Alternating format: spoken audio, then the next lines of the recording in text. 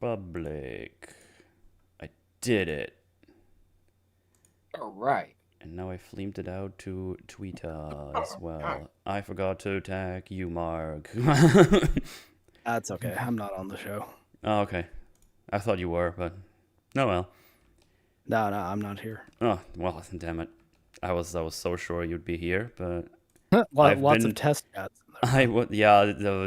I don't know. They changed something that there's like a login prompt now when you do these browser inputs for some reason, and I had to kind of move it around to see how far things move. Okay, I think my Discord is not in the right place. No, Discord, come on. I need you to show up properly on the OBS. There we go. Nice. Hello, peoples of the everybody. interwebs. Hey. This stream is powered by ibuprofen and good hydration because I got wasted last night. Oh my god. So yeah, doing my best. I got some good sleep, but I got some nice ibuprofen and had another sleep right after. So I'm good. But you know, all those Crimbus parties and people want to meet up for one more time before the year is over. Those are all happening now. So I'm gonna be drinking a lot, and then I'll go to Mahler's place and drink even more. Gonna be great. Okay. Great. It's fun. Waste enough to declare this game good? No, never. And 2025 was a pretty stacked year for games, surprisingly. But Dude. Sadly, this isn't one of them. Yeah, we did a lot of gaming forges this year. Just gaming in general, and then just talking about games. So yeah, it was especially like second half of the year. There was a lot of stuff happening in gaming, and then it doesn't even count all the indie games that came out. So man, I still have things to play. I still haven't finished Silksong. That's going to be my February game because I have to play cringe games because people, unfortunately, I saw that. Oh my god! Unfortunately, they bought all these plushies. You bastards! No, thank you for that. Actually, Good. But yeah, January that's going to be Dustborn and Forspoken. That's going to be fun. Oh my for god! So for someone. So Forspoken is just like an unfinished fucking buggy mess. It's not not fun. It's just shit. Dustborn kind of gets into the so bad it's good territory. I've heard plenty of ridiculous dialogue from that game before. I don't know. That's gonna be funny for sure. Yeah, it's almost like it's become a guilty pleasure for me. Dustborn, Oh no, fucking terrible, but I like laughing at it so much. I've played through it twice now. Oh my god. I think Wow. one time's gonna be enough.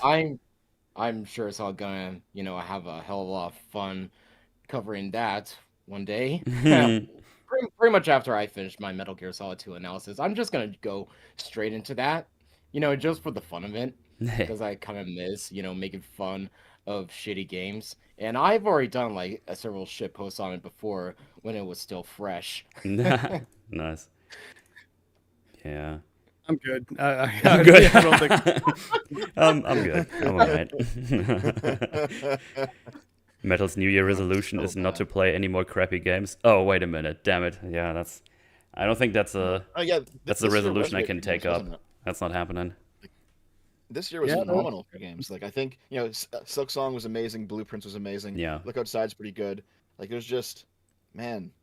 I'm gonna be. I bought Look Outside. I'll play that early next year when I have the other things. Look Outside was like $10 last week, so I'm like, I'll give this. It was a shot. €6 for me. I was like, oh, I'm gonna just buy it now. Like already from what I've seen, Mauler play, it's like that's a steal. Like there's no reason to not buy this right now.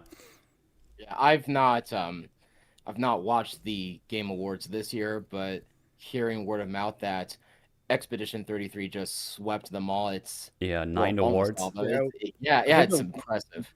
It won almost every award it was nominated for, and it was, I think, the most nominated game in all of Keighley's awards. Damn. So. Right. Yep. And as much as I wanted Death Stranding 2 to at least win one of them, like, I really can't, deny the quality that Expedition 33 just delivered on.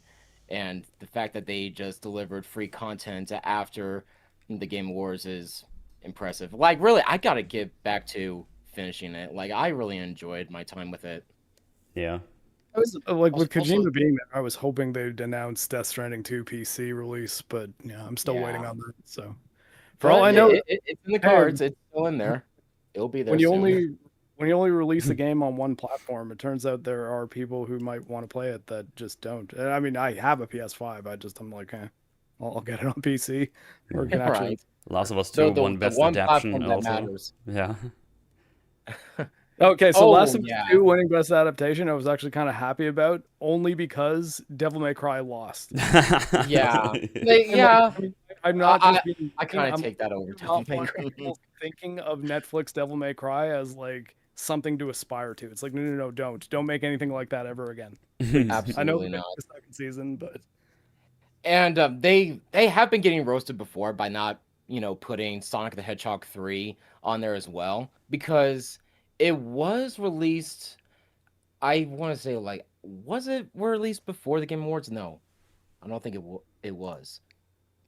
But I like, I, know what you're saying. still, like I saw that tweet as well. Yeah, where yeah, basically it was released in that period of time where it's not eligible for last year, but also not eligible for this year, like right at the Oh, end of the okay. year. right, So yeah. everyone's mad that it didn't get a chance on either award show because it was actually a decent movie.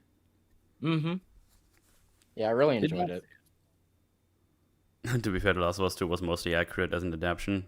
Yeah, I mean, still shit, See, the but one I guess thing- as an adaptation goes, they were pretty close to their source material. Yeah. one thing I found interesting is a lot of the like Last of Us Part 2 is the absolute masterpiece, greatest game ever. People did not seem to like the show very much, which I was like, maybe the story isn't that good, and you're just blinded by pretty graphics after all. Yep. And it's pretty ironic that 5 years ago, The Last of Us Part 2 just swept every award in that Game Awards. 5 years later, yeah, like a genuinely good game just, deserves it all. Yeah. The As far as Game Awards. announcements go, though, I didn't think that there didn't seem to be a whole lot of really like big kind of like, oh man, like it's crazy that this is actually here. Like I guess Divinity, but even then, I think like other than Larian being behind it and the Larian logo, maybe cluing a lot of people in. I feel like even a lot of Baldur's Gate 3 fans probably don't know the Divinity IP. So Yeah, and I've I mean played again, also I've played like the two games we had. Original one- Sin and Original Sin, yeah. 2. But from There- there from are what I other- heard, there's a lot of things in there that have to do with the older games, which are not as Yeah, Divine Divinity. known. Like I have no idea about those, but that was a pretty crazy trailer though they showed. I was like, whoa. Yeah, I mean, it was cool, but it, along with we were talking a bit before the show started, the Fate of the Old Republic trailer, it's still just like, what is the game though? Yeah. Like, I mean, it's just a CGI cool little short film thing. I mean, in the case of Divinity and Knights of the Old Republic, it's just, oh, hey, that looks like Bastila kind of, and a lightsaber, and it says Old Republic, yay, cheer, soy face. But like, at the same time, I'm just like, man, like, can they stop doing this? Can they just like announce games when there's like a game to show and Yeah, then show at the least a game little in bit. addition to cool CGI short film? If you even want to do that, I almost think that for the most part they're a waste of money, unless it ends up being like the opening cinematic or something like that. Then it's like, okay, it's something they're gonna make anyways. But and then the last announcement of the show, it seems like the weirdest thing ever because they're like, from the creators of Apex Legends and Titanfall 2. You're like, oh my god, is this going to be Titanfall 3? And they're like, they formed an independent studio. I'm like, okay, not Titanfall 3, but it might still be Titanfall-ish, like a spiritual successor. They're going to redefine the shooter genre, and then it's fucking Overwatch. Yeah. All right. Not Concord 2.0. I mean, I don't know that I'd even go that. It at least looked like there were some things that made it look more interesting than Concord to play. But at the same time, even the idea that he announced it as, and some games aren't like going to be a year away, like this one's very far along in development. I was kind of thinking that they'd be like, and it's out now. And they're like, and it'll be out late January. I'm like, Yeah, play okay. for free. It's like, oh, okay. Yeah, so it's like a free to play shooter that's coming out like 2 months from now is the big like, oh my god, like this is the show closer. I was like, that's a bit on the odd side, but I don't know. Like I don't particularly ever enjoy the Game Awards, but usually there's like one or two things that kind of stand out. I guess like the new Control game looks pretty cool. It seems like they're going more like a melee action game for it. I did check and I sent it to Metal. It will be on Steam. Yeah. So they're not doing the year of Epic exclusivity that Control 1 did or the forever exclusivity that Alan Wake 2 did. So maybe Remedy's decided that they actually want to make money, which, that's cool. I like Control, but I also liked Alan Wake, and then Alan Wake 2 happened. So here's hoping Control 2 is not as lame and boring. It doesn't look like it will be. It seems like they're still going to be like, okay, yeah, it's not shooty. It's more slashy, but at the same time, it kind of looks like Control. But yeah. There was a Mega Man trailer that I think someone mentioned in the chat there, and It's Mega Man 12. It seemed You like know, it could be okay, but at the same time, it like they were like 2027 for it. I was like, really? I was like, they why? might be putting their time into it. But I mean, at the same time, it's like, so announce it when it's like done, or like, or not done, close. but it's 6 months out or something like that, or Right. 3 months out. It's because, especially it not being the kind of game that I think a lot of people are gonna be counting the days for, other than like Mega Man fans, like for nostalgia purposes. It's the kind of thing that if that is the kind of game that you said, new Mega Man game out today and it's $20, I think a lot of people would actually just rush out and buy it. Where it's like, hey, it's going to be out in maybe a year and a half, possibly 2 years. It's like, okay, All right. let's I guess bookmark that one for later. But I don't know.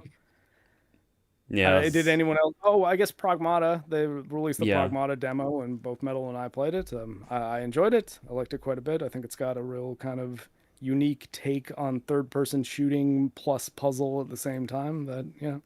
was neat. You have like an Play it. android girl on your back that is like a hacking machine, and then you aim at the peeps, and a little window pops up, and then you can, at least on the mouse, I just hold down the back button on my mouse, which I think is like mouse 3 or 4, whatever it's mapped for as, and then you can move the mouse, and it moves the thing I'm gonna inside the give that a box. shot.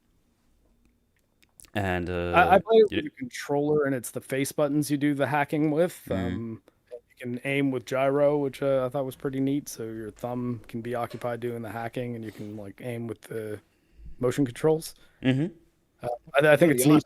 Death Stranding is like baby on the chest, and Pragmata is like toddler on the back. Right. I didn't know there was a demo out for it, actually. Wow, I should probably go check it out. Yeah, it's Yeah, I think it's one of the first things that happened at the show, and they're like, Pragmata demo out now, and I'm like, okay, I'm gonna go download that because that looked neat, but I feel like Yeah. it could end up being really cool or really shitty, and playing it would be the thing to tell me that. And hey, it turns out pretty cool, at least pretty cool. Yeah.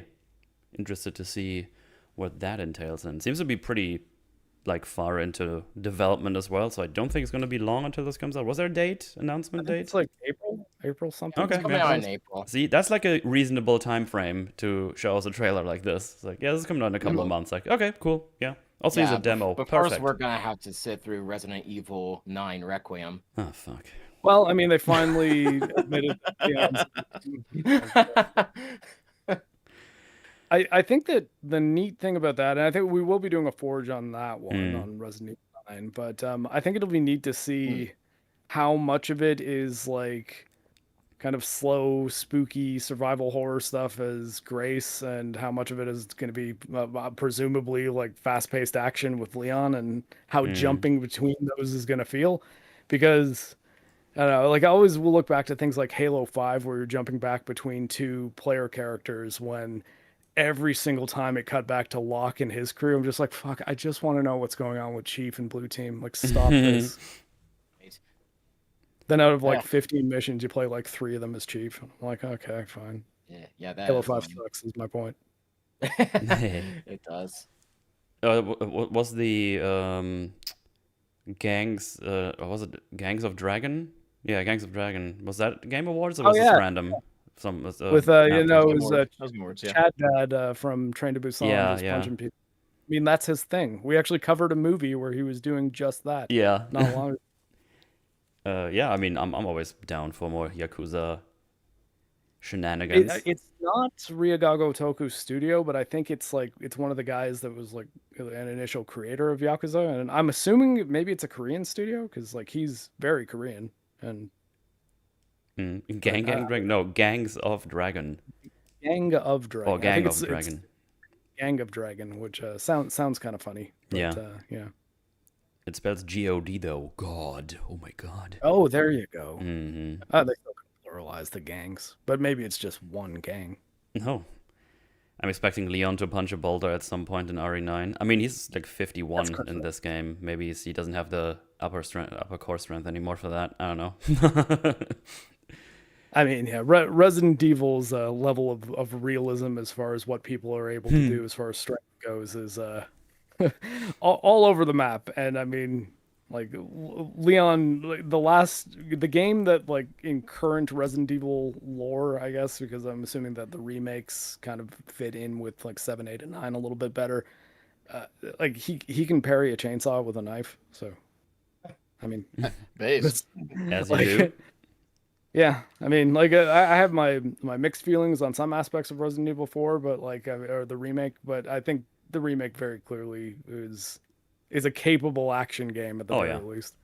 Right. Very fun to play. I do feel confident in calling the remake of Resident Evil 4 a legitimate remake because the original was basically the one that set the groundwork for over-the-shoulder third-person perspective games in that franchise.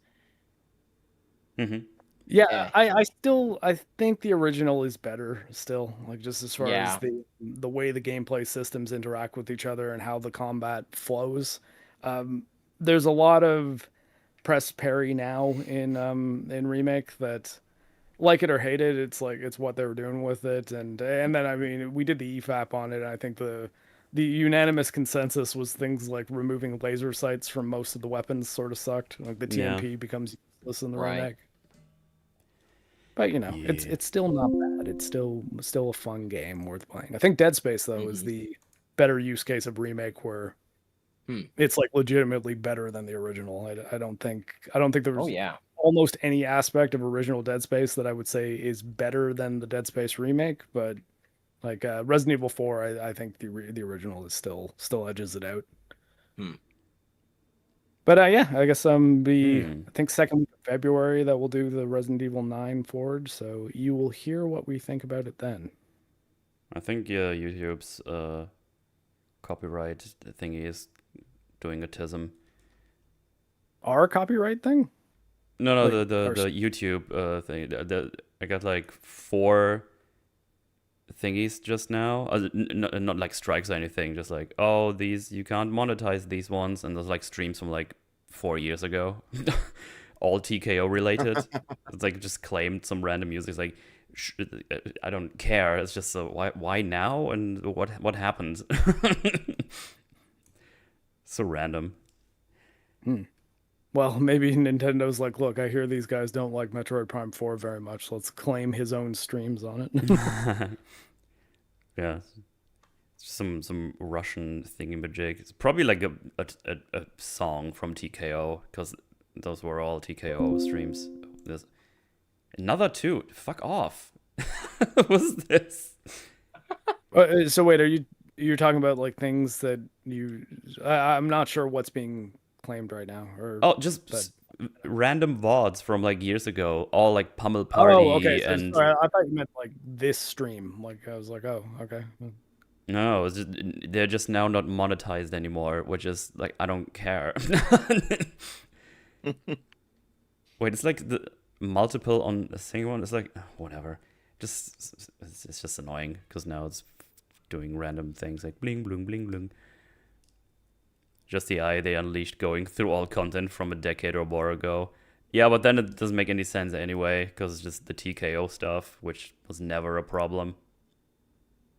And it's whatever. It doesn't matter. I just hope it won't fucking start doing more messages. Like, bling, bling. So then I'm just gonna turn off my Thunderbird. Anyway. Any other Game Awards related thoughts that people have, like trailers that stood out to them that they want to Not check out? really. We got the trailer for the Returnal guys' game. I always forget the name of that. Oh, Saros. Yeah. That one we've seen a bunch of times before though. That Oh, that wasn't was the really first time news. I saw it. Oh, I guess there's more story in this one than there is in Returnal. Was kind of Okay. the big takeaway. I still can't finish Returnal. I just get fucking shafted by this game in the second half. I don't know if I just have really bad RNG or if I just can't really adapt well to the second half of the game. I don't know. Oh yeah, Ace Combat 8. Thank you, Cheryl McGain 75. God, I hate the ads. Yeah, give Shiro. us the names Thank you, back. Shiro. Yeah. Man, I recall looking into why YouTube's doing that, and it's because there's a lot of impersonation on Yeah. the site, and the ads are at least they're all unique, but it still sucks. I mean, leave it up to the channel to be like, what do I want to see? Because like, I don't think we have a huge problem with people impersonating other chatters to troll us. So like, I'd prefer to just see people's names that I've been calling them by for years now. Mm-hmm. As opposed to be like, this is a person that has a really long name with numbers in it. I gotta try to figure out a shorthand to call them so they know who I'm. You know. Yeah, More inside baseball. now James's ad is retard James Moore because he was just fucking around and now he has to stick with it for a while because he can't change it Oh, really? immediately. He's no longer Sly Cooper or Yeah. Oh no, the name I picked when I was 12 is now stuck to me forever. yeah. Oh god. Yeah, when I was yeah. watching the Game Awards, I was like, man, if it were a different year, I would have wanted like Silk Song to win more, or even Blue Prince to win more, because there was a lot of good games this year. That's true. There's Yeah. a whole bunch of phenomenal games. As long as you're not playing AAA slop, like I see people on Twitter. They're like, man, this year sucked for games. Like, how come? Well, Assassin's Creed Shadows came out. And it's like, okay, that's true. There are other games though. You're not gonna just play the mainstream. Yeah, but Assassin's Creed and Call of Duty were bad. Therefore, all gaming is bad. All gaming is over. I was happy though that our creators managed to beat Battlefield 6 because again, that's another just moment of like, hey, these are people that because I think our creators got Embark Studios. Those are all like former DICE people, so like they worked on Battlefield and their lower budget indie game beat Battlefield 6 for multiplayer game. I was like, Oh, I have another Good one one. actually. Ontos toss. from the makers of Soma Oh yeah, with Stellan Skarsgård as a that's- character and also narrating the trailer. So I'm having a good look at that one. well, I did like Amnesia: The Bunker quite a bit, and that is their last game. Yeah. So Frictional, don't disappoint me again. Hey, they're hit or miss, but let's hope this is a hit. Yeah. But yeah, I mean, as the trailer was kind of all kinds of weirdness happening, and again, Stellan Skarsgård narrating and being a character. I mean, they got my attention. Let's see how that pans out. Yeah, don't fuck it up. That's all I'm saying. Makers One of would hope Soma. not. Do I at least get a gun this time? No. You ain't getting shit, bitch. You do get a gun in Amnesia: The Bunker. A couple Yeah. guns actually, but you got to be careful because you don't get a lot of ammo. Yeah. Well. No, that's the last one I had here in my brain juices. If you don't have anything else, I don't. Oh, Oh. Tool was used in the trailer for one of the games, 46 and 2, and I'm just like, does Tool need money? Because they had this song at the end of the episode of Alien Earth, and then in a trailer from some random video game. And I was like, I feel like I've not heard Tool in anything my entire life, and they've been in two kind of mediocre things this year. I'm like, and mediocre, I think I'm mostly talking about the game. Alien Earth is just bad. It's terrible. Right. But yeah, good band. Not crazy about them licensing a bunch of stuff to shitty things, but you know. Hey, for all I know, that game's gonna end up being great. Trailer didn't grab me, and they butchered the song because they cut like lines from the chorus to the end of other lines from the chorus. And I'm just like, oh, like stop it. Just play the That's song odd. if you're gonna play the song. You're editing the trailer. Cut the trailer around the song. It's not like you're trying to avoid copyright claim. You obviously licensed it. I hype for High Guard. No, I really made fun of it being the last announcement, so no, not really. Yeah, I mean, it's just like it seems that if they were gonna do the oh yeah, here's a game that like you've never heard of and is really far along in development, like you probably should have just oh crap, JoJo. You should just Yeah, crap. sorry, that's next. Yeah, or yeah. Hold on one sec. What do you think of Toxic Commandos? Where was that? I don't know what that is. Whoa, Hero Slob. Yeah, at this time of the year, this time of gaming, Total War Warhammer 40k looked neat. Oh yeah, I'm down with that. I want that. I'm in the mood. Well, you've got a little bit of gameplay in there, so that's nice. Hopefully that doesn't take too long, but it's probably also going to be like 2027 or something. John Carpenter's zombie horde shooter.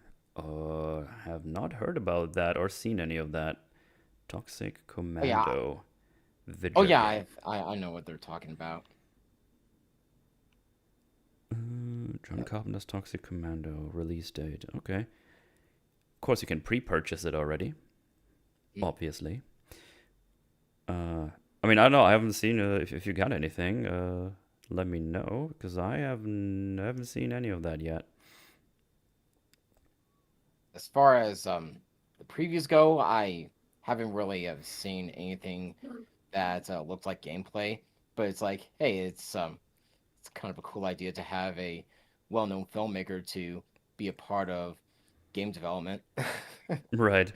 I'm just looking at the Steam trailer here for a bit. Looks pretty fun. Lots of explosions, free like you're in the fields, you're somewhere inside. Seems a bit more open than normal horde shooters, I think. So might be fun. Some vehicles you can drive around in, seems. Okay, yeah. And it's 40 driving in a desert. And it's 40 to know. Well, do we have a game for you? But yeah, there was also that J.J. Abrams one. Like J.J. Abrams and the guy from Left 4 Dead made some game that looks like absolute crap. JoJo. Sorry, I got an angry puppy today. JoJo. Well, can't hear it, so can't hear the puppers okay, right now. So you should be good. She's throwing me off though, man. Avatar's coming out this week, I guess. Yeah, I was thinking about is it? watching and doing a rant on it, but then I played this game, so I'm on top of this Forge. I'm also making a rant on this. I'm recording it tomorrow. I'm gonna see that new Avatar. Like I did enjoy Way of Water quite a bit. Moreover, the family dynamic, but apart from everything else, it's like not many people are whaling anymore, James. It's gonna be 3 hours long, and yeah. Oh well. What do you think will be the better sci-fi experience this year? Metroid Prime 4 or Avatar 3? I don't know. I'm not gonna watch Avatar 3, so I don't know. Well, I guess maybe we should get to our thoughts on Metroid Prime 4. I guess so, yeah. That's what we're here for. Track of this album. Is it finally? It is finally time. And actually kind of like Marc's idea from earlier before we went live. We should start with the things we enjoyed about this game. Yeah. Who wants to go first? Oh man. What's our left to right looking like? Sorry, I have the chat full screen. Well, on OBS here, Dev would be first then. Well, so unfortunately, I didn't beat it in time. I tried, but I got pretty close to the end. I'm mostly done the mines level, and I've also watched your streams, Metal. So from what I understand, I mean, you're pretty much at after the the end. mines- It's just the mines, and then you go fight the boss. That's pretty much it. Yep. There's one final lap around the map to get all the mech parts, and then you're just, yep. So I pretty much know what's going on with the game. I think at this point, let's see, what do I like about the game? Some of the music's not bad. There's some okay tunes in the OST. Mm-hmm. It controls mostly like a Metroid Prime game. The controls are okay. Mm-hmm. All right. I think that might be it. That might be it. I mean, so some of the art direction's pretty good. It's not really used in service of anything, but there's some cool looking bits. Yeah. Yeah. You can see that. I don't think there's not much positive in this game, to be honest. Which really sucks because I love Metroid Prime 1. Yeah. I've played that game through dozens of times. I used to speedrun it back in like 2009-ish. It's just I think it's probably the best Metroid game is Prime 1. And fuck, to see the series fall down to this is just including all the terrible. 2D ones. Yes.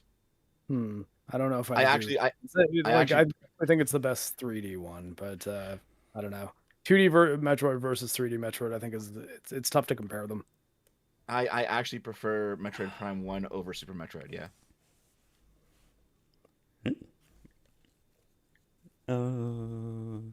Well, that was that list. Jin, what about you?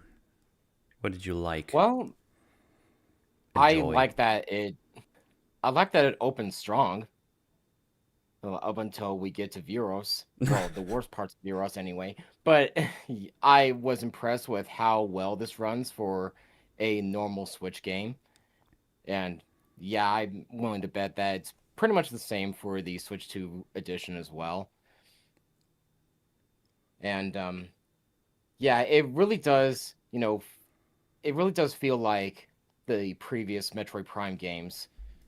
Like, for the most part, like, yeah, you have the first person gameplay, you have the puzzle solving, and as far as the OST goes, it's fine. Yeah, like there were a few okay tunes, but not really ones that, stuck with me. But what else could I add? When you don't have, buddy characters on your back, yeah, just holding your hand, like if you're when you're by yourself, when you're exploring the area by yourself and just exploring and yeah, just doing things on your own, that is that's pretty much what I liked about it. Right. What I didn't like was everything else. Well, we'll get to that. We'll get to Yeah. that. We're just Right. doing the positives right now. Right. Throw the Nintendo fans who believe this game is a masterpiece because Nintendo a bone, and start them with what we like. Metal, how about You already said all the things. I have nothing to add. The performance was well. I was playing on the Switch 1, so performance was still pretty good. I got 60 FPS, pretty much all of the game. There was like a couple of places where it dipped a little bit, but the performance was good. Also liked some of the set pieces visually. They looked nice. The art direction, you should say. Also enjoyed some of the music when Pretty solid art direction. when the music was there, because no, okay, I need to stop myself. When the music was there, I liked it. It was not bad, and it plays mechanically a bit like a Metroid Prime game. Like if you played Metroid Prime 1, 2, blah blah blah, it's like, oh yeah, I remember those controls. I like those. And yeah, Mark, what about you? Yeah, pretty much the same kind of stuff. I did play on Switch 2, and I used the not the 4K, the 1080p 120 FPS mode. It ran very well. I really enjoyed that they seemed to do a pretty decent job on the performance and didn't try to shoot for the moon with visual fidelity and make the game run like crap as a result, even though this is probably the most realistic art style Metroid game as far as things like the way characters look and cinematics and stuff. It's shooting more for that PS4 cinematic game level of fidelity, which, love it or hate it, that's what they went for, and it didn't run like shit as a result. So I'm fine with it, even though I prefer the sort of art style Metroid Dread. Again, yeah, some pretty art at times. The game controlled pretty well as long as you're, for me at least, using a pro controller with the gyro aim. Wasn't crazy about the customization of the gyro aim because you couldn't like activate it or deactivate it with a button or a command. Like I thought, just let me click the right stick to turn it on and off because it was either on all the time or off all the time, which it's something that Steam controller profiles that have solved for a while, where just if you have a controller with gyro, you can have it activate or deactivate however you want and set it up nicely. Switch does have a fair amount, and Switch 2, as a result, both of them do have a fair amount of good built-in controller customization, but they haven't gone to that level yet where you can do things like just instead of using the built-in gyro support, say map gyro to right stick, activate while holding left trigger, things like that. Like that's just not there. But when it was, controlling as intended, I thought that the game was pretty sharp and tight. Some of the weapons and beams and items were pretty cool, if not ultra original. But yeah, there were fun things about the game at times, and I can see why people might have liked it to a degree. And that's pretty much it. Cool. All right, time to shit on this game. So let's. So what I would like to start with is this being technically a Metroid-Vania game, because the term is Metroid-Vania, meaning that back in the day, this was like a genre-defining game, And that if you don't know Metroid-Vania, you go around, explore, you find a door. It's like, oh, I can't open this door with my current setup. So I'm going to go somewhere else and check those places out. And then at some point, you find a hook shot. It's like, oh, with this hook shot, I can go up to this other place that I've seen before. Let me go back there. Or maybe it moves directly around. You get to that place, and then you can get a new item, or you can continue the game and progress it. And then this way, you have like this pretty big, in some places, interconnected world where you can open up shortcuts with your new tools and get to this place faster, and then go another way, and now you can run really fast, so you can just dash through the whole game or something, and you can get to places in all kinds of different ways, and it's all glorious, and I love it. I really like Metroidvania games. My personal favorite is Castlevania Symphony of the Night. That's a game I go back to all the time. I really like that one. Yes. But yeah, Metroidvania genre. I think this is a fucking horrific Metroidvania game. Well, I don't think it is one, actually. I don't think it's Metroidvania at all. That's why I say it's technically one, because you do go around, get new tools, and can go back to places to use those. The thing is, I would compare this more to a Zelda-style game, because you have this one area in the middle, and then you have like 5 dungeons attached to it, basically. And those dungeons... on that point... Oh, sorry, keep going. Well, those dungeons, they're just all pretty fucking linear. You go to the back, get your thing, then you either elevator your way out of there, or you have to go back because you activated a machine, and now everything is alive, and then you have to shoot your way out. And then nothing is connected to the other world, so you can't go from the Ice Belt to the Vault Forge, for example. They're not even right next to each other, but if you have like 2 of those next to each other, there's like no connective tissue. You always have to go back through the middle, through the amazing desert, and go to the other area you want to go to. Ain't that amazing? Yeah.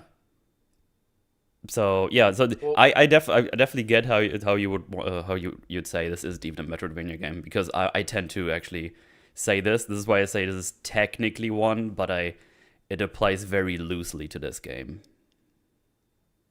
On the Zelda game point, I've seen people say, "Oh my god, if Ocarina of Time came out today, everyone would be so pissed that Hyrule Fields is totally empty and there's nothing in it." I'm like, Hyrule Fields is like 5% the size of Soul. Like, it is not big. It's not ever been defined as an open world area. It's just the field between a couple of the areas. That's it. Yeah. You don't even really need to ride Epona. Like, if you don't get Epona, I don't know that it even functionally changes your travel time all that much. Well, you obviously backflip through people way back in the day, like back in '98, calling it like an open area. I do recall that. But the difference is that it makes up a very small amount of the game. There's tons of game outside of Hyrule Field. In this game, there's not that much game comparatively outside of Soul Valley, because the areas are so small and Soul Valley is so big. Mm-hmm. And they force you to spend a lot of time in this desert, because you have to collect those green gems to actually finish the game. To get the member berry. Yeah, the member berry. Exactly. Yeah, literally. The memory fruit. Yeah. Fuck. Memory fruit. The second they said memory fruit, I'm like, oh, this is not going to be good, is it? Granted, they So- could have maybe made that work, but I was like, memory fruit? Are you fucking kidding me? So just real quick, right? Because the intro is like an action set piece. Right. And I don't mind that. If you're just gonna like set the story or set the tone of the game by showing us, just a linear action, introduce the villains, okay. And then after that, you're supposed to kind of transition to a Metroid-Vania style. But they don't. They never actually Exactly. transition to it. 'Cause it's not in the game. And also, a lot of what is presented in the intro just either doesn't matter or isn't really followed up on. I think that's a big problem with the game. Like Silex shows up, okay, and he's here to steal an artifact. Why? I don't know if that's explained in the ending, but I'm nearly done the game, and I don't think it's ever explained. Hasn't been explained so far. Oh, that How is doesn't it that come the up. artifact? Okay, yeah. How is it that the artifact teleports you to Vuros? It just does, I guess. It's like, okay, I guess you're now there. Like they don't really address it. Like I know that you're supposed to assume that it teleports you there, but why does it teleport you there? I guess. So I don't from fucking know. what I can gather, and I don't think it makes a lot of sense. Like these what do you call it? Lemorns, right? No, Lemorns. Yeah, the They Lemons, yeah, send the out aliens. these 12 people to find the chosen one, aka you. And I guess this was the case just then, and you got teleported. I guess that's all I got. I don't think that makes any sense, and I don't even think that's what happened. But that's the best guess I can muster from the information the game gave me. Yeah, because the way the intro sequence is set up is that artifact's going to be like the main MacGuffin of the game, but it's not. No. You're like, oh, this is the logo of the game. Even this is going to be a big deal. No, it's gone. It's like, oh, okay. I guess now we're just on this planet. It feels like they had a different game in mind almost with that intro sequence. That they just didn't make it. Yeah. I mean, it should probably be mentioned that this game was like scrapped completely at some point, and they just made it again because they switched studios or Yes. something, right? Yeah, So- from Yeah, Bandai so- Namco back to their home base at Retro. Yeah. Yeah, so Bandai Namco worked on it from 2016 or 17 until 2020, and then Retro took it over again. And they scrapped it completely and just started over because whatever Bandai Namco made was unplayable. It's like, whoa, how much Well- worse could it have been? I mean, It's holy and fuck. that's anytime they ever say they scrapped it completely and then the game comes out and it seems like there's a bunch of half-cooked, unfinished ideas. I'm like, how completely did you actually scrap the first idea? Because it really seems to me like there were probably a lot of things about this game that they're like, well, we could still probably keep this, and then we'll keep this, but we'll rewrite this, and we'll throw in these characters, and we'll have this thing happen here, but then it'll only be a flashback that you get if you totally clear the game 100%. And I don't know, I don't really buy that it was entirely scrapped from scratch. And if it was, they really rushed this game and didn't think very hard about how they designed it. And I think because it's like the Alana Pierce theorem of 7 out of 10 game because looks nice and controls kind of neat and doesn't have any game-breaking bugs. I think that like because it's that plus beloved IP plus Nintendo, there's a lot of people that I don't even think they're lying. I think they've convinced themselves that, oh no, this is a perfect masterpiece game. It's amazing. And all the people who don't like it are just haters who hate Nintendo. And it's really not the case. It's like there's a lot about this game that is fundamentally fucked in its design. And I say that as a person who really wanted this game to be good. Because like seriously, probably the reason I sold my Switch to be able to get the money to buy a Switch 2 so that I could play Metroid Prime 2 at better performance, honestly. Like it's probably reason number one. And this ended up being probably one of my least favorite games of the year as far as like games that I played to completion. Yeah. And yeah, that That's- sucks. And That's I rough, don't man. think that pretending it's amazing really helps Metroid as a franchise at all. I think all Yeah. it'll do is make them think, okay, let's make more of them like this. Apparently the people really liked it. And so No. It's No. I think what If you're riled in- me up with this game is somehow, I don't know how it happened. I think because Marc sent me a positive tweet of it, I read it, and it had like big traction or something. For some reason, I ended up in the glazing bubble of Metroid 4. Metroid Prime 4. Yeah. all I've seen was like, this is awesome. The other people are all haters, like, what? I was like, oh, this is how all these bubbles keep happening. When the algorithm just sees you looking at one good tweet, it's like, oh, all you want to see is those. It's like, no, I never do that. But yeah, there you go. And just kept pushing those towards me all the time. It's like, damn. Which, on the flip side, is like great fodder for me to just think about and then just put it into my own criticisms. Because then it's Yeah, and that's why I sent it to you, because I was like, look at what people are saying about this video game. Yeah. Oh, and I'm also not saying this had to be a Metroid-Vania game per se. You can make like a Metroid Prime game that's completely different. Just make like a straight up shooter or whatever. But fuck, make it good, man. Because this isn't it. This is. Well, I recall back when Prime 1 was on its way but not out yet. People were like, oh no, they're making a Western developer from Texas is taking over Metroid, and they're making it a first-person shooter. It's going to be like a linear slop game, isn't it? And it wasn't. It was amazing. But that's what this is. This is just a linear slop game, basically, with like a few sprinkles of Metroid dust on the top of it. Metroid dust.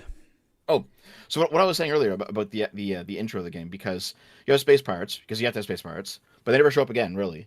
You have Metroids, because you have to have Metroids, but they also never really show up again. Nope. I mean, if you scan the bosses, they say, well, yeah, Silex's Metroids, his new Metroids that can merge with other creatures, they've merged with the boss of this area, and that's it. Like, you don't really see them. It's outside of a cutscene, and you don't really know where they came from or why Silex has them, or are they like this concept of a Metroid that's merging with other creatures is like, is this going to come back later? Like, it's just kind of pulled out of nowhere in like the intro crawl, and then it's just it never talked about again. It's, okay, they're kind of shitting all over the lore of Metroid, I think. And speaking of the lore, here, I don't know if you want to pull up this image. I'll just post it in the chat. But like, this is Silex from Metroid Prime Hunters, right? Because he was one of the playable characters in Hunters. Hunters was the DS game, and the DS game had like, I think 8 bounty hunters you could play as, and Samus was one of them. And the campaign was hunting them down. Yes. So there's like an online mode where you could like choose which one you want to play as and fight each other, and then there was an offline mode where you're going through the storyline and you're hunting each one. And Silex, he was described in like a log entry in Prime Hunters as harboring a deep grudge against Samus for an unknown reason. And everyone's like, oh, what's this? Like, it made him the most interesting character in that game, aside from Samus herself. And everyone wanted to see him come back, right? So I think at the end of Prime 3, he was teased. Like, I think if you get 100% of that game, there was like a scene where his ship shows up and like, menacingly looks at Samus or something. I think that's just like the way that Dark Samus is sort of teased at the end of both, or like as still existing at the end of Prime and Prime 2. It's like Silex is at the end of 3, because I saw it and I don't think I 100%ed 3. Okay. Well, he was kind of teased as coming back, right? And then this second image here, this is from that terrible game Metroid Prime Federation Force. Yeah. And in this game, if you beat that game, Silex is teased again, but he has a Metroid in a tube, and it's like, oh, he's planning something. He's coming back eventually. So imagine being a Metroid fan. You're waiting like 17 years for this story to culminate, and then you're playing Prime 4. You see Silex show up. You see his Metroids show up. And it's like, oh, we're finally getting to the story thread, and it's this fucking slop, because nothing happens with any of this. He's there.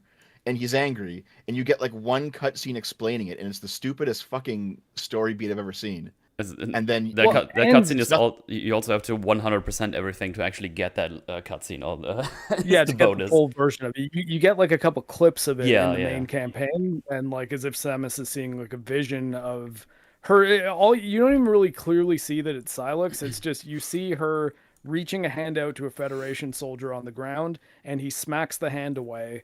And then some things happen, and he's looking at his hands in a tube, presumably, and then that's it.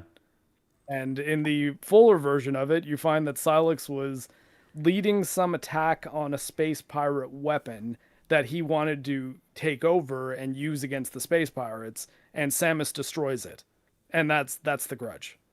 Yeah. Samus destroyed the weapon that he wanted to steal. He's big mad. Why is he leading a space pirate army in the fucking start of the game then? Attacking a Federation outpost? I don't know. Like, And that's the other thing. Like, do it's get not. It doesn't really seem clear because it looks quite a bit like the intro to the game, and I'm like, I don't remember there being like a weapon that we were destroying in the intro. Like, maybe I'm wrong, but is that supposed to be that mission? And then like the Silex that we see here is in the future, and we traveled through time. Like, I don't even know. It's so not clear. And in a game that has so much reliance on character interaction and dialogue, more Mm. so than any other Metroid game, never mind even Prime game, like Prime 3 was probably the closest one. It's like they just don't do anything with it really. Or they try to make it like, oh, well, it's ambiguous. It's a Metroid game. You got to dig in the logs and find stuff. 90% of the things that you scan in this game are this is a crane Doors. used to move cargo. This is a door that can be opened with like explosive. Because even the things that give you lore give you such little snippets with no substance that I'm like, did they really even think about most of this when they were writing it, or is it just like, we'll say something about Yeah. the Larmans doing experiments on each other and to try to save their race, and it backfired and created monsters? Yeah. Because that's, I guess, the deal, right? Like, The scanning is like one of my nodes. Just the scanning alone is like a whole thing Just that I have the written scanning. down. a lot of the scanning that you do in the game just feels rather pointless. That's Like because there's it is. really no, yeah, yeah. In the other Yeah, games, you there's- actually get like hints for puzzles and stuff, and there's actual real Right. information. There's some lore you get out of this, but for the most part, it's just there's scanning because previous games had scanning. That's Yeah. it. So Of is I course. mean And- yeah. when we're at the scanning And- anyway, let me get into it. Oh, go ahead. Sorry.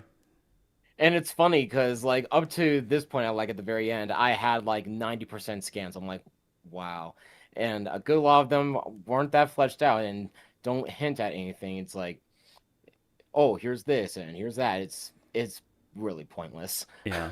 So 85%. Before we I- move on to scanning, then before we move on to scanning, yes. just to finish up Silex really quick. Oh I yeah. sure. actually like Silex's design because it is Mhm. consistent with the other games. His moves when you fight him, even though it turns out they're just like hollow projections from a robot, but still, his moves are all moves from Prime Hunters. Like Okay. his tornado form is actually the equivalent of Samus's morph ball in that game. He like spins around and then kind of goes into little hatches and stuff. So like they kept it consistent. So you get a point for that, I guess. But it feels like they've built this guy up for so long and then they just Yeah. do nothing with him. It's like, oh, what a letdown, you know? Well, It's And they just- don't. went And they also don't really do much with the Silex amiibo either. Because I have all the amiibos. Because when you scan the Silex amiibo, regardless of completion, you still get that final scene of why Silex has a grudge against Samus. And on top of that, you get like random Buy the voice scene with clips an from amiibo. him. Yeah, all that from an amiibo. It's so lame. And we'll get to amiibo implementation a little later Oh, yeah. because I want Marc to continue. But anyway, so that's really what it comes down to when it comes to Silex. yeah. Yeah, so I didn't find the intro offensive. I didn't even find the temple like once you arrive on Vuros and you have like that 10-minute walk through the vagina temple. I didn't even find that offensive because like, oh, okay, you're setting up what the actual game is going to be, and then hopefully after we get through the setup, the game is going to be something other than just walking on rails and never opens up. But there, at least the hope remains until you get to Fury Green. Yeah. Yeah. Absolutely. The only just minor point I was going to make about scanning before Metal goes into his thing, that my honestly biggest complaint with the scanning is for the amount of scans you have to do in this game. It is so slow. Like I don't ever remember being bothered by the speed of scanning in a Metroid game more than this. Yeah. It just seems like if they just made it 2x the speed and just made it so that you could scan things a bit more quickly, even if they made it so that, okay, scanning bosses, they want you to take a little bit more time, so you got to really pick your moment. Okay, have those ones take longer, but when I'm just scanning a fucking box that I can just destroy, and that's the thing I learned from scanning it, and there's nothing inside it except for maybe missiles or health, just have that happen in like a second. Don't make it like 4 seconds of Yep. it was infuriating after a while. Right? Yeah. But anyway, scanning. So, yeah, as you probably heard just now, it's annoying and it sucks. There's so many things to scan, a bazillion things you can scan. Doors, like every door you can scan once, when it's locked. And then you activate a thing, and then it's open, and then you can scan it again, saying the same thing, but now saying that it's open or unlocked. Terminals. There's probably 60, 70 different terminals you can scan, and a lot of them have like, this is terminal alpha, terminal beta, terminal zeta, terminal delta. It's like, okay, do I need this information for like a puzzle or something? No, never.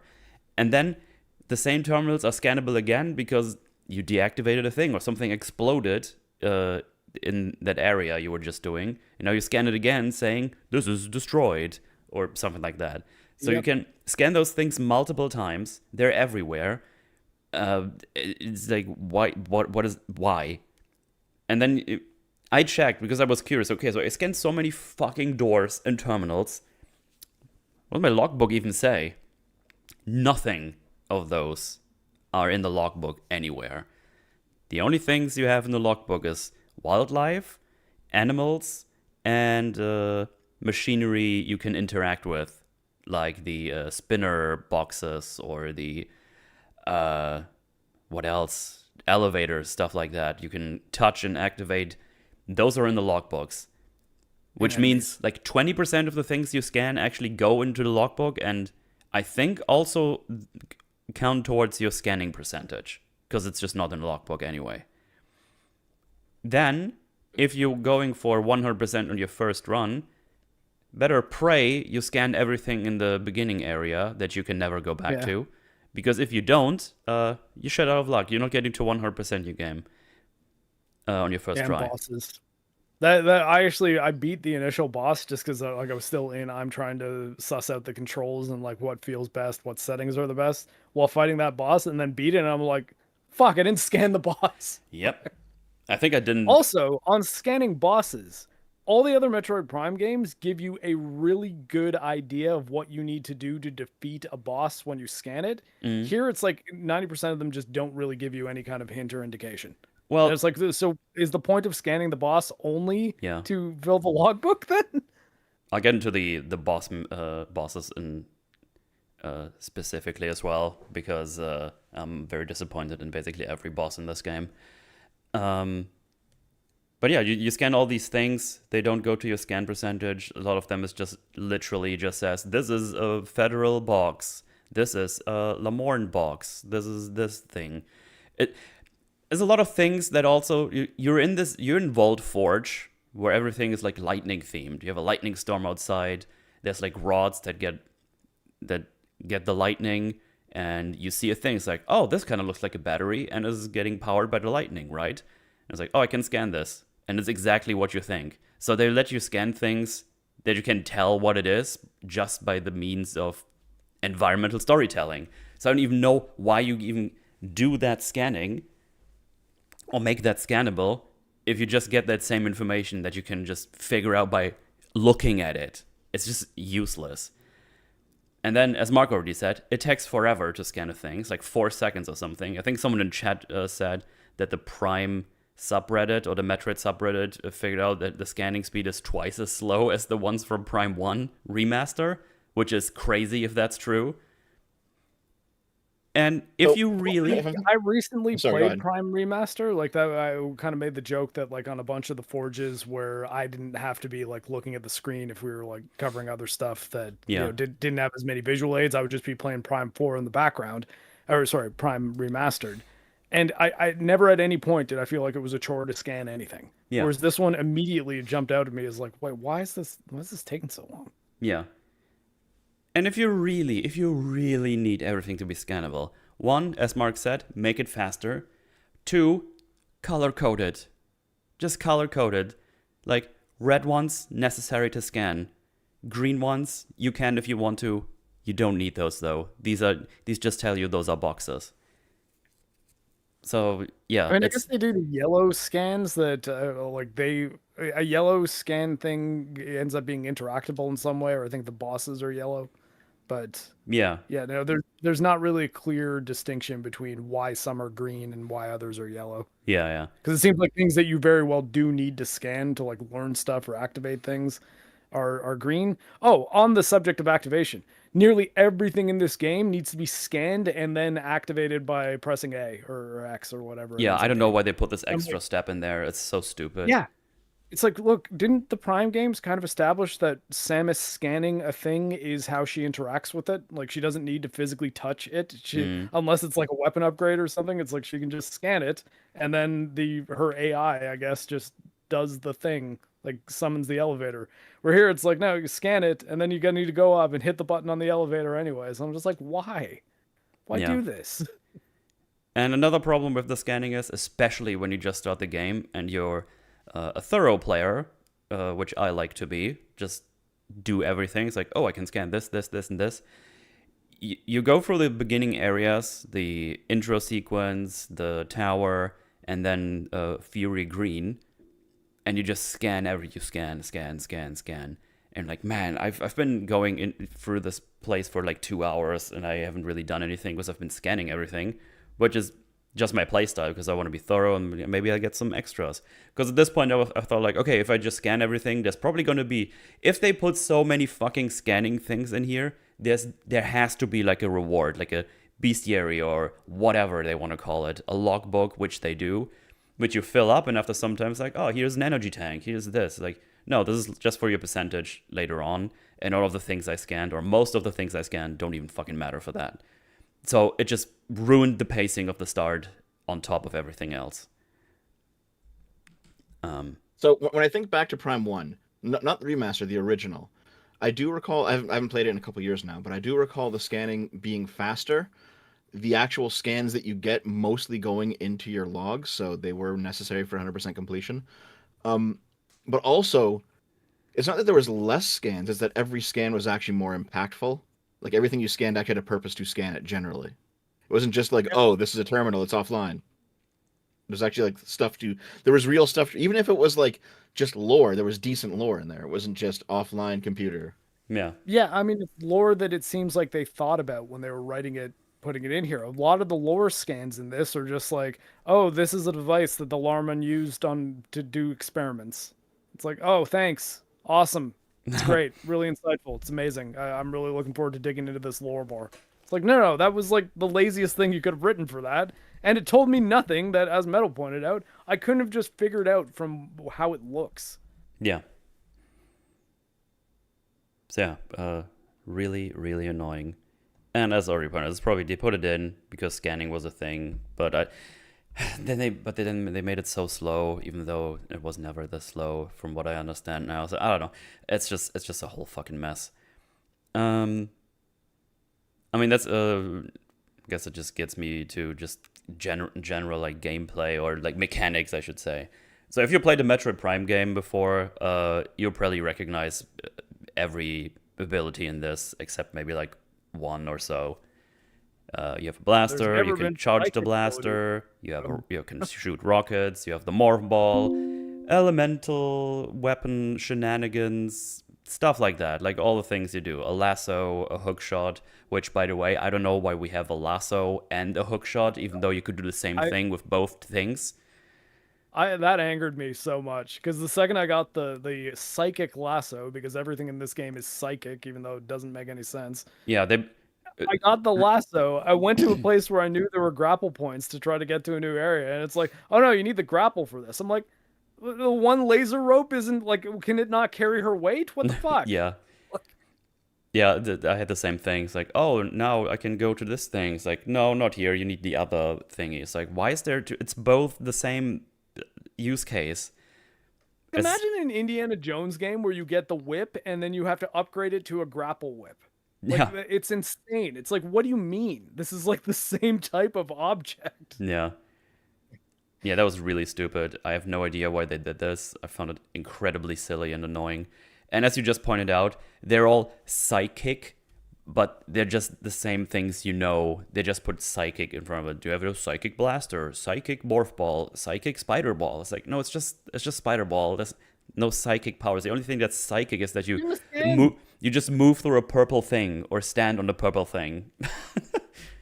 Even the it's just purple. Yeah, just purple. And you're just like, it is not any different than her normal scan. She still doesn't need to be touching this thing. She still puts her hand up by her head, and it still scans. And in fact, the regular ass Variasuit scan better. It's faster. We've been gimped by the Lamorns. Yeah, no, like it just seems that like the telekinetic puzzles, I guess, are the only thing that really takes advantage of the psychic, Well, barely. I don't know, modifier. And even then, like it's just, oh, now you need to move this thing down with the right stick or the gyro controls. It's just Okay. slide the thing down on a rail. There's like 3 or 4 in the ice belt where you have to move it into the correct position. It's like floating, and then you need to align them to make that emblem you're looking for, or the key part. Yeah, the TC codes, whatever they were called. Yeah, and later you have like I think there's like 2 or 3 where you draw like a thing with your psychic powers, but it's completely on rails. There's nothing you can fail or anything. It's just like, just move your cursor this way, or it's not even timed. Like it's just like just a little witness puzzle, but like a level 1 one. If you ever played the witness, it's like, oh, here's a little line. It's like you go here, then you move down, and then you go to the right, and then you circle back up, and boom, you solved it. It's like, but there's no other way it can go. Like it's if they actually made. If they turned these psychic like door locks into the witness puzzles, that would actually be okay, because that was a real puzzle. You have to like maneuver 2 things at once around different obstacles. Like that, there are some decent puzzles in the witness. It wasn't a great game, but there were some decent puzzles. Right. The Witness is one of those games that, like I always said, that if anyone ever saw my notebook that I was keeping while playing The Witness, they would have thought I was an absolute crazy person. Because there's all these like weird diagrams and lines and like little grid patterns that I made, because there'd be all sorts of puzzles where it's on the screen in one orientation, but to really be able to solve it, you need to sort of draw it out and then turn it so that you can see it from a different angle. And there's nothing at all like that in this game. Like the Witness-esque puzzles are just straight line, circle down, straight up, left, down, solved. Yeah, because there's no way to fail it. You would think having a power that's telekinesis, it's like, oh, there's obviously going to be a puzzle where you have to move, I don't know, a fucking box into the right thing, or have to move things in a certain way to get them through something, and then slot them in somehow with your telekinesis powers or something like that. But they don't even do this. They do nothing with it. The only thing you have to like rockets you can catch and then throw. Like Samus having telekinesis in this game is not really a factor in the game's design. Like, because you could just say, oh, she's had the psychic visor since Prime 1, and playing the game, if you weren't actually like looking at any of the lore or reading the names of the items, there'd be no functional difference. Exactly. It's like, oh wait, some of the doors I don't have to move a little crystal, like purple crystal, down 2 feet. I can just open it. Yeah, this way. Super silly. I have 2 core problems with the whole psychic conceit of the game, and firstly, is it doesn't really fit with like the technological aspects of Metroid. It's like, okay, now we're bringing psychic powers into it, and you can do that. You can make that sort of thing work in like a futuristic setting, but they just don't. They don't even bother. It's just, oh, now you're psychic, and I guess that's just what you're doing now. It's like, oh, okay. So they sort of do in both both the Mercury Steam games, Samus Returns and Metroid Dread. There's like powers that aren't in the other games that have their own little meter that's used that do different things, and it works, but they need to like take the time to actually like implement it. And most of them optional. Like you don't necessarily need to be using them. It just makes some things a little bit easier to bypass. Yeah, but I mean, in this game, I don't know. It doesn't fit with the setting, in my opinion. It feels like it doesn't mesh, you know. But fine, you're doing psychic stuff, okay. But they just don't do anything with it, and that's the greater sin. Is that they just do nothing with all of these mechanics. Everything is relabeled psychic, even though it doesn't really do anything that's particularly psychic. You could even have like, you know, an anti-gravity beam come out of your gun and do any kind of telekinesis stuff that you need. Like it didn't have to be psychic, basically. Throw the Half-Life gravity gun in it, and then all of a sudden you've got a very unique thing that you can use for puzzles in a Metroid game. Yeah. Yeah. And then the actual telekinesis puzzles, even though you don't have telekinesis in that game, you just have the gravity gun. They don't even do the obvious, like, simple puzzle of, oh, use your telekinesis to lift up a box and put it on a switch. The obvious level 1 Zelda puzzle, they don't even do that. Like they don't do anything with the idea. Yeah, exactly. And yeah, also they don't use the mechanics for any of the boss fights, or barely any of the boss fights. I remember when I got the Yeah, psychic I mean, I guess lasso for the first time, and you get to the boss, and he has like armor plating on. It's like, oh, obviously I need to use my psychic lasso to take his armor plating away, and find the sweet spot, the hurting spot.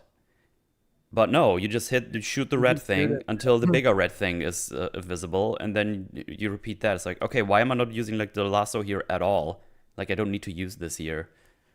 So I guess the one place where the psychic thing is used, even if it doesn't necessarily need to be, is like the Nikita style. You can control the charge shot Mhm. thing. And like even that is like, I mean, maybe it being a beam makes the telekinesis be more, scientifically make a bit more sense. Whereas like, they could have easily just made it a type of missile, like a rocket that you use that you can control. And that's used in a couple fights where it's like you have to knock out this person's three little shield generator orbs at the same time, and by the same time they made you need to hit them very quickly one after the other, that you can only do by doing the Metal Gear Solid control the missile thing, but it's a charged beam shot. Mhm. But that's probably the most the psychic abilities are used in combat in the entire game. Yeah. And even then, it's like, at a certain point, that ability almost becomes a little cheese. Like in the final boss fight, that part where you're going through the wormhole with Silex, Mhm. I found that if you charge up a like telekinesis shot, it makes hitting him almost kind of a joke, because Oh, it throws the entire game into super slow motion, and you can just hit him. And then honestly, the trickier part, because they make it very difficult to pick up the power-ups that he drops, is switching off the visor and then using a normal charge shot so that you can actually like absorb the health or missiles that he drops. But see, I didn't even use that there. I just assumed I'm not allowed. I don't know, you can use it there. I just raw dogged it. We'll get to that Which fight, I'm actually, now sure. that you mention it, that makes much more sense when the weird flumpy stuff he puts like across the whole Things. array. It's like, oh yeah. For some reason, I didn't think of using the side. That makes more sense. But it was weird because sometimes it didn't hit me when he did that. So I don't know. That whole part in the wormhole is fucking weird anyway, because that fucked with my eyes. Like, you can't really see well if you're moving or not, unless he does like the barriers left, right, up, down. It's like, oh yeah, I'm actually moving. Okay, I see now. But yeah, the bosses are mostly just shoot the red thing or shoot the arm until the enemy falls off from the ceiling or from the wall, and then shoot the other thing. One time you had to use the morph ball. There's like one big boss that has the weak point on Top the gun belly, and then you have to, I think, shoot the arms, knock it down, and then you have to roll below it to the boomski stick, and then you can shoot more with the other stuff and get like the big damage in. But yeah, no reason, or actually no way to use the other mechanics. Like, you don't use the lasso from what I remember in any of the boss fights. You don't do the grappling thingy. You don't use. Yeah, no, I think that. Yeah, no, just don't. You don't need to, and most of the time you don't even get a benefit of doing so, except you know, the guided blaster or the psychic blaster, whatever it is, the charged one. That can help you sometimes. You have to finish off the lava monster with that one, because you have to go Yeah. through it to the back of the. I don't know. Yep. It's probably the heart or That something. ended up killing me, because I thought that, like every other Metroid game where you have to destroy a creature from the inside, I had to jump over there, get into morph ball, and then blow it up with bombs from the inside. Right. But no, I just Yeah, and yeah. and had to do that whole. You know Yeah, what? I was lying about the music before, because like that boss theme with had that monster at the lava pool. Hmm? It kind of reminded me of a Showa era Godzilla tune. Okay. Nice. Anyway, continue. No, it's all good. I will say that like that one final sequence of sending your little missile down into his throat was pretty cool. I was like, oh, this is a nice little finish off of this fight. Okay. I mean, I was just 1 point surprised I again. was allowed to use another mechanic for a boss for once. Yeah. It does feel like the game's kind of breaking its initial promise. Like it does feel like a Zelda game, and usually in Zelda games you use the dungeon's ability on the boss, but that very rarely happens. Like there's that one boss where it's a bunch of floating like hex panels with a core you have to shoot. Mm. It feels like you should be able to use the lasso to pull those panels off, but you can't. You have to break them. Yeah, Well, I mean that's saying it seems like you should be pulling them off with your lasso, but you have to shoot them. Wait, do you have the lasso already at this point anyway? I thought it was before you get the lasso. Or am I don't know. oh, mixing it up? Oh, it might have been. Either way, though, they should have put the boss further ahead then, and then had used the lasso. Like Yeah, there's just makes several sense. instances. Yeah, there are several instances where it's like, oh, you intuitively want to fight the boss this way, and it's like, no, actually, you just shoot it. Yeah, just shoot it. It's like, Now, oh, okay. you might be thinking, well, I mean, Miles, which we'll get to, Miles does tell you that you can just go to any of these dungeons in whatever order you want, and so they'd have to account Oh for my that, God. right? Well, that's a fucking lie. Oh my god. 'Cause Fucking. the path no. through this game is ultra linear, with the only exception that sometimes you can go back and return to areas and get some missile upgrades and stuff. That's Yeah. it. But like you go to the ice dungeon first, find that you can't get in it. So he says, okay, you need like a fire thing to get through this ice wall. So you got to go to the fireplace. You go to the fireplace, you grab a thing, you have to go back to the forest to install the thing, and then you can enter the ice thing, and then the ice thing is the first dungeon you can actually go in after like Yep. Forge. So, Once you get your I mean, that actually moves in quite nicely, even with the footage playing in the background, because that is in the desert. And I think those two things go nicely hand in hand together. Miles being Miles as a mechanic, and the desert. So, oh boy, the desert. I'm gonna go take a quick break, dose myself with Tylenol and pee. Yep, go, yeah, do that. Right? So when I first get into the open world thing, and I already heard all the rummaging about it. Wait, why is the footage still? Okay, wait, are we still there? Hello? Should be. Okay, Nope. something weird just happened with my OBS. I hope we're still live. Uh-oh. Here, I'll check it out. Let's see. Oh, Yeah, we're looks still alright. live. Okay. My OBS just had a hiccup there. I was worried. Still here. Okay, then we're good. I just got spooked. Okay, so I heard myself there. Okay, now we're good. What is happening? That sounds weird. Test. Can you hear me? Okay, Hello? now we're good. I can hear you. I just heard myself a couple of times there. I don't know why. Anyway, now that confusion is hopefully out of the window. Oh, that was Marc. Okay. So, you go through the through the green zone, Fury Green, which is super linear, by the way, which kind of tacks on to what you were saying, Dev. When you go through the first hallway in the intro scene, it's like, okay, yeah, you're just giving us the initial sequence. You show some of the base mechanics. All right, we get teleported to Vuros. All right, then you go for Fury Green, which is also super linear with a little circle on the corner, which is, wow, amazing. Very, very cool. But also you just can go one way, get Miles, and then get to the base camp. And then you have to go to the Vault Forge to get your bike. And then you can go into the desert, which takes forever. Like, I'm talking like 5 hours here. I think on my first stream, I ended after 5 or 6 hours. And that's when I was able to go through the desert area, which let's say it's 3 hours because I was streaming, talking to people, fucking around, you know how it is when you stream.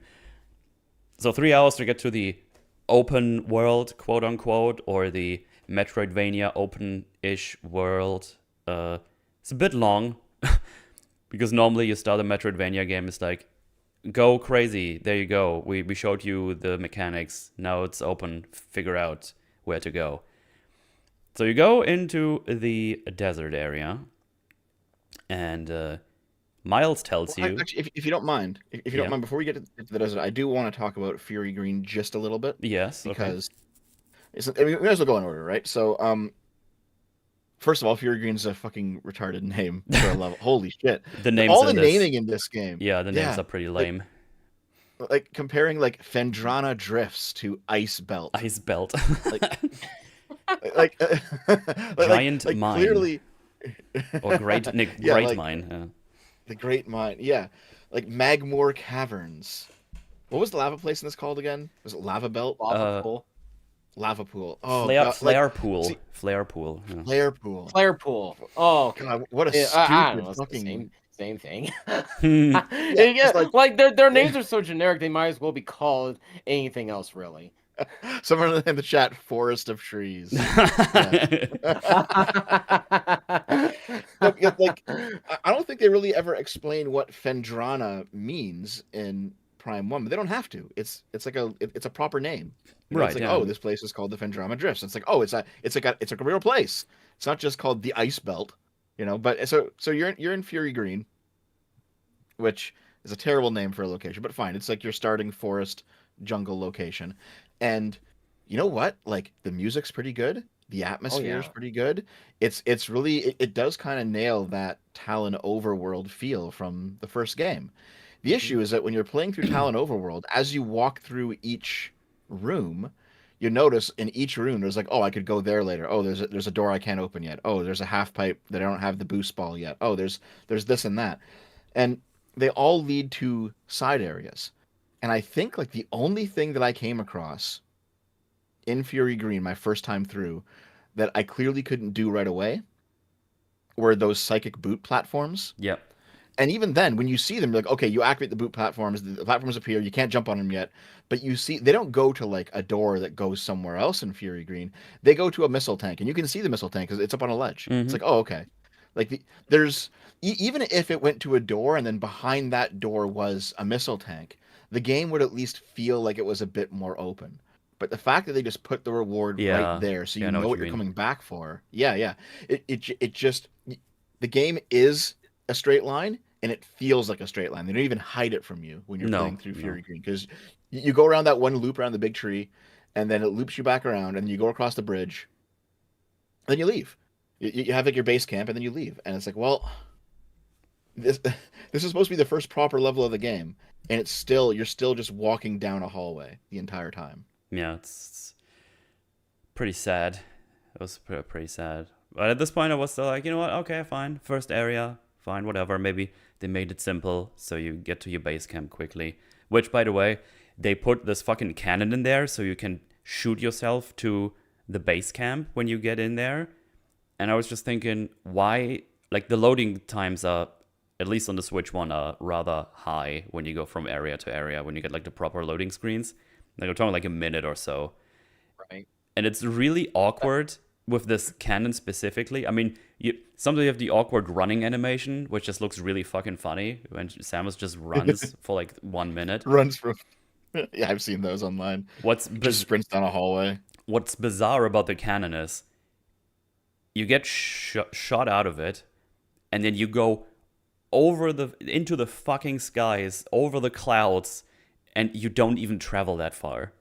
it's so weird. Real, yeah, that type of intervention between, going from one place to another with the cannon, that's like the best place to, just pick up your drink. Oh yeah, you can go Yep. take a leak or something. It's this you got like a minute and a half time to do Right. so. And I was just wondering, like, why didn't you make it you make like an entry directly to the base camp? Why did you put it in this weird place where you have to load into the area, then go into the cannon, load the cannon shot to go over there, talk to the fucker, get your chip installed, and then just go back to the next area? It's like, man, this is just a monumental waste of time. Especially with the amount of I guess interconnectivity between the zones. It's like why did the base camp in Fury Green have to be that deep into it if like what was the functional reason for that if ultimately it's connected by either a big long super long loading screen hallway thing that you have to run through or you have to get fired into it with the cannon. It's like, how would it have been functionally different if the exit to Soul Valley was just right there? Like I just Yeah. don't know how that would have actually changed anything. It's like, well, I mean, they need to make the world connect in a bunch of interesting ways. I was like, but they don't do that in this game. That's not a thing that they do. It is just segmented area sectioned off by a loading screen of sorts. Be it like a little bike ramp that you have to rev a bunch of times and then it elevates and then it shoots you into the next area. or the cannon that you jump into for Fury Green. It's like, I don't understand why those needed to be there.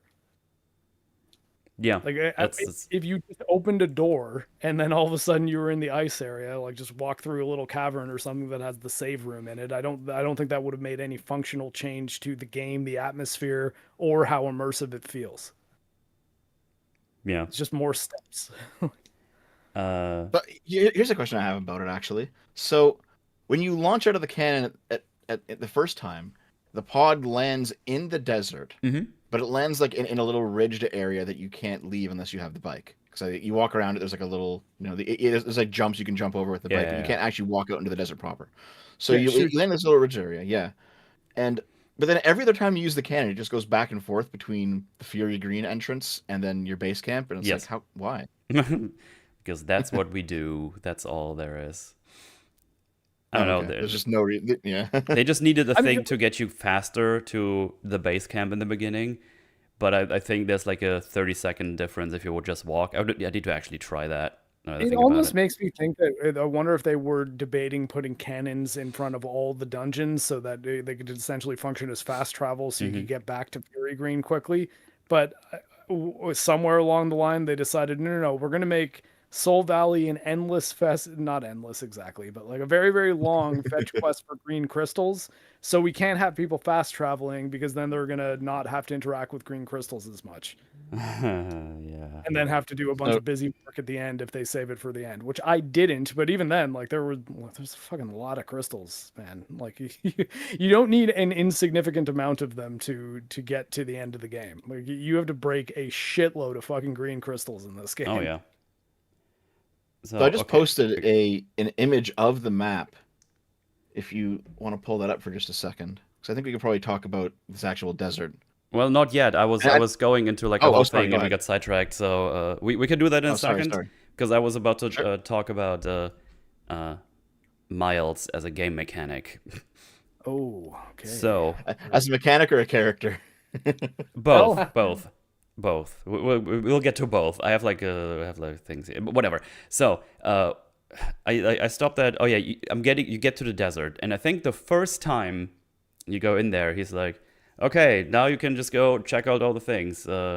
It's up to you, pretty much. And then I just kind of drive around the desert, and then somebody's like, hey, maybe check out the ice belt or something. I don't know which one he says first. I was like, okay, so I'm definitely not going there first because I want to see what happens when you go to the other place. No, right, he says you can go to the flare pool, but it's up to you, really. I think it's you go flare pool, then the bridge collapses, and then you have to go back for the ice stuff. Cut to, so that was a fucking lie meme. Exactly. So, because I went to all the other things. Ice belt, I checked out. Okay, there's something I need to melt. Can't go here. Okay. Go to Great Mine. Okay, can't get over there. Vault Forge, I was just in there. That's not where I need to go now. Okay, so Flare Pool was the only way for me to go, and you just straight up told me where I need to go, but pretended like it was my choice. First of all you had to do is not make him say that.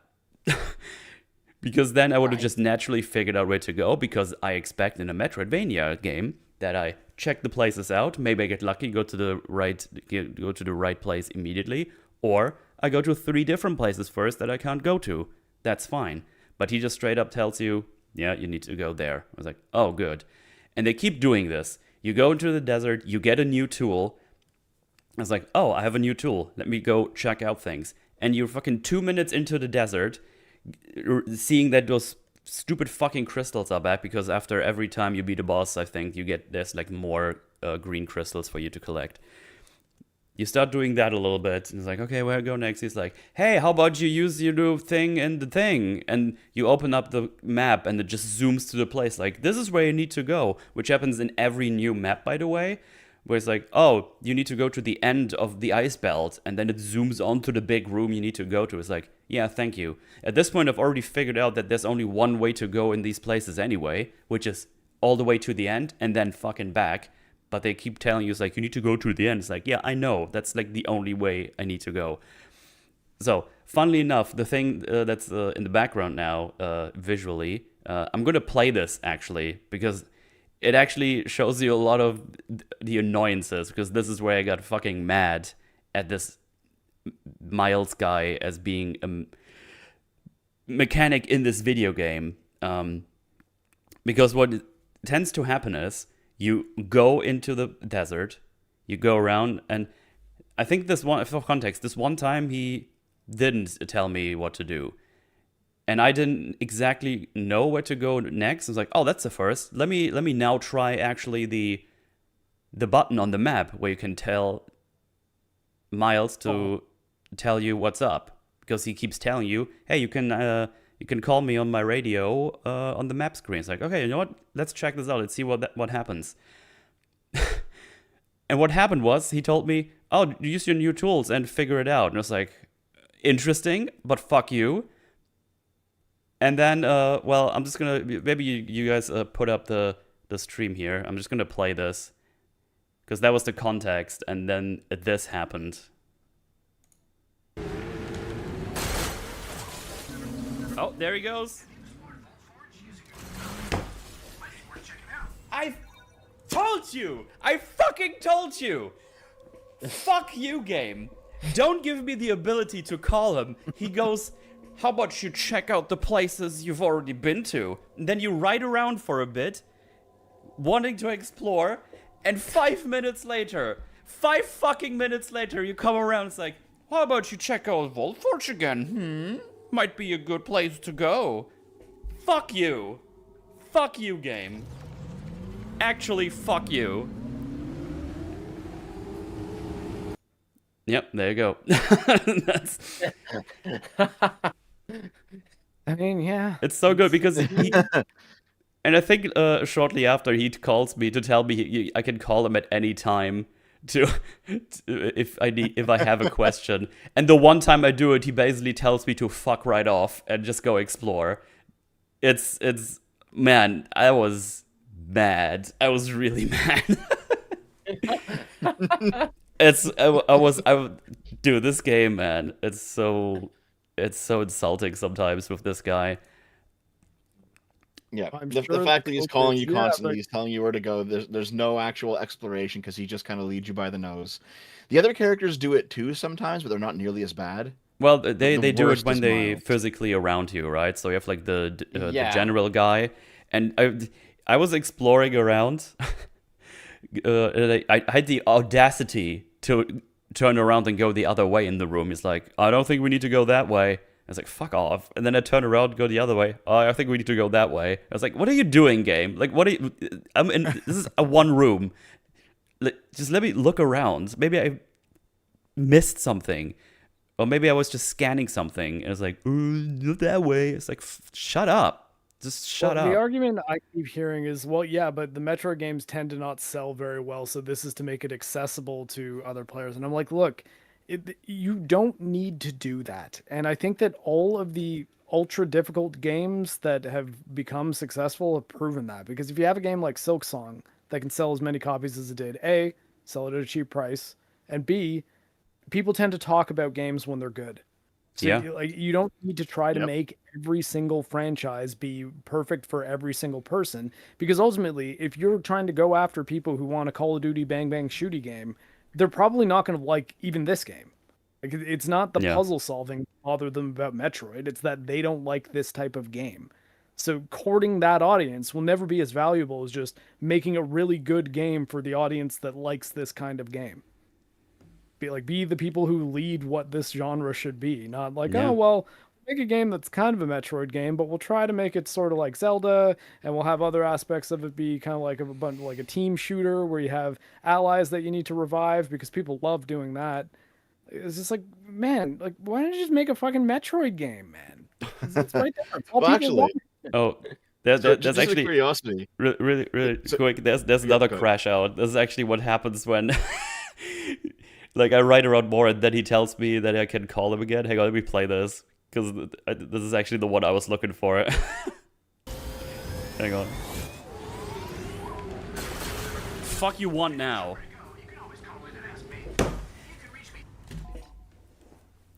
This can't! I tried! I fucking tried! And you told me to fuck off, basically! Fuck off! Jesus Christ! Oh my god, this can't be fucking real!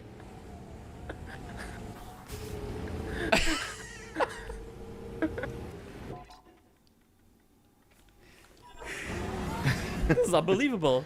That's pretty good, yeah. Yeah, that's... As someone in chat wrote earlier, that's your brain on Mackenzie. Basically. I guess just real quick, like Yeah. if this game were the exact same, but you took out all of the hand holding from Mackenzie, you could still call him if you needed to, but you didn't interject every 5 minutes. How much better would the game be? I mean, it would be less annoying of a game, that's for sure. It's why I change that much. Like, granted, that's not to say that Mackenzie's not a very big problem. It's just I don't know that the core problems this game has and the things that make it a not good Metroid game and generally not good video game, I don't think they're solved by removing or changing any one thing. I think there's a lot of things that are just critical to how this game's designed that make it not work nearly as well as like at least Prime 1 or 2. So here's how I feel about it, right? Because yeah, the game isn't great, and the way the world's designed isn't great. The levels aren't great, but if you were at least left to your own devices to backtrack and to explore, there might actually have been a little bit of fun in this game. I don't know how much there would have been, but there would have been, I think a little bit. It would have at least hit it better that it's not that it's very linear, because at this point you at least go around and figure stuff out for yourself and not being told, check out this thing. Well, the game pretends like it's up to you, but if you don't do the thing I just told you, I'm going to call you again and tell you to go this way. So I even think that the backtracking would just become much more infuriating than it's ever been in a Metroid game because of Soul Valley. Like the idea that you have to not move through a bunch of environments that have encounters and enemies and things that you might pick up that you missed along the way, or scans, or any number of things that say you had to do once, I don't know, traveling from the Phazon Mines to Magmore Caverns in Prime 1. Having that be just a big, vast stretch of desert that you need to roll across on a motorcycle makes it such a chore to have to go back to places, because you just have so much ground that you need to cover. And I think that they thought that, oh, well, but if we make it so that you have these crystals that you need to collect, then people will want to be doing that. But every time I kind of thought, well, I have this new thing. Do I want to trek all the way back over to the ice belt when I'm in, I don't know, like the what are the flare pool or whatever it is? Yeah. It's like, do I want to do that? It's like, I don't know. What am I going to find? An energy tank, an ammo tank, a missile tank? I don't really need any of these because this game is not very difficult. And like, I don't think I ran out of ammo even a single time, no matter what level of either the shots or missiles I had. I got close once because I kept spamming the supercharged electricity one because that thing is busted. Did you get the full charge electricity one? Because I only got the first charge. Oh yeah, I got all the upgrades for those things, for all of them. It's just a continuous electricity thing that annihilates shit. I mean, that's sort of what the fire one is as well, and that I used quite a bit. But the electricity one, I only got the first upgrade for it. I don't know, because I feel like I went to all the. Oh, we'll talk about the shrines later. Yeah. I don't think there was any of those that I missed, but I think that it had been that I went to ones that I thought I got the thing in, and I didn't, because it doesn't really clearly mark on the map or anything if you've actually achieved the thing in that thing. Right. I don't know. So for me, it did feel like I was doing a little bit of Metroiding when I got a new ability, and it's like, oh, you get the boost ball, and then you think, oh, there were a few like boost ball spinners back in Volt Forge. I can go back and do that now. Mhm. There's a little spark of Metroiding in there, but then as soon as you fucking leave, like you get a radio call saying go here next. It's like, oh. So did you ever? So I went back to Volt Forge, I think, when I got the boost ball, thinking that I'd be able to get to like a new area that would show me some cool stuff. The bottom of Volt Forge, like the bottom of the towers there, the things you do with your new abilities, it's a fucking fast travel point to one of the other towers. That's it. It's like Right, over there. I was like, what? I was like, there's nothing here. Yep. It was I so remember that underwhelming. I exactly, was like, yeah. oh, I thought this was going to be a whole new area that I could find. Maybe there's another ability at the end of this way. Maybe there's going to be something really substantial or a story moment. It was like, no. It's just now you can get from Tower 1 to Tower 2 a little bit more quickly if you're already at the bottom. You don't have to travel to the top and then bike over. No. Like, okay, thanks. I guess But yeah. that's So kind of. see, Mackenzie. see what's funny is that Yeah. I just scrolled through Twitter and noticed that the concept for Miles McKenzie, like his visage looks like Rick Moranis. Yeah, I've seen that picture. Yeah. Actually, let me get this map up that you posted there, Dev. That's actually really helpful. I haven't found one of those, so that's good. That's all the shrine locations as well, right? No. I'm not sure. No. No. It's So it's just the areas like Kronos Tower in the middle. You got the belts up here. Ice Belt top left, I think. Vault Forge bottom Mines top left. right. Mines top Yep. right, and Flare Pool bottom right, and middle is Chrono Tower. This is where you have to go at the end. Wait, the middle thing on top, isn't that just a random place? Why is that one marked? I have no idea, but it is marked. Oh, maybe that's. But I don't yeah, know. Doesn't matter. the four gray craters are like pieces of the Federation ship or something, like just ruins. You can find. And the little And then- dinkas on top as well. Yep. And of course, you can occasionally find. There's always the green crystals, which you need to grow the memory fruit. There are the water plants that refill your boost if you run over them. I don't know what the white crystals do. I don't even, do they do anything? I'm not sure. They're just those- and green crystals. Yeah, that that's give the you ones you health went through already. sometimes. Okay, yeah. Which I All mean, right, got why even have those there? Like I honestly, don't know. Yep. And then you can occasionally find shrines that are basically just shitty versions of Breath of the Wild shrines. There's 6 of them, and I went into 3 when I first got to the desert, and I wasn't allowed to do anything in them because I didn't have the tools. Yep.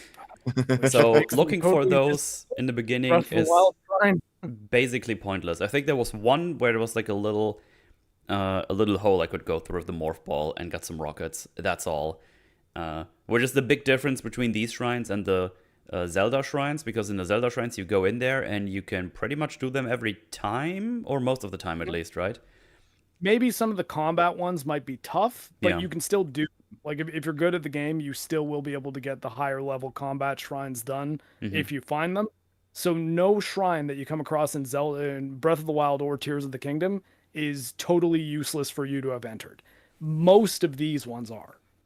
Like it's like, oh, they're all like, oh, there's a thing, and like I guess it's blocked by like a lightning thingy, so you have to go back later. You can come in here, but you can't actually do anything once you're inside. I was just like, this, you just threw these into the game because Breath of the Wild is popular, and you didn't understand the core thing about the design of that type of shrine, where it's like you coming across a thing in the middle of the open world, and then it being something that you can solve because you came across it is pretty critical to those things making any sense at all. Yeah. And Yep. they didn't even get. And they also just needed something to put in this fucking map. Like that's really it. It's like, what do we put in the map? Well, we could do some shrines. We could do a few like enemy encounters. Oh, speaking of the enemy encounters, actually, if for some reason you decide to walk across the map without the bike, you just walk it, enemies don't spawn. Oh, really? Yeah. Okay. They only spawn if you're biking around. That's interesting. Oh, that giant crater, and just to the east of Chrono Tower, it's like just a flat area with very large sand beasts. And when I went through there for the first one, I was like, oh, this is going to be like an open world fight, isn't it? They just burrow away. It's like, oh. Oh, you still get that fight though. Oh, do you? Yeah, it's shit. It stunned the thing for a second and then smack it in the ass with the bike. Yeah, and it takes for fucking ever. You have to do it like 12 times. Do you get like an energy tank for it or something? No, it swallows one of the the mech parts, and you have to fight it. So okay, you have to beat it up. Wait, did you not finish the game? I got to the end of the mines, but I haven't done the mech parts yet. Okay. Yeah, so I'm pretty close to the end. It's right after where you are then. Yeah. So okay. Yeah. That's the thing. It's like it's a story moment where it's like, oh my god, that last mech part has been eaten by a giant sandworm. Time to go fucking Paul Atreides on this motherfucker. Except it's He's an Algaib. Gotcha. At least Gotcha. okay. I've seen the end though, because I watched your stream, Metal, so I know what's Yeah, going yeah. on. I guess the last point of interest on this map is at the very south in the center, you can see like a little piece of rock that's sticking out right on the edge, like before it falls into Volt Forge. Okay. That is probably the best part of the map is when you pull off a giant jump into a missile tank that's in like a circle. There's like 2 of those though in the entire map. Yeah. Like there's Yeah, no, there's not much, but like I enjoyed it. one. I enjoyed it. It was one thing I enjoyed. If you made the things that you can do in the desert, if you just had to be almost more empty in the sense that there weren't green crystals, but the things you did explore in the desert led to things like that, I would have preferred that, because then it's like, okay, this really is an optional area. It's more just like a big loading screen to get from one dungeon to the other. But if I want to go around and explore things, there's things to find. Whereas here, it's like, no. It's a big open world where you grind out endgame currency, essentially. That sometimes will give you a reward if you cash it in the middle of the game. But I think it's like, what, 1 energy tank, a missile upgrade. And then I think one of them is it actually makes your standard beam stronger. So I can tell you, and I was because it fucking annoyed me. First upgrade is your blaster upgrade. It's like, oh, okay, so I need to get more of those, so I get my other blaster upgrades. You don't get another normal blaster upgrade, it's the only one. The second one is the psychic blaster upgrade. I forgot what it did exactly, but I don't use it. It makes the psychic shot, the control shot, move a bit faster. Oh, okay. And then the third one, and I almost fucking punched my screen. The third one gives you a radar to find more of the green crystals. That gives you the green crystal radar. Oh, yeah, you're right. I was like, is there a fourth one after it? They give that to you last. Well, the fourth one is the member berry fruit. The member berry. Right, yes. Yeah. The green crystal radar is so useless too, because it's like they're everywhere. So it's essentially just all that you radar should just makes all the surroundings of the radar screen green. Yeah. And then some of them get slightly larger if you move in that direction. It's like, man, I think I could have just done this. Like, and then you don't show up. Seeing that radar in the top left of the screen while you're out in Soul Valley and the sun is just shining through it, it's like you could have just made it a different color so that it could be more easier to see. Yeah, and then you get the member berry, and then I made a huge mistake, and I was like, okay, I got all the ones I need. Chad, should I just get the rest of the green crystals, because you can double fill this thing? Of course, Chad said yes. So I was running around the fucking desert for like an hour and a half, I think. Okay, Joe. In absolute fucking silence. And I think halfway through, it's like, I'm just gonna put on some Astrobot music now. It was like, oh yeah, now there's some nice tunes. This is way better already. See, the whole desert, it just sounds and feels so empty. Yeah, that fucking amiibo too. It's like you use it to unlock the soundtrack, and you get new tracks after you beat it. It's such horseshit, man. And really, I could try to remedy this by playing Tom Holkenborg's score for Mad Max Fury Road, but even that, it just doesn't feel fulfilling. Yeah, and I think people were saying online, like, oh, you can get the music on your New Game Plus when you 100% everything, which apparently wasn't true. You just get new radio entries or something. You didn't even get music in the desert. So that was just massive cope, apparently. So I wanted to confirm this just because my memory was pinging. In Link's Awakening, Legends of Link's Awakening, you do have to get like 50 seashells. They're like the optional currency in that game. And they give you the seashell sensor 15 seashells in. So you still have 35 and a whole bunch of upgrades to get with your seashells after you get the equivalent of the green crystal radar. Right. So like you should get that as an earlier power-up to make the rest of them easier. You shouldn't get it right at the end of the fucking quest chain. You should get it immediately, because it's mandatory for you to finish the game. You can't finish the game if you don't get enough green crystals. And the third one being the radar is just like, fuck you. This should have been the first one. If not just a basic thing you have in your Viola suit. It's ridiculous. Yeah, this reminds me, you do... Because I feel like in basically every Metroid game, maybe I'm misremembering, but you do get like an ultra shot with your blaster, right? At some point. At least in the 2D ones, you get like this super shot at the end of I the think so, game, yeah. right? I don't know if Metroid Prime had that, but I was expecting at least one more upgrade on my blaster, but that's the only one you get. Well, this game kind of does the Metroid Prime 2 system of your alternate beams have ammo, Mm-hmm. and I didn't love that, especially because it just made it seem like, oh well, now you might as well have just made them all missiles because they're depletable resources and they all share one ammo pool too. So it's Yeah. not even like, okay, I'm out of fire ammo. I wonder if ice ammo will do anything against this person. It's like just no shot ammo, which means all of your shots share the same ammo pool. It's like Deus Ex Human Revolution, or not Human Revolution, Invisible War, second one, where it's Yeah. just all the same ammo and you don't even use different capacities really. And I don't know, I didn't really like that element of it. But as far as like Ultra Beam goes, like in Metroid Prime, you have the charge up versions of the shots that you can find, and that they do sort of do the same thing here. The only difference is those charge up shots use missile ammo instead of having their own dedicated ammo. So it's like you could use the ice beam, and the charged ice beam uses like 5 missile ammo or something when you Mm. fire it. Mhm. Kind of like the super Uh, missile does. It's like the super missile is the one for the power beam. From what I recall, in Prime, your actual ultimate beam is just more like a final boss kind of cutscene thing. It's not a cutscene, but like you get it and you only use it in the final boss, like the Phazon beam in the first game. Mhm. It's just, oh, you stand in the pool of Phazon, you get like a super beam just for that one fight. Mm. Yeah, Dread has a similar thing, the like Metroid suit. It just is like ultra OP. So here's something that I've noticed that's kind of interesting because everyone is talking about the empty desert and the no soundtrack and how you have to scan the amiibo to get the music. I wanted to see what the actual truth is because if it's on Twitter, there's probably like a drop of truth in it, but there's also probably some bullshit in it too, and that's exactly how this is, right? So you don't unlock. People kept saying all the viral tweets were saying you unlock the music soundtrack Yeah, that's not for true. the desert by buying an amiibo, which is a gross over exaggeration of what's actually happening. Though what's actually happening still isn't good, but it's still not quite accurate, right?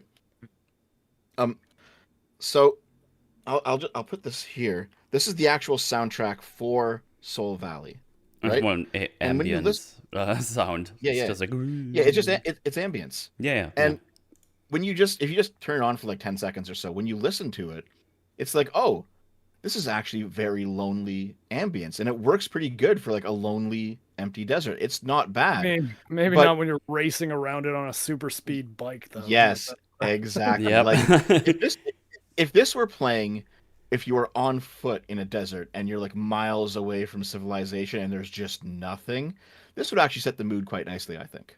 This track. Yeah, but Um, you're on an Akira Tron bike, so yeah, yeah, and so now it suddenly becomes a whole different kind of feel. It's like, well, what are you doing? Why is it? Why are you still playing this track when you're on the bike? This is what I mean when I say that the music in this game is actually not bad because there's some pretty good tunes in this that really Mm. really set the feel of a location. Yeah.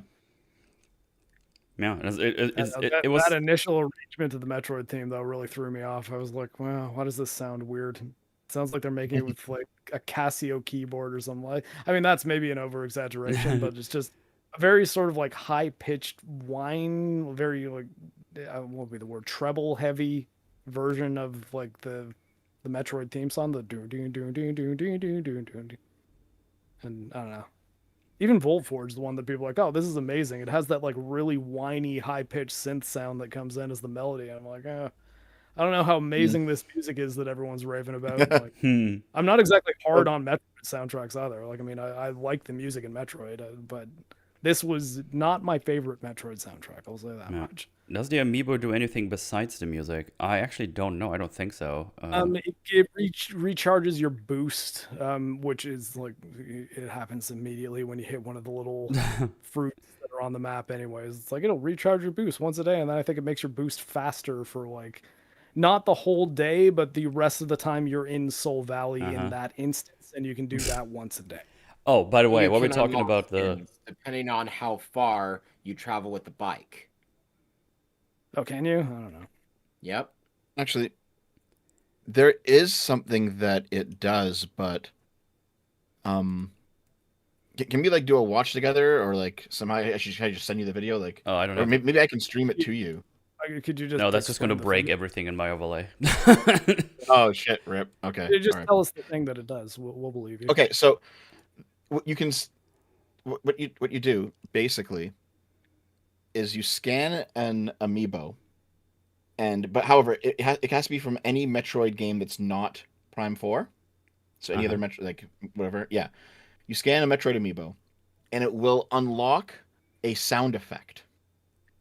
Wow. And there's this hilarious viral video right now of a guy who's like, I'm going to scan this amiibo, see what it does. And then he scans it, and it's like the Prime 1, you picked up a missile tank sound effect. And it's like, sound effect unlocked. It was like, what do you mean? And it's just like a sound test for sound effects. Wow. I mean, Silex amiibo, I think, gives you like a random voice line from Silex too. Like, there's a lot of just like, oh, it gives you a little sound thing. It's like, okay, well, it's, I don't know, a little on the useless side. The Samus one gives you like a full health recharge plus a like kind of power shield. It's like the Sentinel armor from fucking Doom Eternal, and that is also limited by like a time gated once a day thing. Okay. Not that this game's super difficult and you really need it, but yeah, that is the thing the Samus amiibo does. When you I mean, 200 that sounds like what they did with the Zelda amiibos, because once a day you can get like a some gold chest or resources and something. stuff. And, Yeah, yeah. I remember that. With Breath of the Wild, you could use the use a bunch of the older Zelda amiibos to unlock like Link's Ocarina of Time outfit. Mm-hmm. And yeah, things like I mean, if it was just a different suit, like if you could unlock the Metroid Prime 1 suit to use through the whole game, or the Metroid Dread suit, I think would have been a pretty cool one. Those things I don't think anyone really would have been really that pissed about because it's just cosmetic. But when it's like you can open up the audio player or like the radio function for the desert so that you're not just listening to background ambience while racing around the desert on a motorcycle, you can actually just listen to a bunch of tracks from the Metroid Prime series. Like, what I don't understand why that had to be something that was locked behind a physical $30 DLC. Yeah. Mm-hmm. By the I way, mean, you can also just turn it on your fucking YouTube on the side and listen to it there. yeah. That's the you guys just have, don't you guys all have phones argument, right? It's like ultimately, well, I mean, you could just listen to it on your phone. It's like, I mean, yes, you can always, no matter what the Yeah. game, if you want to hear different music, you can fire up Spotify on your phone. Yes. Yes, yeah. Has always been, that was always allowed. Yeah.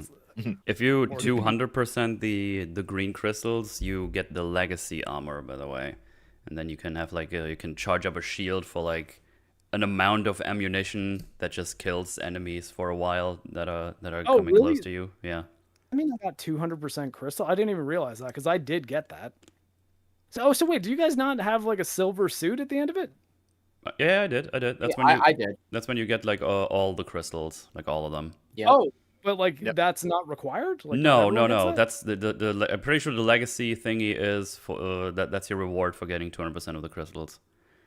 Okay, well, Yeah, I it's guess like the armor in Okay. some Zelda games that will drain your rupees and make you invincible. Right. It's that sort of thing. It's like an overpowered end game upgrade that just no one actually needs, but it's there. Well, it weighs 35 missiles, so I was just like, nah, I'd rather like I'm not dying all that much here, even in the like final boss fight where your resources are a bit limited because of the fucking bullshit first phase.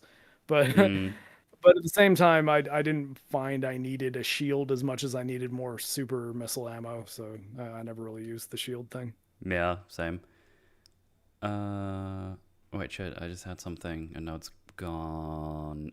7 super missiles or 1 shield. Which one do you choose? I'm like, okay, I'll take the 7 super missiles, please.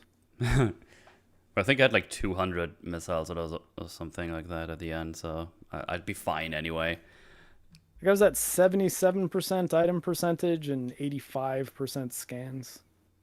I think I had 91 and 92, I think I had. So I think I could have gone close to 100 on both, but I think I was missing at least one boss, which I couldn't go back to, of course. Yeah, So Zumpy says zero suit. Yeah, the zero suit, I think that they probably would have locked behind an amiibo. yeah, back to Mackenzie and his mechanics. For some reason, they decided if you get your new elemental chip, you don't just get to use it. They want Oh. you to go back to the base camp and talk to Mackenzie so he can install it with you. So, for one, this is Why he's just super important for the story. He has to install your fucking beam yeah. ammo upgrades. It's actually just a fucking waste of time. The thing is, he's not even like cringe or something about this. He's just like, yeah, I'm gonna scan this thing now. All right, yeah, there you go. Okay, this turned out well. You can put it in your suit now and use it. And then I don't know why they did it this way. You get the tooltip pop up where it says, this is what the weapon does. Okay. And then right after, Mackenzie tells you the exact same thing in game, in universe. And I was like, why did you just get rid of the tooltips? When he tells you, that's much more natural than just popping up a tooltip. Why did you just leave both? It's just so unnecessary.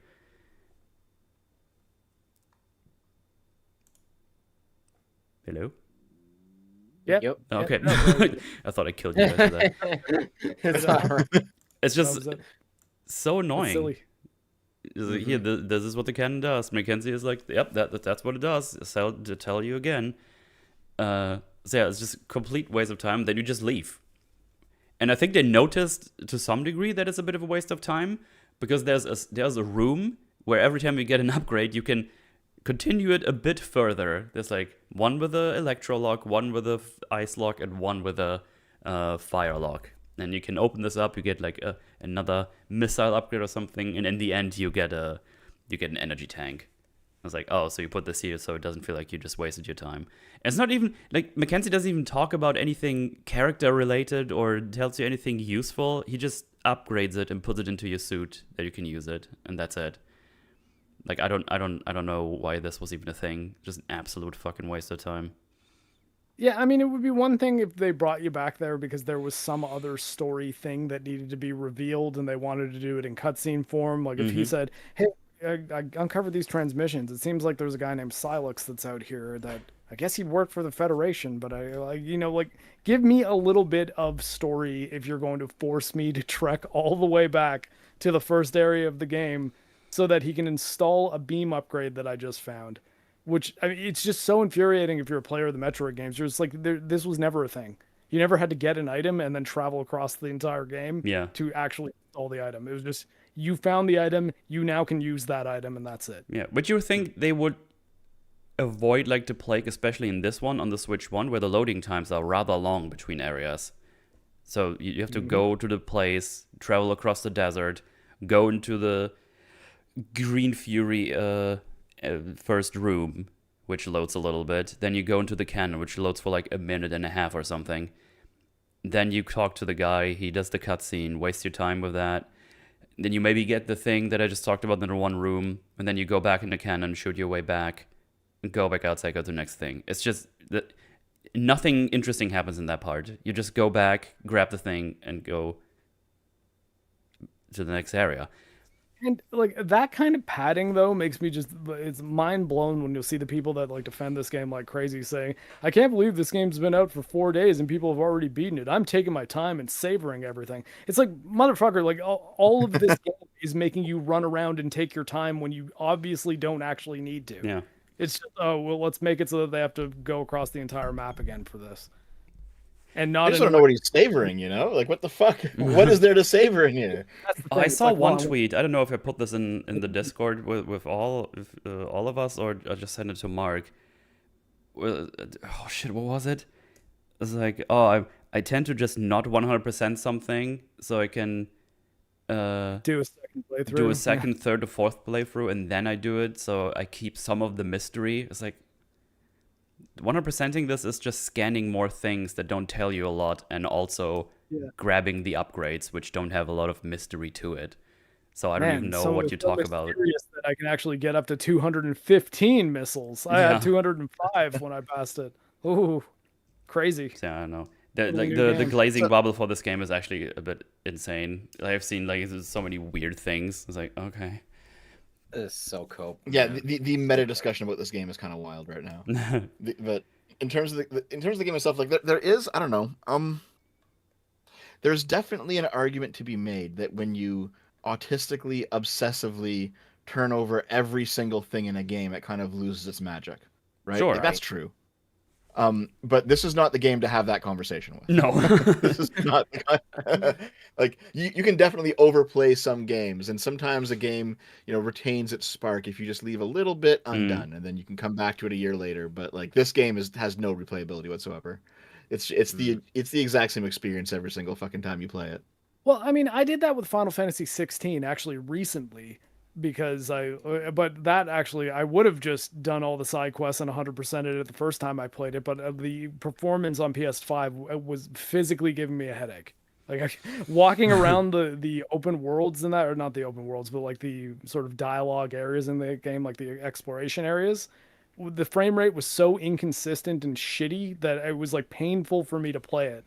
So while I liked the story, I gunned through the main story, and like the battles were 60 FPS, so that was mostly fine. But it made it so that when I replayed it on PC, I played it, did every single side quest in the game, all the DLC, and it ran well, so I enjoyed it quite a bit more. But I would have liked it if it just ran well the first time, and I could have seen all that content immediately. Like I don't necessarily think that I needed an excuse to play the whole game again, and that made it worthwhile in a way that if I really enjoyed the game and wanted to play it a second time, I would just play it a second time. Yeah. Like I don't necessarily think I need a big chunk of mystery in a second playthrough, unless it's just like I just want to see the end of this game because I'm really pulled into the main story and I don't want to deal with side content right now. Maybe I'll replay it again and do the side quests and do story stuff. But this game doesn't really have side content really.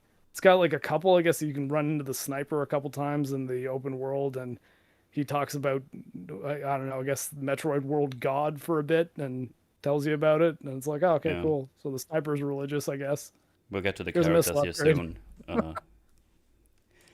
as well. But yeah, there's not a lot to unpack here in this one. You can read some of the logs if you really want to, if you're super interested, but they just spell it out for you anyway. Like I think you have one of the characters just says, "Oh man, it's crazy. They just made themselves go extinct themselves. That's crazy." It's like, oh, I guess I don't need to read any of the logs then. You just told me what happened.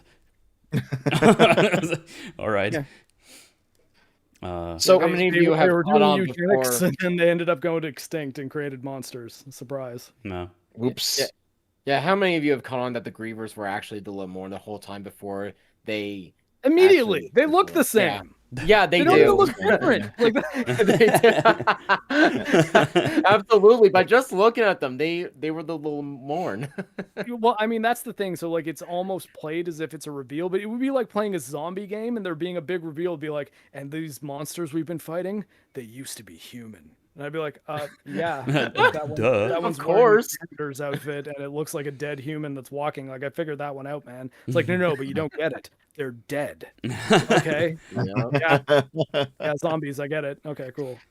And I think they did that reveal like several times. In fact, where there was one psychic statue where the guy's like, "Yes, we did this to ourselves," and I'm like, "Okay, but I read that in a logbook, 4 hours earlier. I already know." And just it's immediately clear by looking at the enemies. Like it's just like clearly.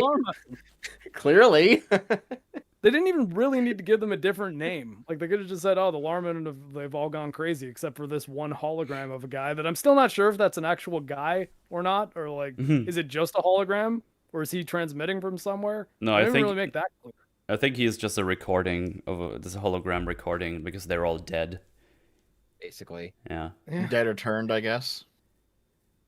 Oh yeah, just to go back to the music really shortly, because I've seen people coping about the whole death. It's like, dude, people are just lying. It has music in it. See, there's like ambient music. It's like, yeah, but ambience is something different from having music.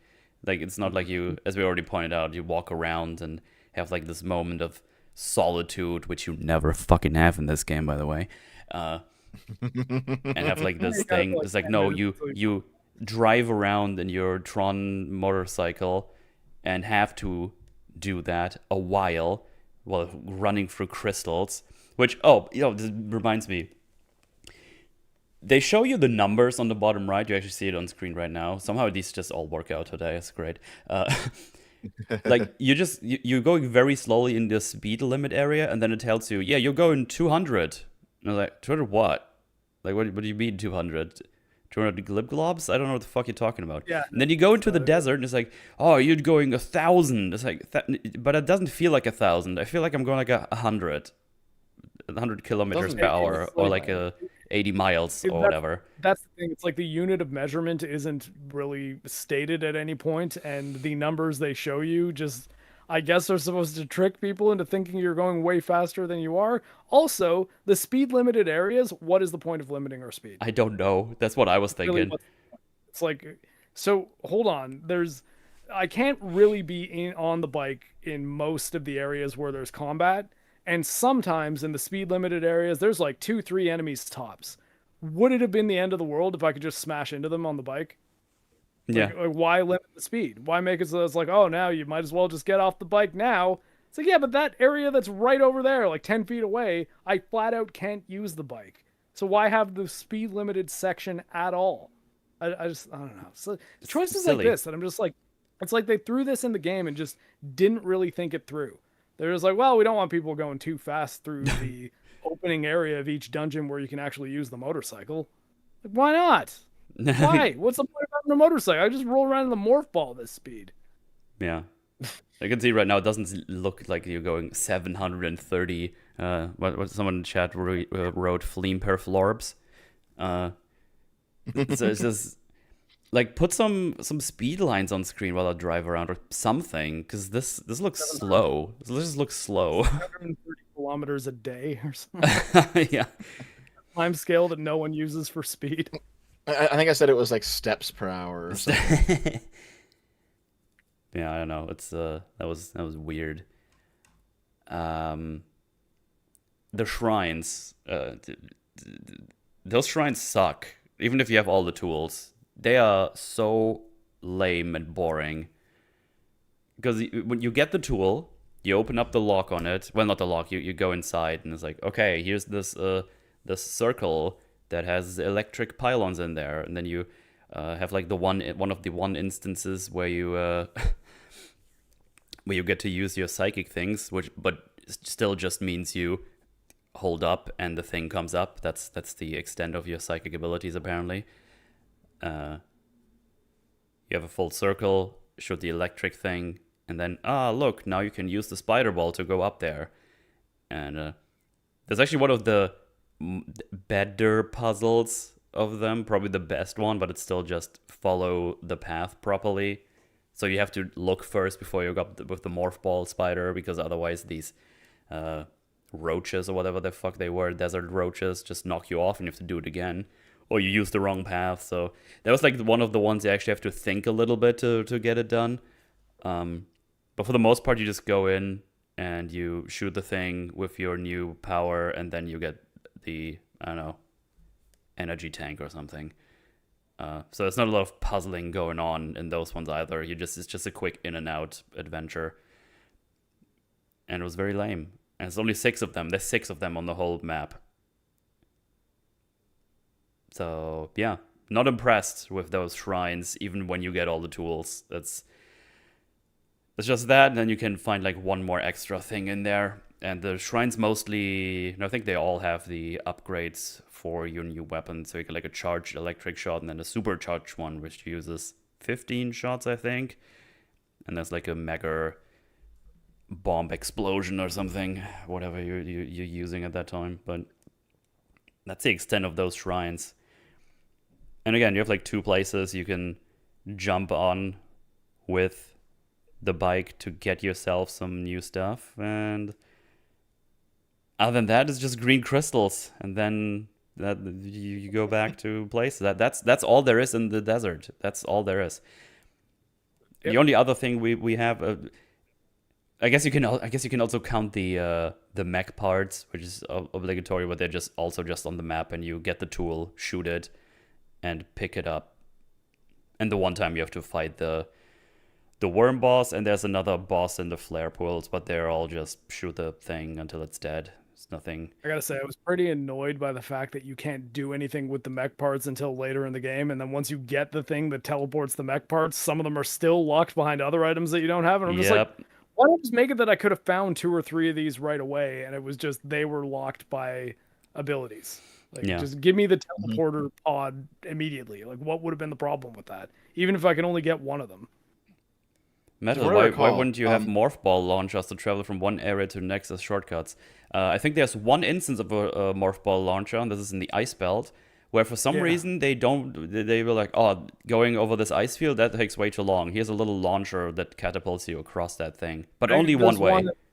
There's one in the Flame Forge or Yeah. whatever it is. Oh, okay, well, too. two then, I Purple, guess. yeah. There's one there as well. But like, I mean, Um, like, it's the kind of thing though that I feel like the big gun teleporter that get or like shooty transport thing that gets you into Fury Green. Like, I feel like that was an idea for fast travel that they abandoned because they realized that no one actually wants to be in Soul Valley. Mm-hmm. There's Like, fast travel around it if possible. exactly. Like, if it's like, oh, you need to come back here to get your beam upgrade installed. Who is not fast traveling? Like, literally who? Mm-hmm. So Wait. I ended up drawing. Here, I'll post this. Oh, wait, do you have something else? No, Mel? go ahead. Okay, so I think I was talking with you guys or Mahler and Fringy. I don't remember, but I drew this out at one point. 'Cause I think I might do a video on this. There's so much fucking ridiculous shit in this. But I drew this sketch out, and the idea is if I was forced to make this game and keep the desert in the center, like we had to have the developer was like, listen, you must keep this open world desert you drive around on the bike in. Oh fuck, okay.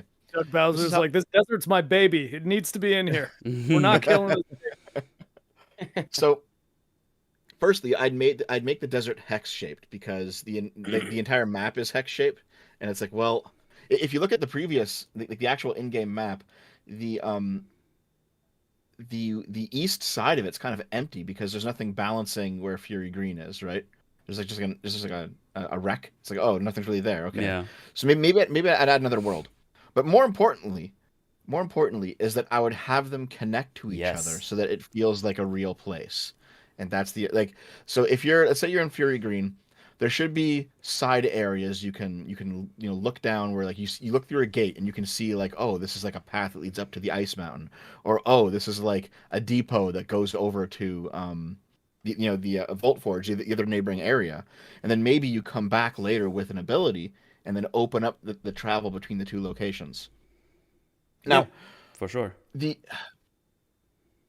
this exact design was used in Metroid Prime 2 because Sanctuary Fortress, Aegon Wastes, and Torvus Bog, they all had connections to the central area, which was, I think it was called the Sanctuary Grounds, I think, or the Temple Grounds or something. But they had connections to the central area. They also had connections to each other.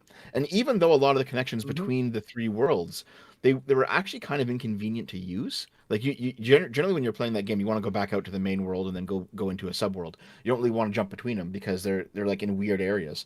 But just the fact that they're there, it makes the world feel more connected and alive, like it's a real place. You just needed to. They just needed those connections. So if I was making this game, I would have each area connecting to the opposing area, and if you put it enough together in your head to come back and unlock the connection, there'd be like a missile tank or something in there. You know, something small just to reward you of your knowledge of the game. And that's kind of how I'd lay out the Yeah. world if I was making this game. Yeah, absolutely. I mean, this just goes back to what we were talking about earlier as well, where you have a Metroid-Vania and they're all like kind of connected. I mean, I have the map of Prime 1 here. I have it on screen here as well, after yours here. I mean, Sorry, just look at this. Super chat about the vagina doors. Yeah. If you look at We'll do this, you have super like chats at the end.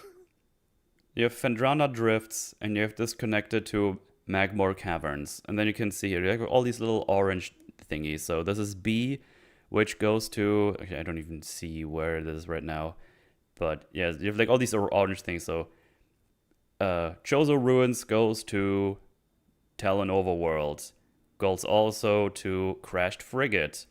A Crashed Frigate goes down to the mines. It's like, you can like go around here everywhere, and I had a little bit of fun. And I've done a little a little map for this game right here. If I can find this right here. This is kind of how it is very basic. It doesn't include all the underground things, but this is basically how a top down thing would look like. There. So it should be, if you scroll up in our Discord chat, you can see it, or just here. So you have the mines right here. This is the side view of it. So the mines is just a big elevator goes down. You have like 3 things that go left and right, and you just jump down, and then at the end you just go all the way back up. Flare pool is literally just a straight line into a big lava pool, and then a little bit like underground and up down. You have the Vault Forge, which is just basically a big circle with like 3 towers that go downstairs. This is why there's like the little flame on the bottom left.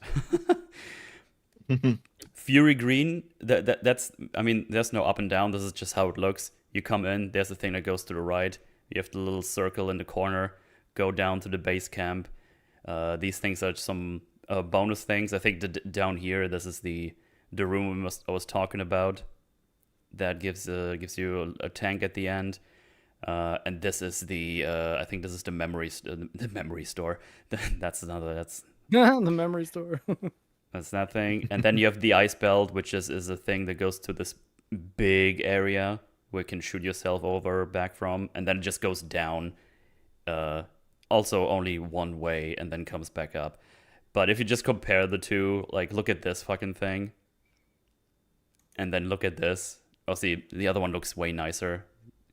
But even if I would make it in this form, where it's more accurate of the overlay, over the top-down view. There you go. I got there eventually. This is how it looks. Like, it's pretty dire. And I laughed when I did this. I was like, wait, that's it. I'm done with the map now. The very basic map. Like, all you need to do in the Great Mines is like put some things where you go down. Maybe you go a little bit left, right. But the thing is, none of this is connected to the other ones. Just hammering home the point that Dev was making. It's like, here, you should probably put like things in here where you can connect these with like extra stuff. So it just feels like a proper world, and not just hub area with 4 dungeons in there. By the way, they're all basically straight lines too. Yes, exactly. And also, you do all these things, get all the green crystals, get the mech parts. He's like, oh shit, nice, ready for the last level. No, Chrono Tower is a cutscene, and then you do the boss. That's it. Yep. Chrono Tower is not a level. No final level. No. The final dungeon is the mines. That's the last dungeon. I was like, okay, I did all the things. Like, I think I was like 3 hours in the stream at this point. I started early. I've done all the extra things. I did my extra sweep through all the things. Like, okay, last level. We get there. We go up the tower into Vagina Tower. And I was like, okay, the level starts any second. I was like, oh, wait, we're already all the way at the top. Are we getting teleported somewhere? It's like, nope. Spider Ball all the way up. And we fight Silex, the proper one this time. And then that's it. And you can't go back. As soon as you're in Chrono Tower, you're locked out of the rest of the game. You can't go back. And it's actually funny, they put an autosave right when you enter. So you can load into that file, but not go outside. So yeah, if they tell you, and they really hammer it home, it's like, this is a way of no return, by the way. They ask you like 2 times. Like, are you sure? Which is fine, obviously. I'm glad when they do this. But man, I was very disappointed there was not a last level. But I was also glad that it was over soon, because I was very bored at some points with this game. I mean, there's an element of like, hey, if that last dungeon was really awesome and like actually gave you a whole bunch of real Metroid things to do, then it's like, oh, where were they hiding this level design? I was like, no, you take an elevator up and then you fight a boss. And oh, by the way, the first phase of the gosh, should we talk about the boss fight? I don't know. We could which one? Just in general, or boss, like the Silex? Yeah, I mean the final boss. Yeah, I mean, like the Silex fights in general. I mean, the other boss fights is just hit the weak spot until they die. That's basically what it is for those ones. Right. The Silex fights are the only ones where I felt like a little bit at least involved in the fight, because it was fast paced and you needed to dodge and do all these things, and it was kind of up your ass. a lot of times, so you had to be careful at least in those fights. The other ones were just kind of meh. But yeah, last boss fight. Go ahead, Mark. Tell the All right, people so at it's home. 3-stage boss fight, like really 2.5, because the middle one is almost like it's an on rails sort of shooter segment.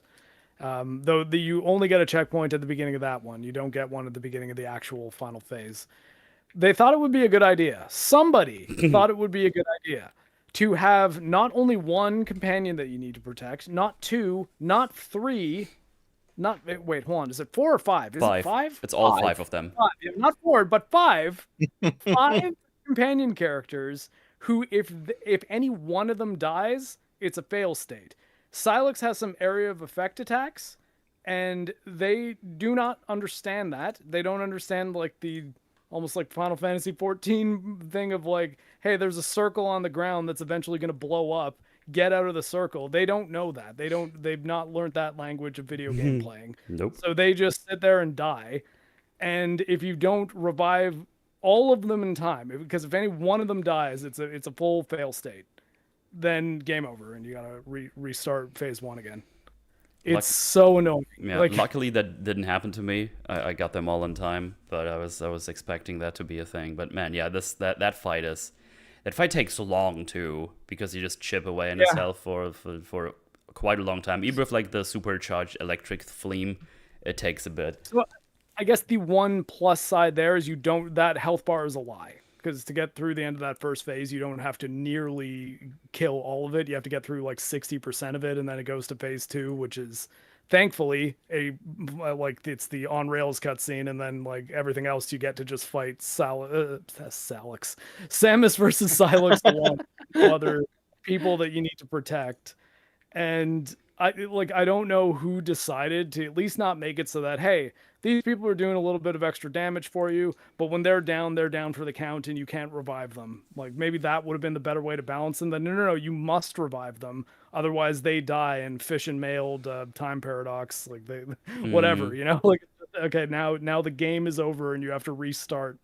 I can't tell you how upset I was when I was at like the I guess kind of third phase of that, because even then like there's phases where you can pull off his like spider arm things and then or octopus arms, whatever they are, and then damage him, and then phases where he's got octopus heads that are elemental based, and you can destroy those and bring it back to the phase where you can pull them off and damage him, but you can't damage him during that phase. And I got to like the fourth one of those, and then he had the lightning ability, which there's not an element in this game, the beams, that counters lightning really. Like there's no water beam, no like wind beam. So okay, when he was in the ice form, I knew to use fire. When he was in the fire form, I knew to use ice. When he was in the lightning form, like I don't even really know what the game wants me to do right now. And that's where he has the big area of effect attack that's just like, oh, fuck you, now all of your friends are dead because they're retarded and they don't know how to dodge things. But them dodging things is critical for your success, the player. Yeah. You can't really help them. You can't preemptively heal them either. So if they're weakened, you can't just heal them now so that they live longer. It's just no. You can only heal them when they're dead. It's just so badly designed. I can't believe that anyone thought that was a good idea to have as like the final fight in the game. Yeah, as you can see here, I put really doesn't help matters that the AI is so fucking retarded. Oh yeah, they barely help you. I mean, like you can do the Last of Us thing though, like the original Last of Us thing, where if the AI sucks, you just make it so that it doesn't hurt the player; it just hurts the immersion, right? Like Ellie is effectively invisible to all enemies when you're playing as Joel in that game. Yeah. it's stupid, but you know what? I still prefer that to them being like, "Oh, who's that little girl?" and like seeing Ellie, and then it's screwing me over as the player because they don't know how to code someone who can what's it called? Actually play. Like they don't know how to code a friendly AI that can play the game as if they actually want to succeed. Yeah.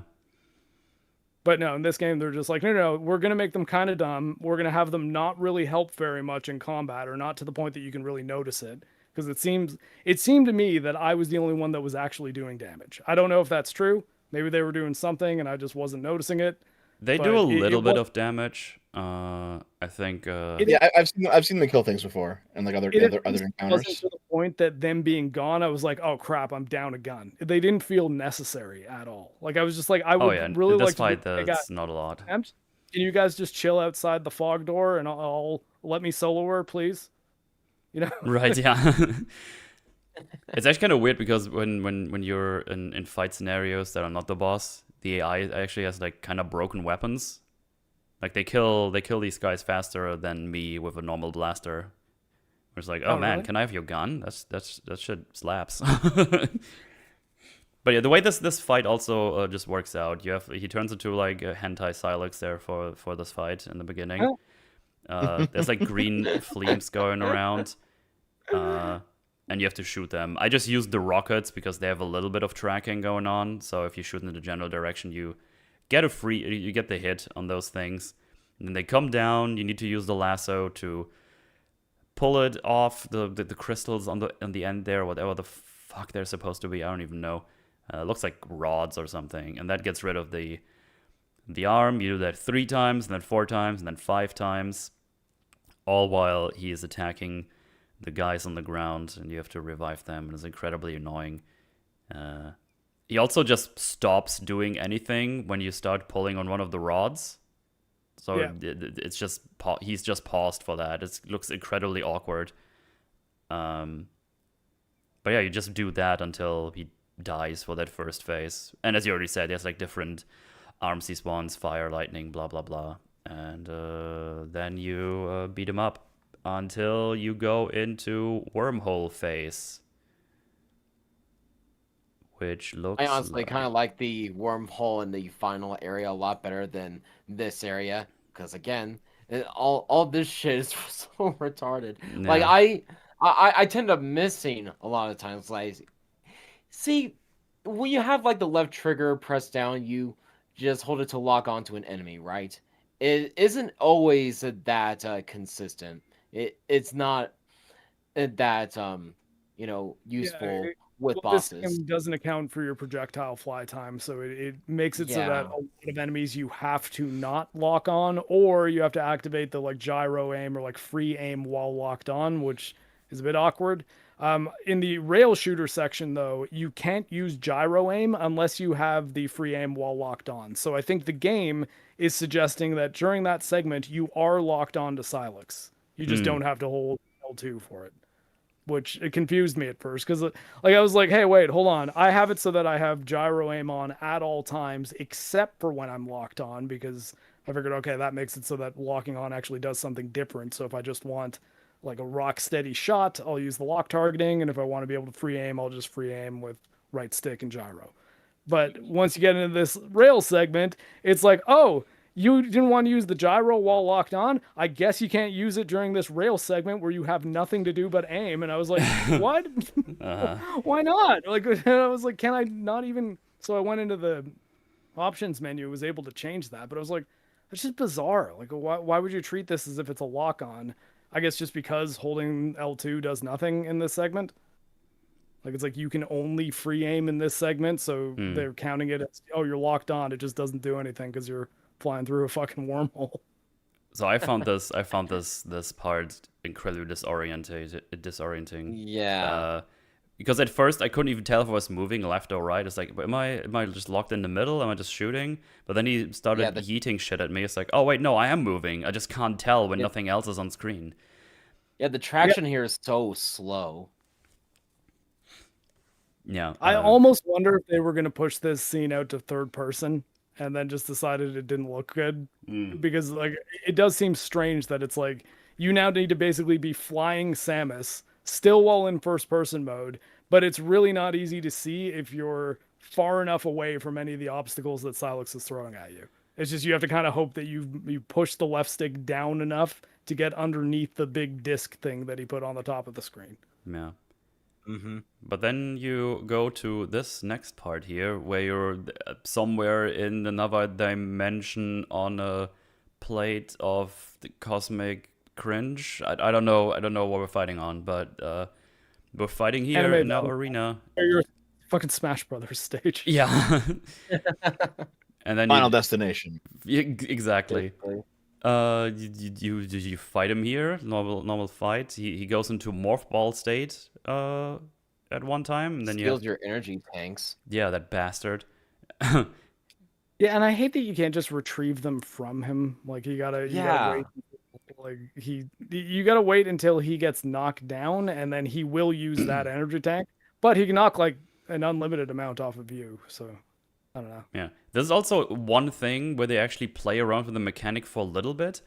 He does like he does a fucking black hole or something. I don't know. He has like some crazy powers here, and you need to use the guided blaster to hit him with this because that one can counteract that. So it kind of sucks you into the thing, but you can use your cursor to get rid of it. You need to move past that and just hit him in the face. Yeah, you got to kind of like fight the pull of it. So it is still Yeah. pulling you up. You are using either gyro or analog stick aim, but then it's forcing you down. So I thought that attack was kind of neat. But again, it's I guess one of the two times that you do need to use one of the abilities in combat. Yeah. And you kind of just do that until he dies. That's the fight. It's pretty fast paced. I think that Silex fight is probably the best boss fight in the game. That's better than the first part. The first part is sucky poo poo, but this is actually enjoyed this. This was one of the bosses I enjoyed, which is funny because all the Silex's fights were the ones where it's like, oh, I actually feel like I'm doing something right now. That's nice. Right.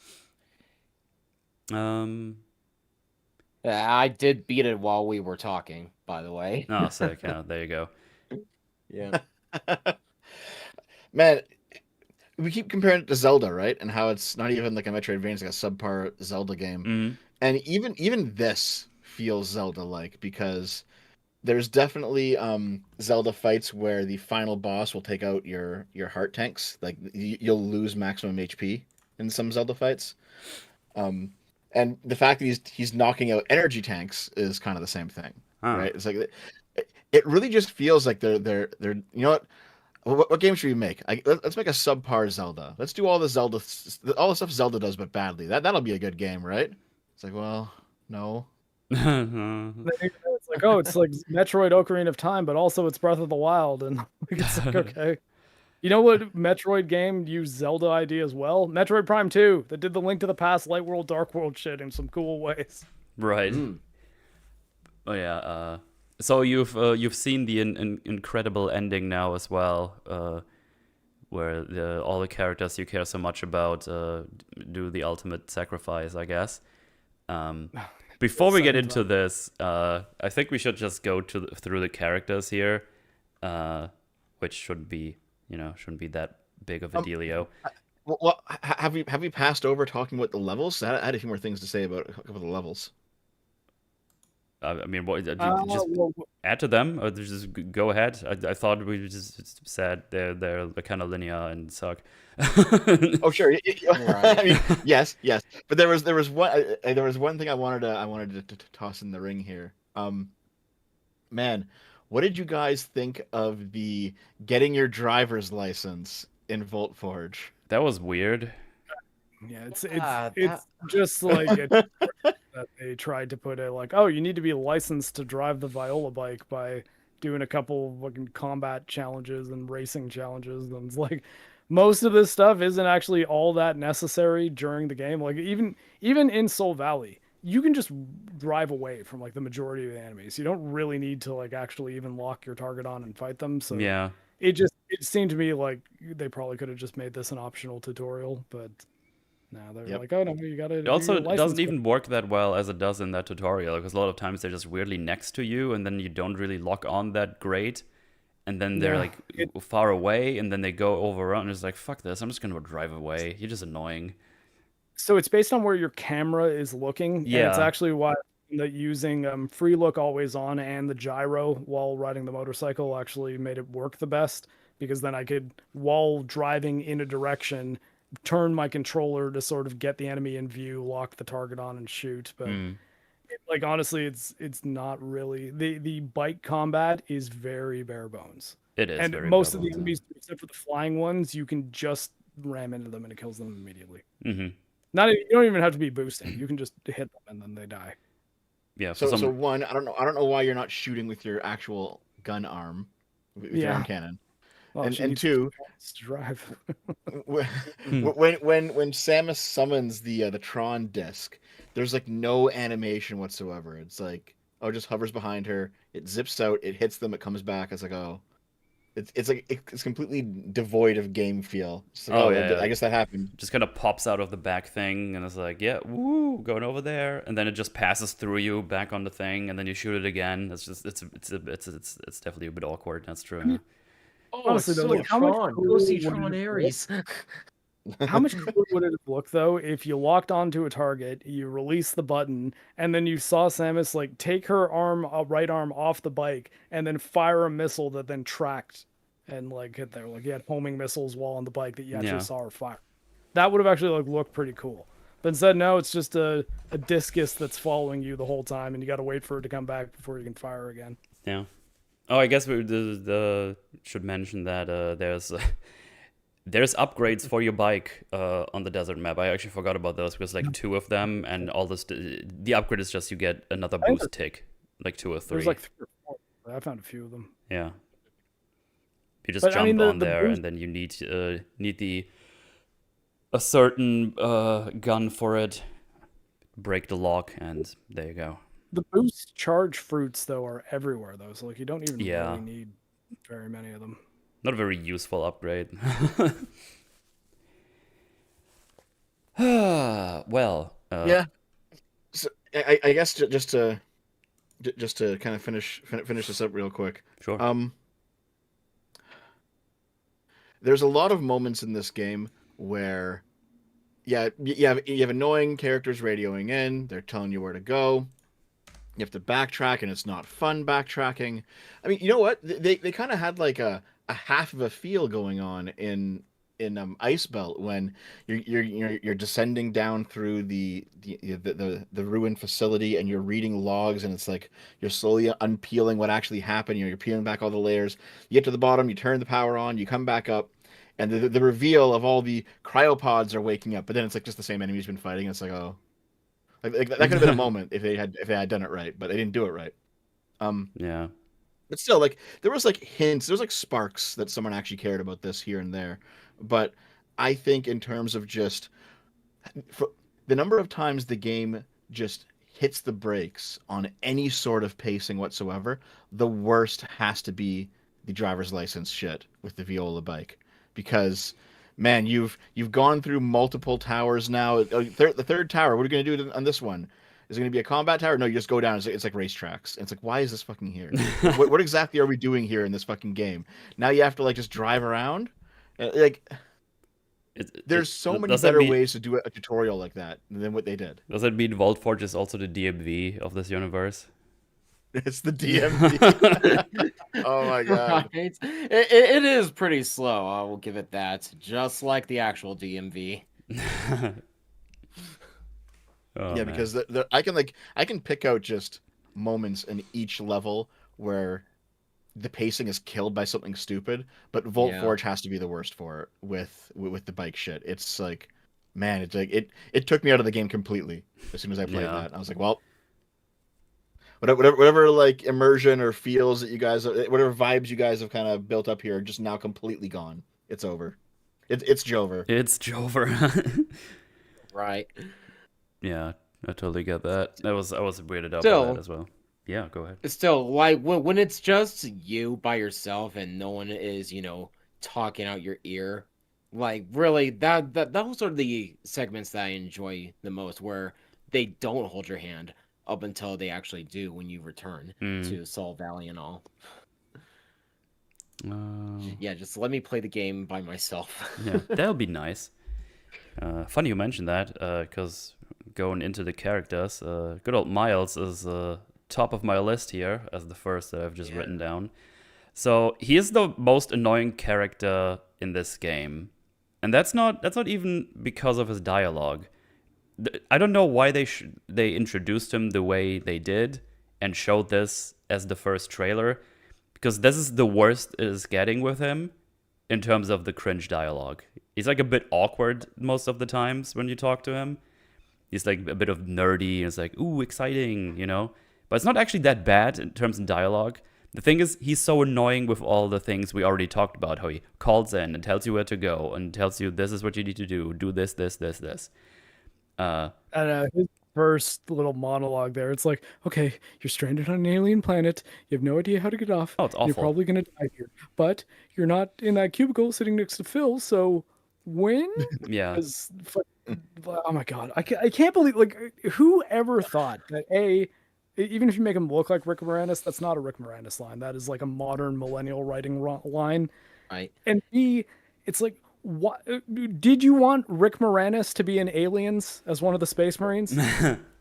Anyone think that would have been a good idea? Like, No. it's like, no. Instead of having Paul, no, God, not Paul Reiser. He was God, good actor who died, Bill Paxton. Instead of having Bill Paxton as Hudson, have it be Rick Moranis as the guy who's freaking out. I was like, that would have totally changed that movie.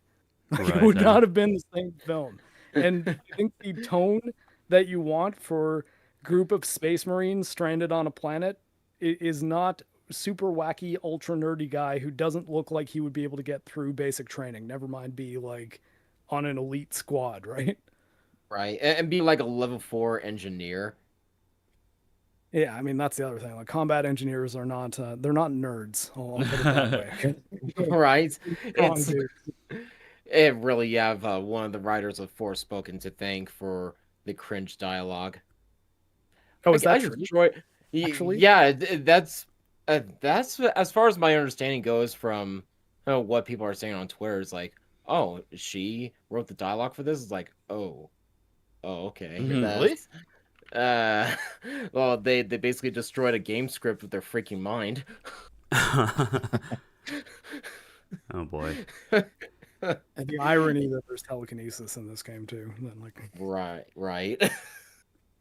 But yeah, but for the most part, he's just in base, and yeah, it's just what I'm saying. It's like the dialogue is like not super cringe. He's just mega annoying.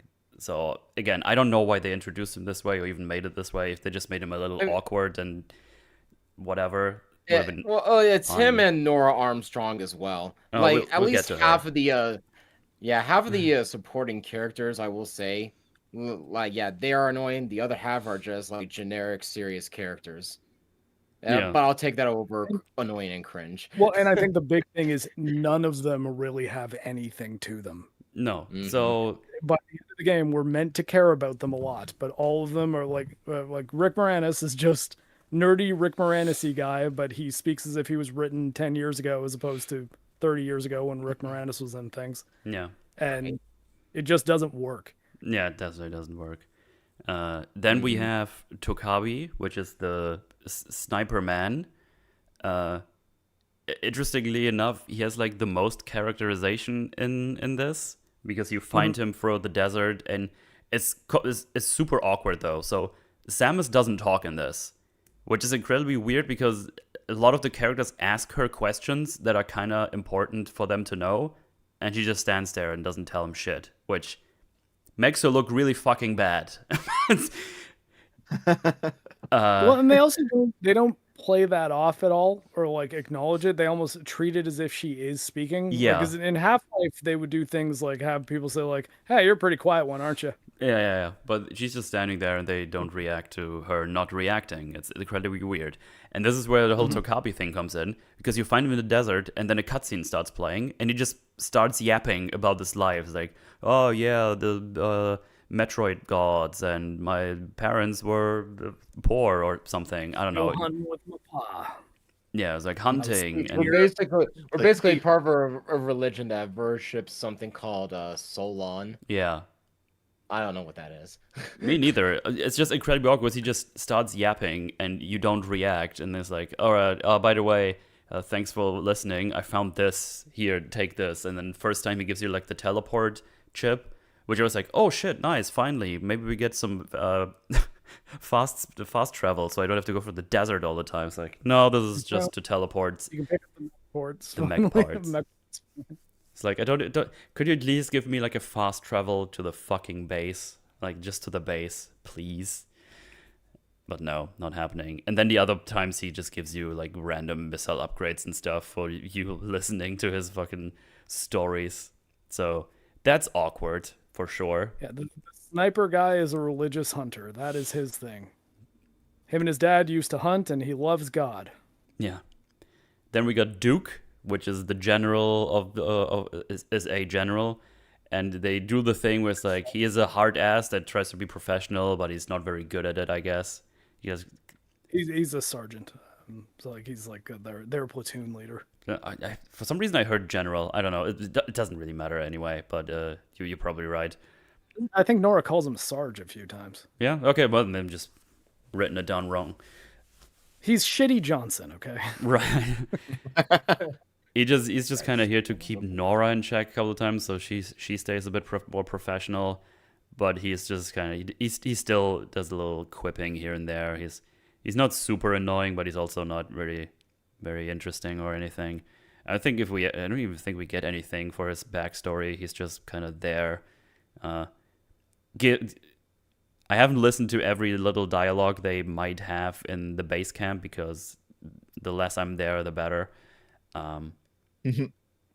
But he keeps telling you going the wrong way when you meet him for the first time, and that was really annoying in Flarepool. It's like, oh, let me go scan this thing back there. It's like, oh, the wrong way. It's like, shut the fuck up, piece of shit. Oh, but there's doors that they need two people to open, and who else could like? Yeah, how else could they have than giving you a person that you have to wait for? So dumb. And then we also find Nora in the Flarepool, and she's basically just Samus fangirl who's like, oh my god, is that Samus? Wow, you're so cool and epic. It's like, Jesus fucking Christ. Hey, Queen. Hey, Queen.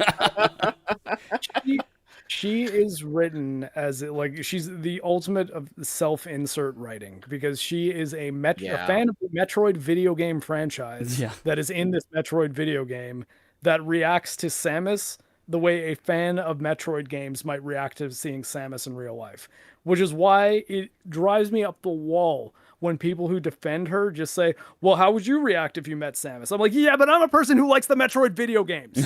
I'm not a person who exists in that world. Okay? It's different. It's not the same thing. That's right? So stupid. Yeah. The only good thing about the character is that currently right now, if you go to Rule 34 sites, you can see her and Samus hooking up. That's it.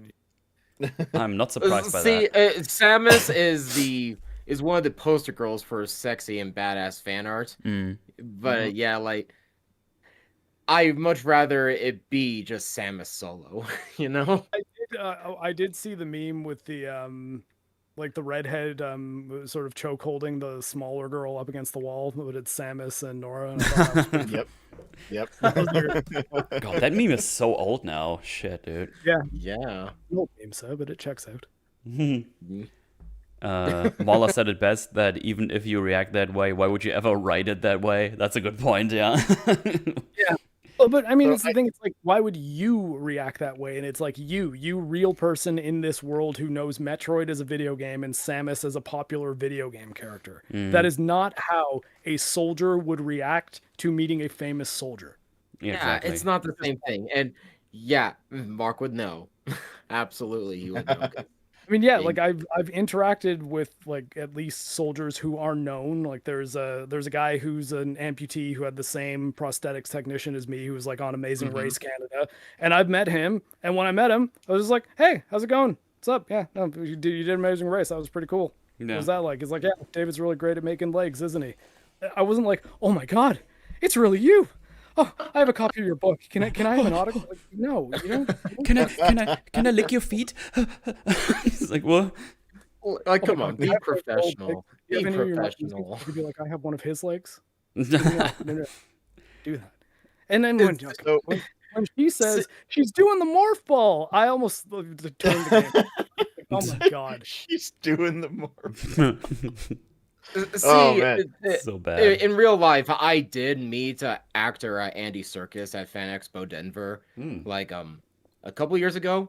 I was geeking out internally, but I was a bit nervous. But yeah, like we just shook hands and just took a photo, and and just left. Yeah, like I was, geeking out a bit, but I was more professional than whatever Nora Armstrong was doing Yeah. here. Yeah, it's So very annoying. the the current internet theory is basically that Nora Armstrong is the self-insert of Megan Fosty, who did write for this game. Okay. Mhm. And this is where we kind of have to veer off a little bit into internet brain rot territory, right? Ooh. Because Oh, Megan my favorite. Megan Fosty is one of those very progressive activist types that you see bopping around video game Mhm. development You're nowadays. One of saying those higher millennial right on types. this was a Faustian bargain. Yes, yes. But I think like before she got into game development, she was part of that one 2015 article on the Mary Sue that claimed that Samus was trans, Oh my god. and that Oh, was I a, that saw was that a going around. Yeah, I remember that. yeah. So that Oh was like God, 10, that was from that. 10 years ago, and now she's since grown up to actually write for Metroid Prime 4. Oh, She was wow. working at Retro Studios while this game was being developed, and she's since moved At on. least, at least they didn't try to do that because, like, I mean, ultimately, it's like whatever. Like, you have a trans character in a game. I don't ultimately care all that much. I'm not like a Yeah, neither do I. ultra Yeah. trans guy or anything Yeah. like that. But at the same time, you don't just throw that level of politicization into something like Metroid. It would be like, oh yeah, no, apparently Link was trans the entire time, or it turns out Link's gay. Everybody, it's like, wait, what? Why would you even do Narcissism. that? Yeah, like I'm the same way. Like I don't care if there are gay or trans characters. It's fine. I think it's cringe to take an old character and make them gay or trans. No. But I don't. And- I don't care if there are gay or trans characters in a thing. It's like a new character, fine, whatever. Yeah, Doesn't if matter, you want right? it, write a good character. Just fucking Yeah. make it good. Yes, make it good. But basically, people have discovered that like this person worked for the game, and now you have characters in writing like this in the game, and she was a writer for the game, so everyone's like putting two and two together, and they're kind of turning it into Metroid Prime 4's gone woke. That's why the game is bad. And it's like, no, it's not that. It's No. like, I mean, and like I said, because they don't go as far as to saying, "Oh my God, Samus, I heard that you were born male," and stuff like that. Like that is not the line in the game. It is just she's a obnoxious fangirl that doesn't seem to fit a universe that actually functions. It only She just says only she just says a that, and meta- she opens her visor. It's the only voice line you get from Samus. Like, what? What? Yeah. What? No. What the fuck are you talking about? Troy Baker. But anyways, I think though that like worse so than that, because it's what's actually in the game, is it's the self-insert of, oh, but like the people playing this game are fans of Metroid, so we should have one of the characters being a big Metroid fan, and like we'll have that explained as this person is a Samus fan. And I'm just like, yeah, but that, like, who does not think that? Who thinks that's good? Like, raise your hand if you think that that would be a good thing to put in almost anything. It rarely ever works that you have a person in a series or in anything like that acknowledge a character in that series as if they are from our world and the character they're acknowledging is still from the world that they're in, because it creates disparity in the immersion.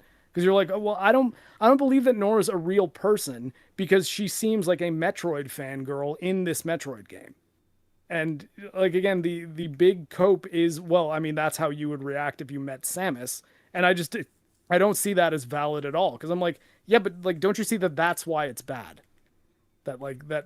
So if it's me, if it's a person who exists in this world and likes the Metroid games, and it's the representation of that in this Metroid game, do you not see how that creates a massive fourth wall breaking problem that is at the very least difficult to ignore? And even if it were written well, it would still seem a bit strange because Samus isn't like a hero of the Federation. She's a bounty hunter, Yeah. which means her having flat out reverence as if Samus is this hero who everyone knows and loves is off the bat a little bit strange, because realistically, if you encounter Samus in one of these scenarios, you should not be 100% certain that she's even on your team. Yes. It'd be like meeting Boba Fett if you're in the Star Wars universe. It's like, yeah, I mean, you might be like, hey, Boba Fett, you're so cool. I had your action figure growing up. But he also might be freeze you in carbonite and send you to Java. Cuts your head right? off. Well, actually, I can explain this one because this actually comes from a translation error that has stuck around this entire time. So I recall watching a documentary on how the first Metroid Prime was made, years and years and years ago. And they described how they were talking to Nintendo, and it was either it was oh man, was it Prime or Prime 2? Doesn't really matter. But they're talking to Nintendo, and they were like, "Hey, how about we actually have Samus, hunt some bounties? Like go and start, go find people and bring them in, and bring them into the authorities." And the people at Nintendo were like, "What do you mean? Does Samus never do that?" And then they're like, "Well, she's a bounty hunter, right?" And it turns out that in Japan, the English phrase bounty hunter just means like a guy who has spent space adventures, basically. Okay.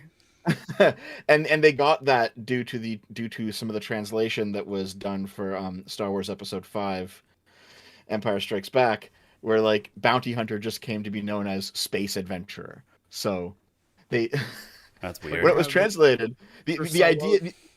Like, Yeah. So it's much more like the intention for Samus is that she's basically a private military contractor. She's always working for the Federation, but she's always doing her own thing. a mercenary. Like and like for the vast majority of the games, even she has a not necessarily tenuous relationship with the Federation, but she's not ever like directly working for the Federation unless they are hiring her, at least in the modern games lore. So I just think that like having any character who reveres Samus as this like war hero is just off the bat kind of strange, and it sort of only makes sense in the context of her knowing who Samus the video game character is. And that just it really rubbed me the wrong way. And then like even then, even if you're gonna make that, it's like, oh, so she's let's rewrite her so that she doesn't look at Samus as this hero. She's just like, oh, I have the Bounty Hunter magazine, or like I subscribe to the website that does true crime bounty hunters or whatever, and I know a lot about Samus, so she's really famous, and it's neat for me to meet her. It's like, oh, but then having lines like, look, she's doing the morph ball, like fuck off. What do you mean?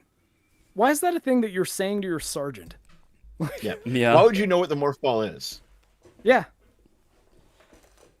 So yeah, good characters we have here. Fantastic characters.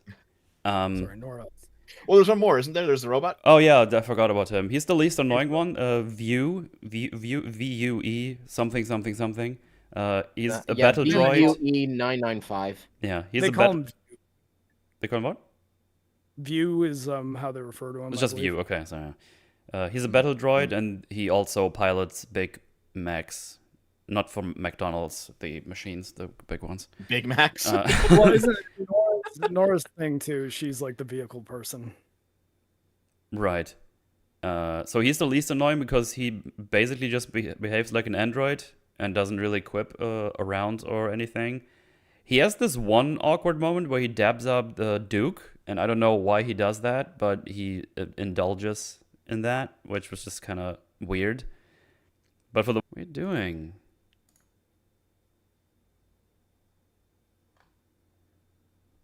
Same link. Yeah, it should still be the same. Okay. Let me see. How do I get back to this dashboard?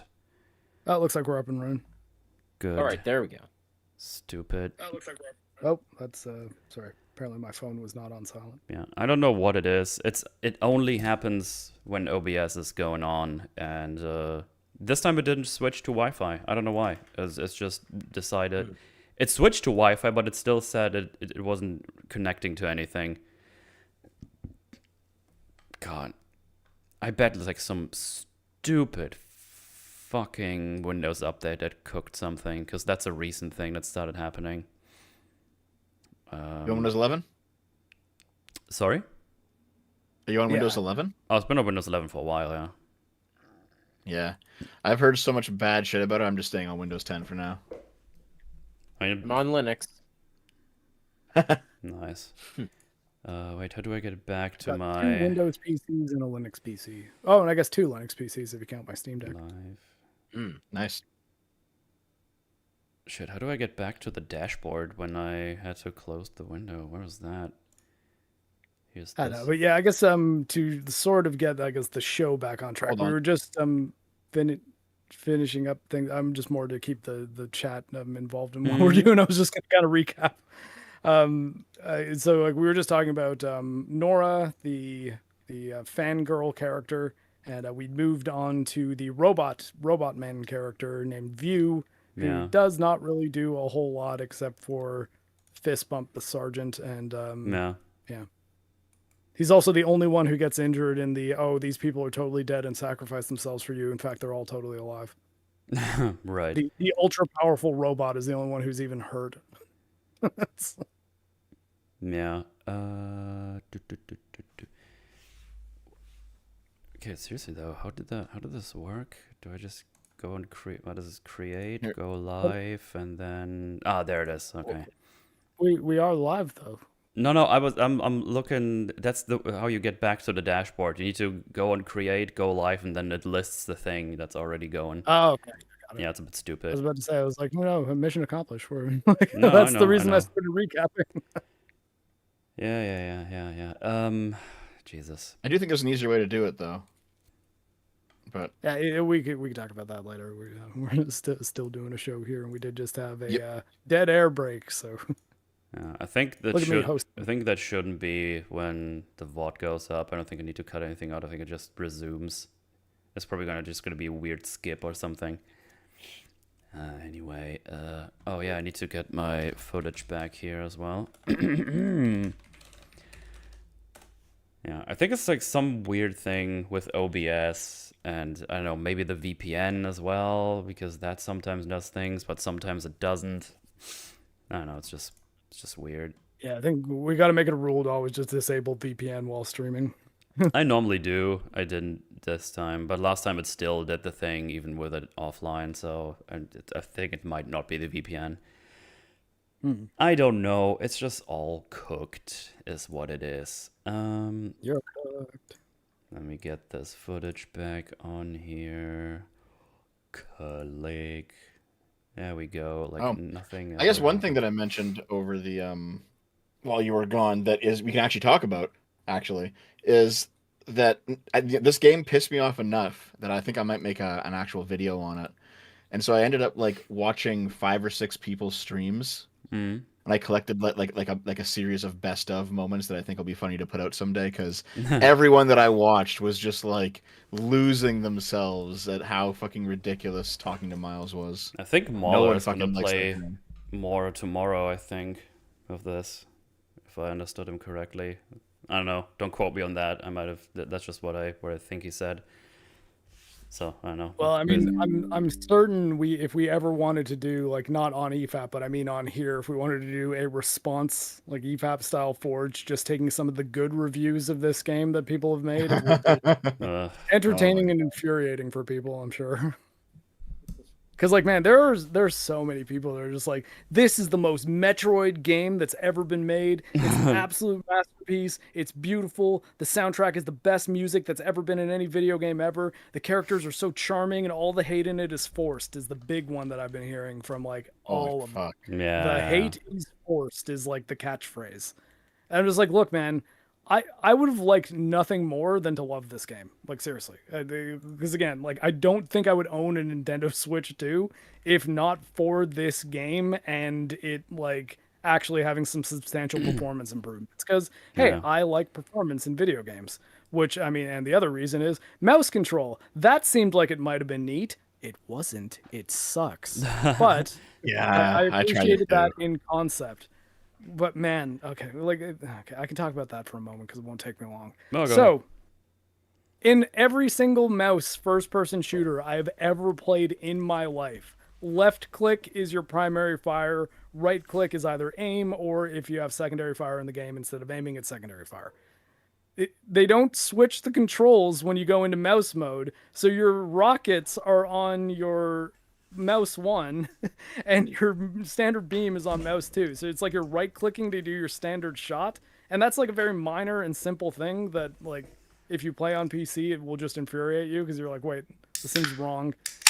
And the idea of using the Joy-Con as a mouse is just so ergonomically horrible, and it feels so bad. Is it as bad as I think it is? So I've even got like a case on my Switch 2 where it creates it puts a little bit more meat on the Joy-Con so that like you Right. can actually hold it with an adult hand and it doesn't feel strange. And that doesn't help in the slightest. It's like Then. it's not really any better even if you have something meatier to grab onto. And what kills me is this is a system that has both Bluetooth and USB.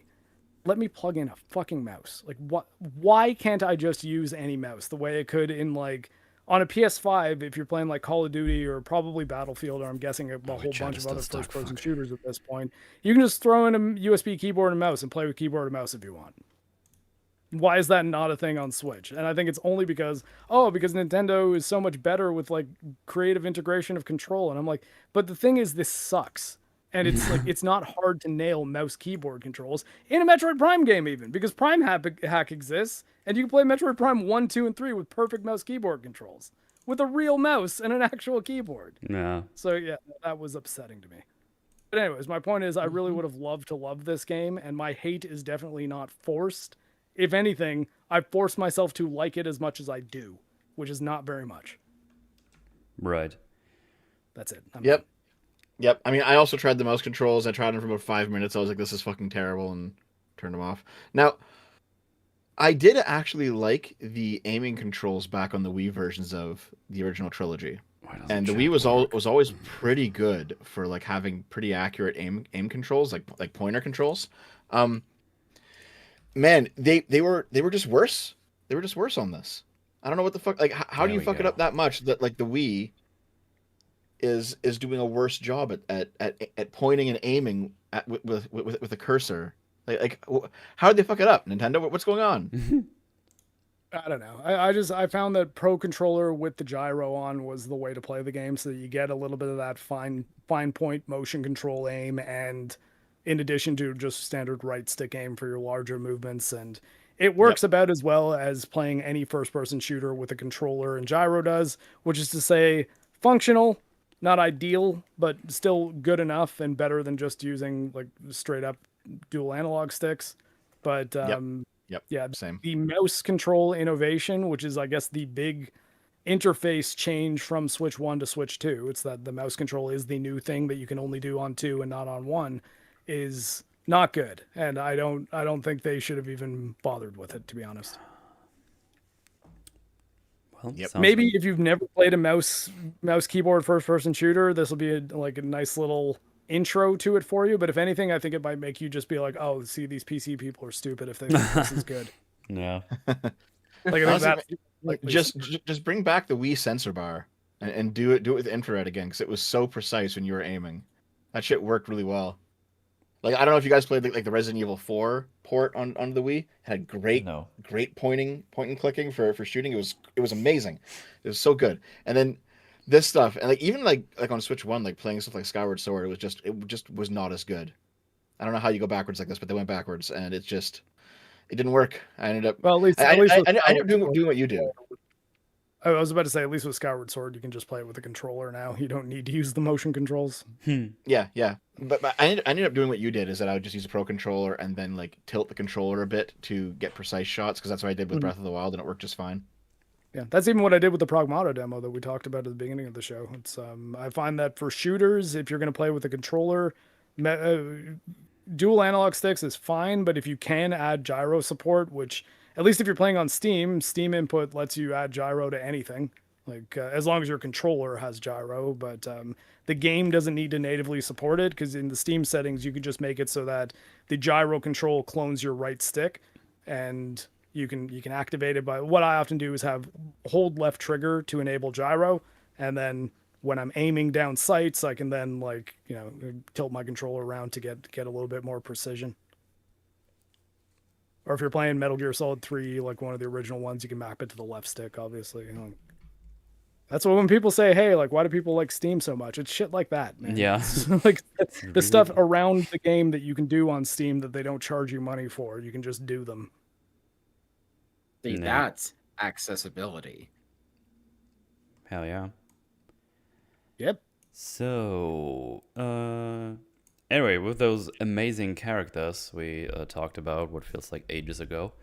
Oh Oh, I wanted to talk about the robot just a little bit more, if you don't mind. There's one thing I wanted to bring up. Okay, so No. you meet. Rip. Go ahead. Um, so you meet the robot on your second trip to. Is it second or third trip to fucking Ice Cap Zone? I don't I don't remember. remember. I guess But, third if you count the first time you go there and can't do anything. oh, okay, yeah. So you go there, and there's like a thunder door you can open up now. So you open it up, and then you find the robot, and he's just like sitting in there. He's on low power mode. You charge him back up. He helps you out, and then like he's walking around with you, and there's a few doors, and the game's like, these doors are indestructible. They'll never be broken. And the robot just comes out and punches the door. It's like, okay, I guess he's the guy that'll break through these doors. Okay. And then after there's a part where you have to go across a gorge using your new grapple beam, and the robot's like, okay, I'll wait on this side, and then you go do what you have to do on that side, then I'll wait for you. But then you go in, you do like a temple or a little thing, you come back out. I think this is where you get the spider ball. You come back out, and the robot's just gone. It's like, what? Where did our buddy go? He's disappeared. What's going on? What happened? And then like you go back out to the desert, and Miles calls you, and he's like, okay, 1, your robot's gone. 2, we found him. 3, we introduced ourselves, and now he's just part of the team. And 4, by the way, we all left base camp, and we'll meet you at the mines. And I'm like, this is a really quick fucking development. What happened? It feels like a whole story happened with like we weren't even there for it. Yeah, it's And then you get to the mines, and he's like, the robot's just there, like he's part of the team. He's like, I'm on the squad now. He's like, what? I'm with the Where did this boys. happen? One of the lads. Like they really skipped over like his introduction to the game, it seems. I just realized there was one of the other sequences that I forget. It might have been the lightning beam, or maybe yeah. I think it had to be the lightning beam though, because it was something that I found a little bit later on, when you have to go back to Miles and talk to him, and like first you go talk to him when he's like standing over talking to some other people. He's like, "Hey, let's go over to the holo table." And then he gets over to the holo table. I click on him again. He's like, "Yeah, Samus, we'll talk over at the holo table."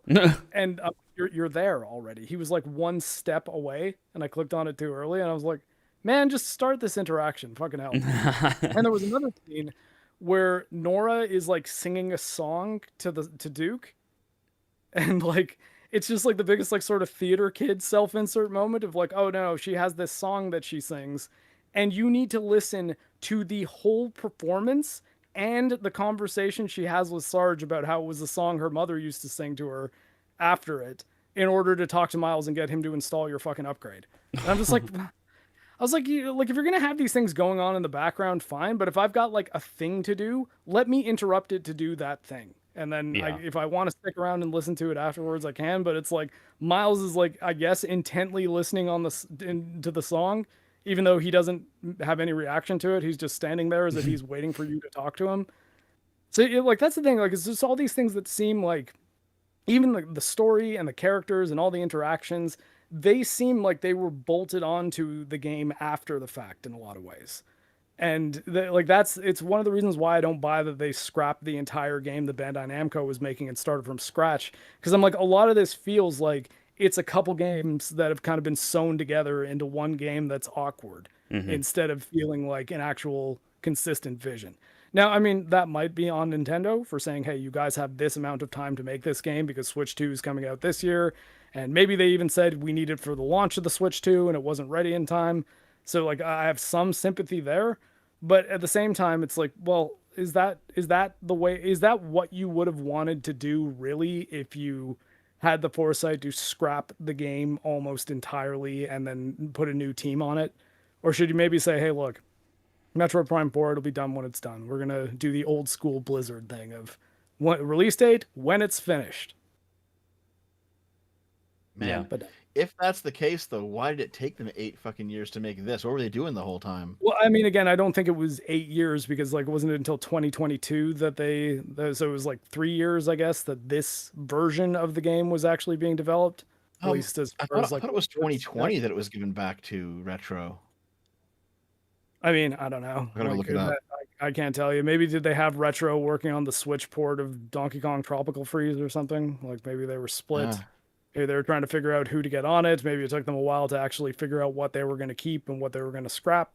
Maybe they built up a whole bunch of different stuff that they were going to use and none of it was that great. So they just picked apart the best things and tried to stitch them together into a game that works, and then it ended up not working.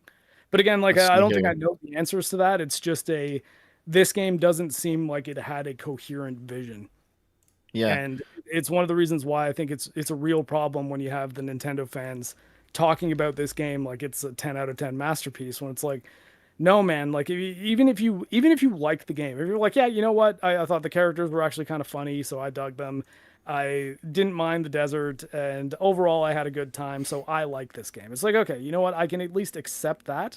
But when you're like, no, all the people who hate this game just hate Nintendo, and they're being mean because they hate Nintendo and they want Nintendo to die, so they're trying to say that this masterpiece is bad. Yeah. That's not what's happening, man. It's not even close. So I quickly looked it up. They announced the public existence of Prime 4 at E3 2017. Jesus. But in 2019, Nintendo said they were unhappy with what Bandai Namco had worked on so far, so they gave it back to Retro. So yeah, they've had this game in the tank for 6 years, and it's like, wow, this is not a game that takes 6 years of hard work to make. Yeah. I mean, it could just be too many cooks in the kitchen, and there are people that are like, no, we need to make this the Breath of the Wild of Metroid, and like, no, we should make it accessible. No, we need this to be the Sony movie game of Nintendo because it's our only thing that's halfway realistic in art style. Like, there could have been a bunch of stuff like that happening that made it feel so unfocused. But ultimately, I think that the specifics of that, at least as far as we know now, are kind of a mystery. The end result, though, is that I don't think it's healthy for the Metroid franchise for people to pretend that this game isn't a mess. Yeah. Like, so one of those things Yeah. that you say, oh, if you're a real Metroid game, then you understand like how these games are made. Therefore, you would love this one. I'm like, that right there, that tells me that you don't understand what makes a good Metroid game. You might have played a bunch of the Metroid games, but I don't really think you actually think too much about their design if you actually think that this is a good example of them. And I don't think that's good for Metroid. I think that if anything is probably pretty bad for the health of the Metroid series, because you might be able to get away with one of these, but similar to the average age of a Pokemon player becoming like 35 now, Yeah. I don't think that games like this are going to be pulling fans into Metroid the way that Metroid Dread actually did, despite being a pretty difficult game. It was the best-selling game in the series, or like fastest selling at the very least. So it's like, well, I don't necessarily think you need to cater to the mass audience and try to make this game all things to all people in order to have people like it. And yeah, I don't know. I don't think the people making this game understood that. No. So do you recall when you could just say that a game or a movie was bad, and it didn't have to be a conspiracy theory about you actually hating the company, you just thought it was bad? Didn't have to be a whole fucking culture war. It's just like, I just didn't like that. I thought it was bad. Not a big deal. It's like, Well, no, I mean, now you're actually like a Sony shill trying to destroy Nintendo, or you have some political agenda, or you have it's like, just fucking let me think a thing's bad, man. Here's the thing, actually being a PC player for like well over a decade at this point, I've not known that piece for a very long time. Like now it's getting a little bit easier because when I say something like, I'll just wait for the PC version of this, I'm actually telling the truth.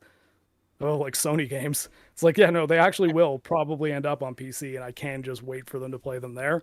And again, it's one of those things that when people get into these little fanboy enclaves, it's like they have a team sports sort of mentality about it, which was sort of always around. Like, it was definitely around in the 90s with the like Sega Genesis versus Super Nintendo stuff, and to an extent even N64 versus PlayStation. Though those games, I think those systems were so different that I don't think they really competed as directly as some people might think they did in retrospect. I think like there were people who wanted an N64 because they wanted to play GoldenEye and Zelda and Mario, and then people wanted a PlayStation to play pretty much everything else. And I don't necessarily think those were competing markets. But now, because there's this like, I don't know, like arms race of like who is going to be the biggest company, because we have Xbox essentially turning into a platform, Sony seeming like they're likely at least inching in that direction, with Nintendo being the ones that are like, no, we're going to flat out be a console manufacturer forever. And It doesn't matter how expensive we need to make our games or how expensive we're going to end up needing to make our hardware now that RAM prices are skyrocketing, but Nintendo games are always going to be Nintendo games. And because of that, Nintendo tends to inspire this level of zealotry that people are just like, yeah, I love Nintendo, therefore everything Nintendo does good. In the way like Disney adults will defend Disney. It's like it doesn't actually matter what they do because they have that brand. And most of the Nintendo series, I don't actually care about all that much as like I really like Super Mario Wonder. If there's a bad Super Mario platformer, I don't really care all that much. Like it's like I didn't care for the new Super Mario Brothers games all that much. I didn't love Mario Odyssey, and I didn't even play 3D World. So that's not a series I'll dig into like crazy. Even with Zelda, like I like Tears of the Kingdom quite a lot. I think Breath of the Wild was kind of neat, even though I think Tears of the Kingdom's better. And I didn't really care about the like sort of art style for the Link's Awakening remake and the what was the Zelda one? Echoes of Wisdom. Yeah, the Echoes of Wisdom. Like it's not like, oh man, I need to rush out and buy that game because I'm a big Zelda fan. I like Zelda, but Metroid is the one that's like pretty much everything with the Metroid name on it, I'm going to be interested in at the very least. And this was a disappointing one, and I don't think it's good for the Metroid series for people to pretend that it's not. Absolutely. Yep, I agree. I mean, I'm a huge Nintendo cuck, like just full on. I buy all the stuff. I play all I play all the games. I buy all the stuff. But this is a bad game, and I can just admit that. Like, yeah, it's a bad game. Hopefully, the next one will be bad, but this one's a bad game. You know? Yeah. Will there be a Metroid Prime 5 though? Because it will be a while, I think, because I think that, I mean, I don't know. It depends, because sometimes you don't know if Nintendo is only seeing the good things people say and then basing stuff on that, right. or if they're actually looking at everyone's reception and being like, okay, what did people not like about this one, and maybe we should move it in a different direction for the next one. Yeah. I'd be much more interested in this point at just Mercury Steam making another 2D Metroid, Yeah. because theirs have only been getting better. Samus Returns, I still think AM2R is probably the better Metroid 2 remake, but Samus Returns is pretty cool, even especially if you have a 60 FPS mod on it for the emulators, the 3DS emulators. I think it's crazy that you can't get that game playing at 60 FPS on Switch, especially after Dread was as popular as it was. But I think Dread is significantly better than Samus Returns. So if they can keep on that trajectory, I'm all for it. Make 10 of them. Right now, if they announced another Metroid Prime game, I'd be like, please don't have Retro make it. Just give it to an entirely different team. Go to a different country, because apparently going to Spain worked for Metroid Dread. Or heck, hey, give it to Bandai Namco again. Kind of like what they did with the old one. Fox Assault. I really don't think they'll give it to the people who they already fired. Like that's not very likely. But I don't know. It's like who's good at making 3D adventure games? I can't even really think of one. Like 4A, maybe give it to the Metro guys. Perhaps, but yeah, it's like. It just makes me wonder what it would have been if Bandai Namco was still doing it. And you did add that, well, their Star Fox game was decent. Star Fox Assault. Yes. I really like that one. Like, the story may be a bit basic, but I still like how high stakes it is. And they didn't have to go hard with the score, but they sure as hell did. And yeah, the gameplay in variety was much wider. Along with the classic Shintoars. Yes, I'm aware that Retro Studios is in Texas. Like I made a really big video on the Metroid games, but I'm saying that like maybe go to a different country, because perhaps Austin, Texas, and the writers that are found in Austin, Texas, is not the best fit for Metroid Prime. Apparently. So I want to look it up, right? Anything about the writing in Metroid Dread was bad. I think all of it was really, really cool, and even in a game that Samus does talk, it's done very subtly. She says like one line, and it's in the Chozo language. The vast majority of the English in the game, in fact, I think all of it, is spoken by the AI Adam, and it's all like text to speech. So it's hard to really criticize that performance because it's an AI who sounds like an AI. And yeah, and then Quiet Robe says a whole bunch, but again, Chozo language. And I think doing things in different languages with subtitles is a good way to avoid cringe dialogue, apparently. Yep, I definitely agree with that. I wanted to They look it up, have right? you also go back to the likes of Star Fox Adventures with their dinosaur language in the beginning. That was rare, wasn't it? I was Yeah, sorry, that was rare. I didn't mind that game. I thought it was weird to make it a Star Fox game, but I thought as like Yeah. a exploration GameCube sort of Zelda-like, it was decent. Mm-hmm. Yeah, I Yeah, think I yeah, feel the same I way. like that It's like it's a good game, but it's kind of a strange game for Star Fox. Mhm. I grabbed the sales numbers, okay? Uh-huh. Because Prime 1 sold nearly 3 million on the GameCube, but that was a pack-in title. It had there was like a bundle with a GameCube release, so maybe it wasn't necessarily that popular.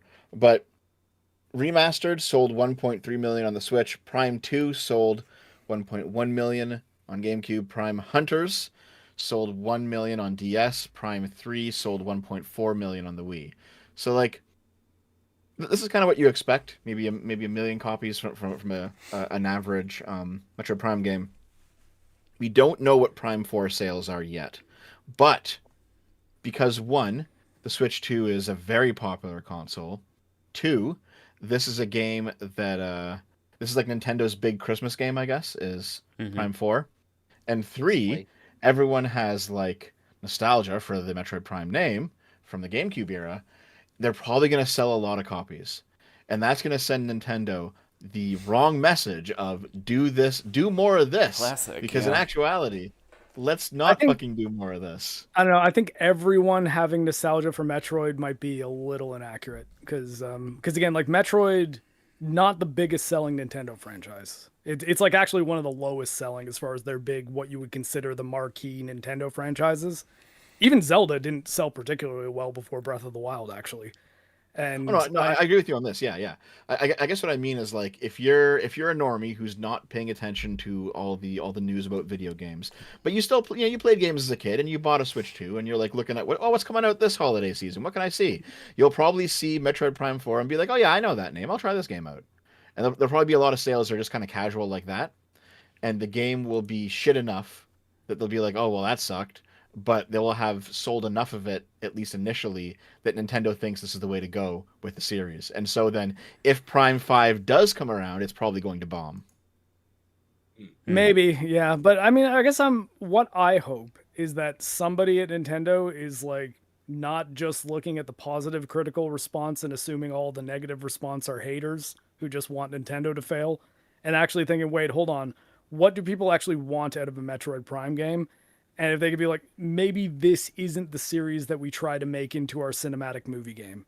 Or maybe if we do, we don't have it be Metroid Prime and we try to like do a third person Metroid. We do Other M, except we go a different way with it, right? We make it more like a Sony movie game. But, and hopefully better writing, but I mean, We'll see. But I mean, like, I think if anything, all of the squad members and Federation people and Other M are kind of vindicated as now not being the worst team in Metroid. Yeah, it's like, why They're couldn't generic, they? cheap, but like they're not nearly as annoying. Yeah, right. If anything, really, they should release remasters of Metroid Prime 2 and 3, because the only remaster for the Switch is the first Metroid Prime. Mm-hmm. It's like if you really want people to get invested into your franchise, like really just release those two. Well, I mean, I think it's insane that they released Metroid Prime 4 after releasing Metroid Prime 1 remastered, but Metroid Prime 2 and 3 are unpurchasable on any Nintendo hardware right now. Pretty cool. Because even if you go out and buy a Wii, you have to find a secondhand copy of Metroid Prime 3 or I mean GameCube versions of 2 or a Wii U and the trilogy. You have to find a secondhand physical copy because the Wii U and Wii stores are shut down.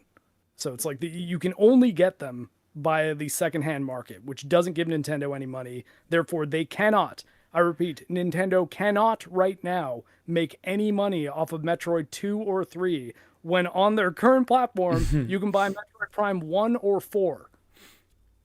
Make it make sense. No, I won't, because it doesn't make sense. I will not.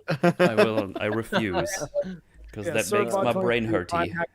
Yes, you can play it on emulators, and that I think is preferable, if you ask me, to even finding original hardware and playing those games on original hardware, because you have far more control options. You can run it in 4K, and you can up the frame rates to whatever the fuck you want. Yeah. But like Nintendo obviously is not advocating emulators. Let's face it. Like they're not going to be like, hey, if you want to play Metroid Prime 2 or 3, Dolphin works really well. There's no way Here's Nintendo a has link. ever its words. Yeah. Which is why the one Metroid Prime tweet that I had that kind of took off was saying, like, yeah, finish Metroid Prime 4. I'm a big fan of the Metroid series, so I think you should go out and support it by buying Metroid Dread. Yep. Oh man. Yes. Yes. Pretty good. And if you haven't played Metroid Dread, seriously, everybody, go play really Metroid good. Dread. It's good. Mm-hmm. The I think I was talking about characters, and then I wanted to do something else, and then we did this. I think Oh, we just- we pretty much capped off the characters. Yeah, at I this was. point. I think before everything broke on my PC, I was going somewhere with the character. Oh, just the conclusion of the game. Oh, there we go. That's the finishing of the story, I guess, in this game. Which Oh wait! Prior to the conclusion, the mine dungeon. Every single one of the characters sacrifices themselves nobly for Samus, but they're all fine. yeah, I would have led on with this. Yeah, exactly. Oh. So you have all these characters, and they obviously they are trying to do. It's like we're this team now. We're stranded on this strange world that we don't know where it is. Like legitimately don't even know where it is in the galaxy right now. They're trying to figure that out, but it won't make sense because it's not supposed to be anywhere here, and nobody knows about it. And they're trying to do that. The story that everyone grew super close to each other, and we're all such a great team, and we love each other. Oh, we're so good. We work so well together, which is incredibly awkward because again, Samus does not talk in this, even when she's directly spoken to and asked questions, and then she just doesn't say anything, which makes her look like an absolute douche. Actually, with that being the case, would you guys have preferred that she like did the Mario RPG silent protagonist, where Mario like mimes what's going on, or maybe just like do like what Link does and just go like yeah, ha, yeah, and like just nod, like the occasional grunt. That's Yeah, the thing. Like, even if she was more expressive and like nodding, I think that would have gone a long way. But ultimately, I think it's the problem with having a Metroid game where this many people directly interact with Samus. Like, it's not that honestly, like Samus not speaking, very low on my list of problems with the game. I think that like as much as it is kind of awkward, it still is like it's the least of this game's issues. At the same time, it does just make the fact that they tried to make this a Metroid Prime game that has a whole bunch of characters and that apparently have emotions and stories that we're to care about, as well as like they sacrifice themselves twice. Once a fake out, and then in the next mission they immediately presumably sacrifice themselves for real. And it just all feels strange for this type of game. And like again, like 5 ideas that they couldn't settle on the one they actually wanted to use. Because they're obviously trying to portray that they all grew super close to each other and care for each other, and they're so close. And as Marc already pointed out, there's the thing in the mines, the great mines, where all of the people's deaths are alluded to, or they're doing the big sacrifice, which, by the way, all of them should be dead, the way it's been portrayed, but they somehow all got out. Even the robot, well, he lost an arm, so... Yeah. But he just gets it The back. super strong robot is the one that gets the most hurt. But all of them have no, Samus, I've got to close this door. I'll hold them off. You go on ahead. Yeah. And first it's like, you two go on ahead. Then it's like, you go on ahead.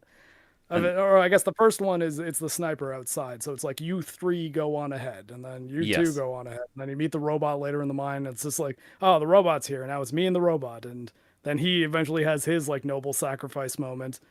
And all of them, even like Nora's, they flat out cut away from her and you hear her screaming in pain. Yep. And it's like, what do you mean that like you're doing this and then not having it mean anything at all? She's not even injured. No, none of them are injured except the robot. And at this point, it was just like, okay, this game doesn't have the balls to kill any one of them off or hurt them. So I did not expect them to be dead at all, which was the case.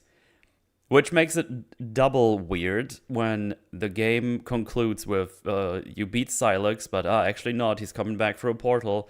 He's destroying the big teleporter thing. And now all 5 of them are holding off Silex because you have to press the button now or the thing explodes and everybody dies. Which is a hilarious QTE finale where they let you decide if you want to press the button. I pressed the button after a while because I was waiting, nothing was happening. It's like, okay, I guess this is just a fake choice. If you wait long enough, the thing just explodes and it's a game over and you have to do the boss fight again. So it's still a fake choice. Oh Oh god. god, I didn't even know that. Yeah, that's the first thing I asked just when I pressed pressed the button. I was I like, asked, okay, I asked Chess, like, okay, what happens if you don't press the button? It's like, oh, you just get to do the fight again. I was like, oh, cool. So yeah, it's a complete fake choice. You just go back and do the fight again from the checkpoint, I assume. But yeah, they all hold them off, and Samus just leaves them there to die, presumably. And then You she... figure like the sergeant would at least say, Nora, you go. Like, right? Or like Nora and Miles, you go. The 3 of us will hold them up. But it's like, no, it's just like we each need to hold one of Silex's limbs, and that's the only way we're stopping them. Yeah. Okay, apparently you start in phase 2. Yeah, okay.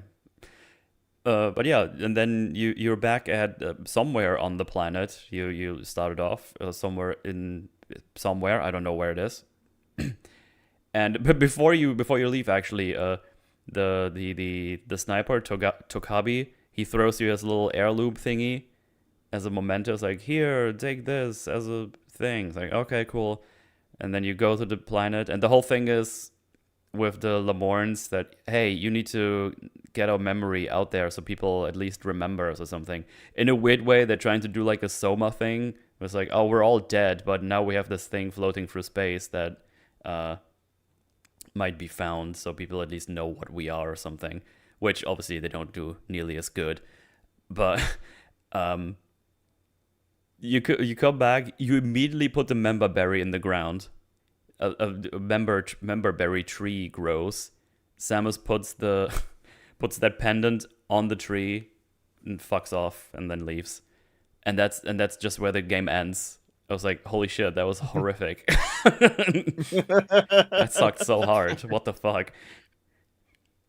And then, timeline-wise, she goes from this to Metroid 2. Really? And never speaks of it again. That is Yeah. hilarious. Yeah, so between Metroid 1 on the NES and 2 on the Game Boy, all 4 Prime games, as well as Prime Hunters and Federation Force, take place between the first 2 games in the series. Interesting. And the reason they had to do it that way is because in Prime 2, Samus kills all the Metroids.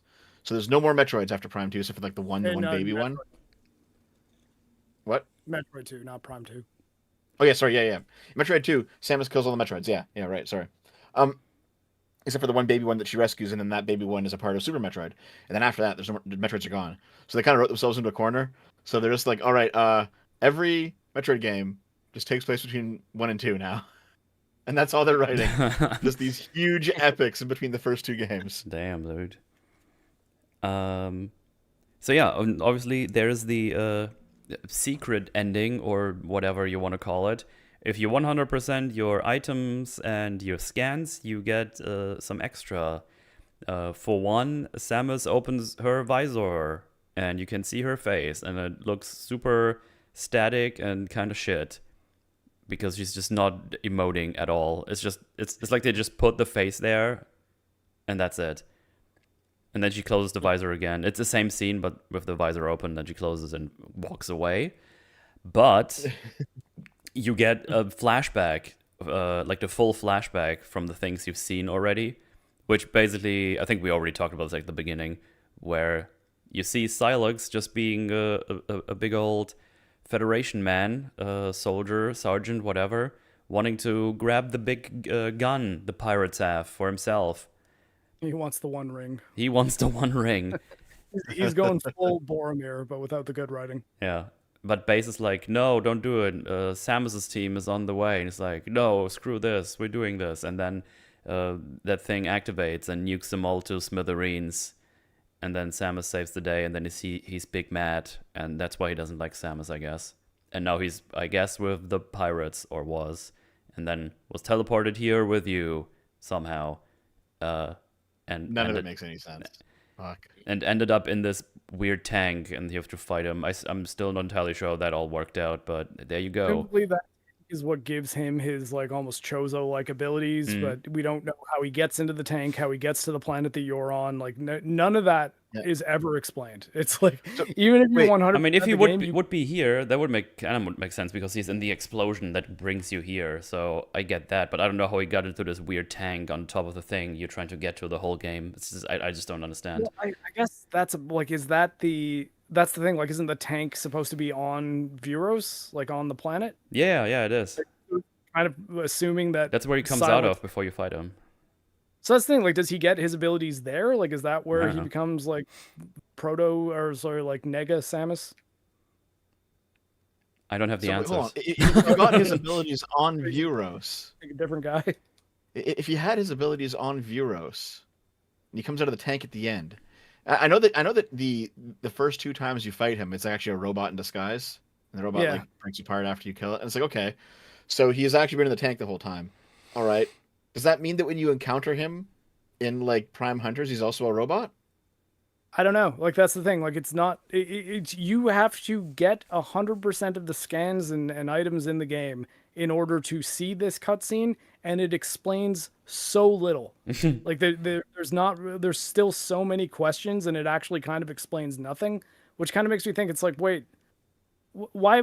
Like, that was so useless. Why not just have it in the game when you see that little snippet of the flashback? Like, what would have been the downside to giving us at least that much context to be like, oh, okay, so he wanted to do sort of a rogue, like, let's use this enemy weapon against them thing. Samus destroyed the weapon, his team died, and that's why he hates Samus.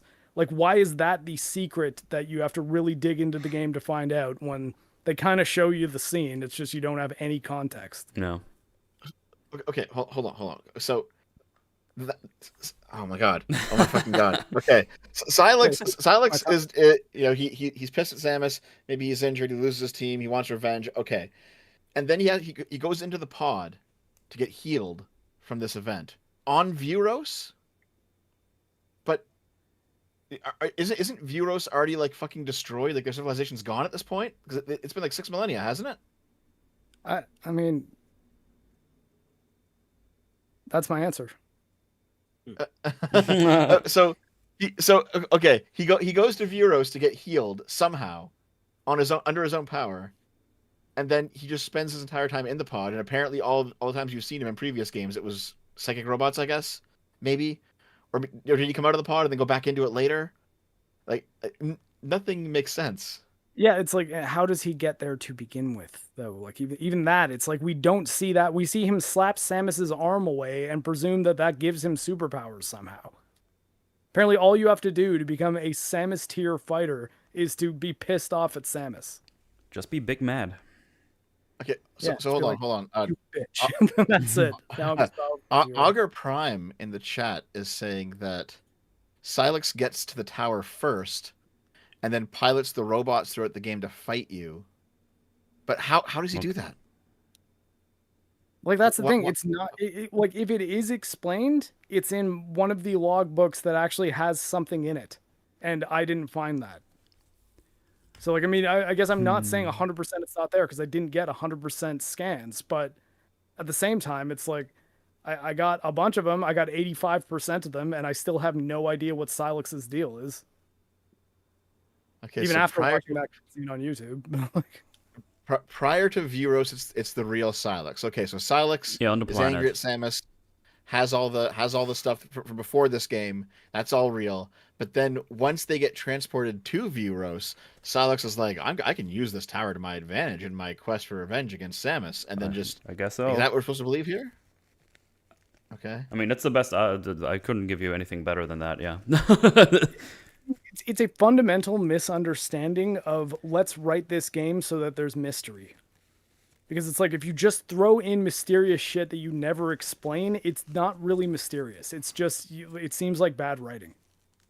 because there's not How dare enough you. there for you to piece it together. At least, I mean, as far as I can tell from the experience that I played, which was relatively thorough, I did not get enough context of what Silex's deal actually is, how he is where he is, Yeah, yeah. how he has the powers that he has, or even honestly why he's even that pissed off at Samus.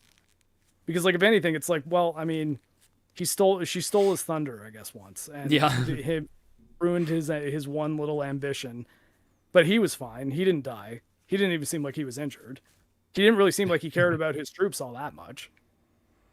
Not from what Like, we've it's just- seen. No. And like, I mean, again, like I guess it's one of the things that like it's sort of the inverse of like our Hereditary episode where I was like trying to just make the case that things were implied enough for me to make sense of it. Yeah. That is not the case here. It is just like it's ambiguity with nothing behind it. Yep. Pretty poo poo poo poo. Man, why? Why is this game? Yeah, that's a good question.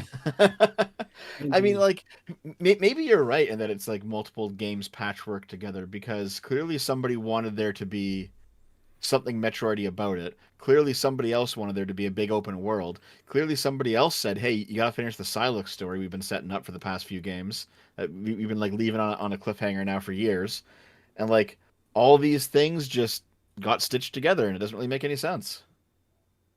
Yep. And what does Yeah, I mean, beyond mean anyway?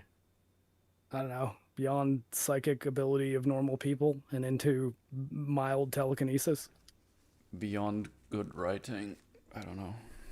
See, this Beyond is quality. beyond the Metroid Prime trilogy we know and love. This is a Ooh. new game for new audiences. Wow. That's why it sucks. Nice.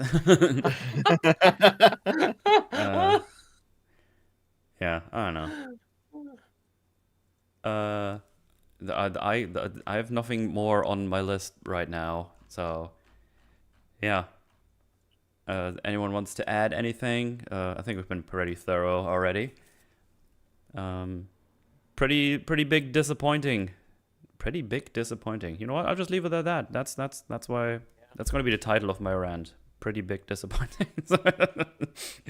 I don't know. This is not the one. This sucks pretty bad overall, I'm afraid. Wait. Prime 4, Beyond Disappointment. Beyond disappointment. Yeah, beyond disappointing. Yeah, just saying that it's disappointing would be a massive understatement. It's beyond disappointment. Yeah. Yeah, I don't know. It's we said it before, there's like glimpses of Metroid in here that feels like a Metroid game, but then you get ripped out of it immediately by Miles telling you where to go, and it's just starting to figure out that everything is kind of linear.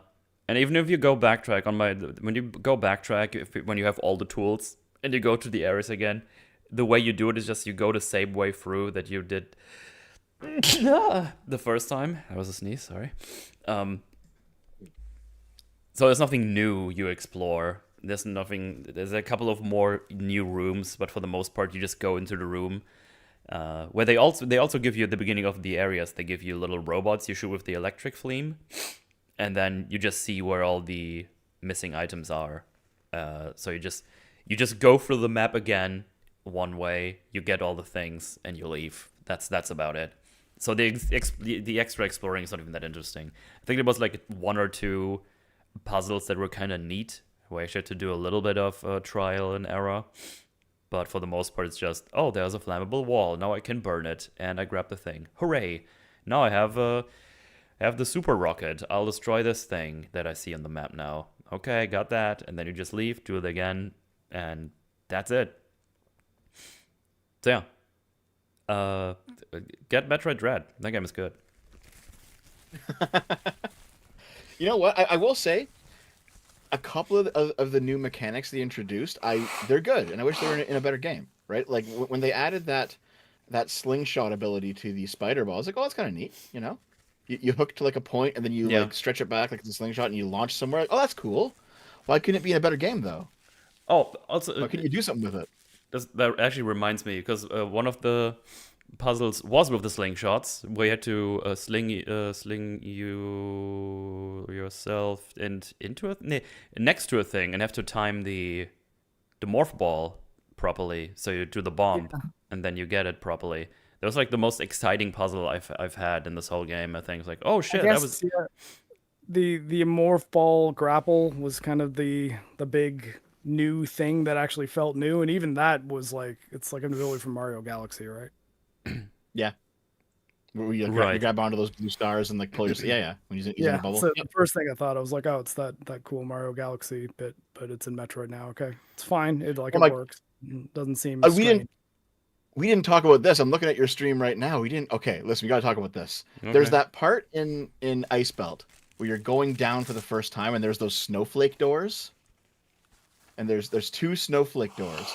You have to find 2 keys and then 4 keys to open up the second one. Right. And rather than actually find keys, you're just scanning random shit. And it's like, oh, part of the keys just happens to be in Oh, this right, one yeah. random scannable True. object. It's like, you don't even have us looting like a key or have it make any sort of sense. It's just that, oh, the key is scan everything because it might be in there. Why is it in there? Why is it in this console? Why is it in this beaker on the ground? Like what the fuck? What's going on here? Yeah, that was weird. I remember that now. It's the game telling you to scan absolutely everything because your keys will be in random items. Jojo's upset. Good. Oh my Yeah. god! The more I think about the various set pieces in this game, the more I'm finding things to get angry about. It's like, oh yeah, that fucking happened. Oh fuck. That's how that goes with these kinds of things. Or man, that one bit near the bottom of Ice Zone, where like clearly that everything's collapsing, you got to run for it, and you can just stand there all day. It doesn't actually collapse. I'm not in danger, really, are I? And then as soon Nope. as you like break the window and go through, then everything falls. Oh, you just made it out in the nick of time, Samus. Good job. Yep. It's like this is all just on rails. There's nothing actually happening here. Yeah, that's pretty Well, I mean, lame. even we touched on at the beginning of the episode, like every single one of these dungeons is move your way through linear path until the end, maybe fight a boss. In fact, I guess you always fight a boss, even though a couple of them are just sort of lame and easy. And maybe get an ability, find the teleporter stone that moves you outside of the area where you were just in. Or I guess no, that only happens in the shrines. You get the teleporter key that you have to teleport into that what's a shadow realm to actually be able to get. And yeah, and then make your way out, possibly using some of the abilities to get past obstacles that are now there that weren't there the first time you were going through it. Which, by the way, the door that you have to open in the is it the ice temple? Might be the ice temple. When you get the power bombs, well, you have to get through an area there with the power bomb, and when you scan it, it says this is sealed with a magnetic lock and is impervious to weapons, but you can power bomb it. I'm like, what? That like. If anything, the scan made me more confused because I was like, okay, is there like an electric thing that I need to activate? Is there a path that I didn't find? And I was wandering around that area for like 45 minutes until I eventually just power bombed it to be like, what the hell can get through this? Or it was super missiles. It was one of them. And I was like, wait, impervious to weapons except for one of my weapons blows it up? What do you mean? Like that was never the type of scan information you would get in the Prime games. It would always give you a material. Like it would be like this is benzonite or cordite or something like that, and one of those materials would correspond to one of the weapons that you have every single time. So once you said, "Oh, cordite," I don't have anything that can destroy cordite. You know that every single thing you've scanned that has cordite can now be destroyed with a power bomb or a super missile, whatever. And I think the only thing that was really true for was the fire things, like there'd be like webs, like spider webs in places that's like highly flammable. It's Yeah. like, okay. But this one, it was like impervious to weapon attacks, magnetically sealed. I'm like, okay, so I got to find a way to deactivate the magnet. And it's like, no, I actually just had to shoot it with a super missile. Yeah. No, that's a bit weird. Like when scanning should never make me more confused as to what to do. Okay. Like it's. Yeah, normally that shouldn't be the case. Well. Well, I think we've done it. I think we've done enough to this game. I I say guess, that. I guess I have one final question. I think. Yes. Everyone in Mauler's chat was saying like this has to be the new 17 and a half hour video. This is just as bad as Star Wars Outlaws. It's not that bad, is it? I No. don't think so. No. No, no. I'd say that like even us, like when we tend to go pretty in depth on games when we do gaming forges, like this is a pretty reasonably length one, to be honest. Like I think we did a lot more Silent Hill F, but Yeah. I mean, there's not a lot of story to talk about here. Like there's very little beats, so that whole section just kind of falls out of the window. Yep. And you know what? It's not that buggy. I only experienced a few bugs playing the game. No, like A couple performance-wise, weird this ran pretty good. Pretty darn good. yeah, performance is good. I think that at least Switch 2 wise, the 4K mode, it has far more texture shimmering than I figured you would want in a 4K version, to the point that it doesn't really look all that much different at all from the 1080p version that gives you 120 FPS. So I was pretty much in the performance mode for the entire game. But like aside from it looking like a game that's clearly on underpowered hardware, like relative to the type of hardware that is at least commonly out now, and yes, that includes like an RTX 3060 is stronger than this. Everybody like that, being like, oh well, most PC gamers are only on 3060s. 3060 is a really good GPU, man. Like it's still quite powerful. It is not as weak as you think it is. It's about as powerful as a PS5, which is significantly more powerful than a Switch 2. But that said, they did the thing that I like that they do on lower end hardware, which is they designed the game to run properly on the hardware. Right. And if you guys were saying that like the 1080p 60 FPS mode on, because it's only one mode, right, on Switch 1? Yes. Pretty much. You don't have so, graphics settings options. It's just No. the game. No. Okay, yeah. So 1080p or maybe upscaled from a bit, but whatever. Like 1080p ish, 60 FPS on Switch 1. 1080p 120 FPS on Switch 2. I'm okay with that. And like performance was decent. This is the technical performance that I prefer to see on lower end hardware. And I think it's silly that there's still console games that don't let you run the game at higher frame rates or can't even hit 60 FPS consistently, or games that run like trash on much more powerful PCs. I think at the very least, Retro and Nintendo should be commended for having a game that runs sufficiently to play well as a video game. And I would not say anything bad about the technical job that they did on this game. Most of my in fact, all of my problems are design problems, with the downside being much more difficult to fix. You can't just do an update that makes the design of the core design concepts of the game better. It's you'd have to pretty much start from scratch. Yep.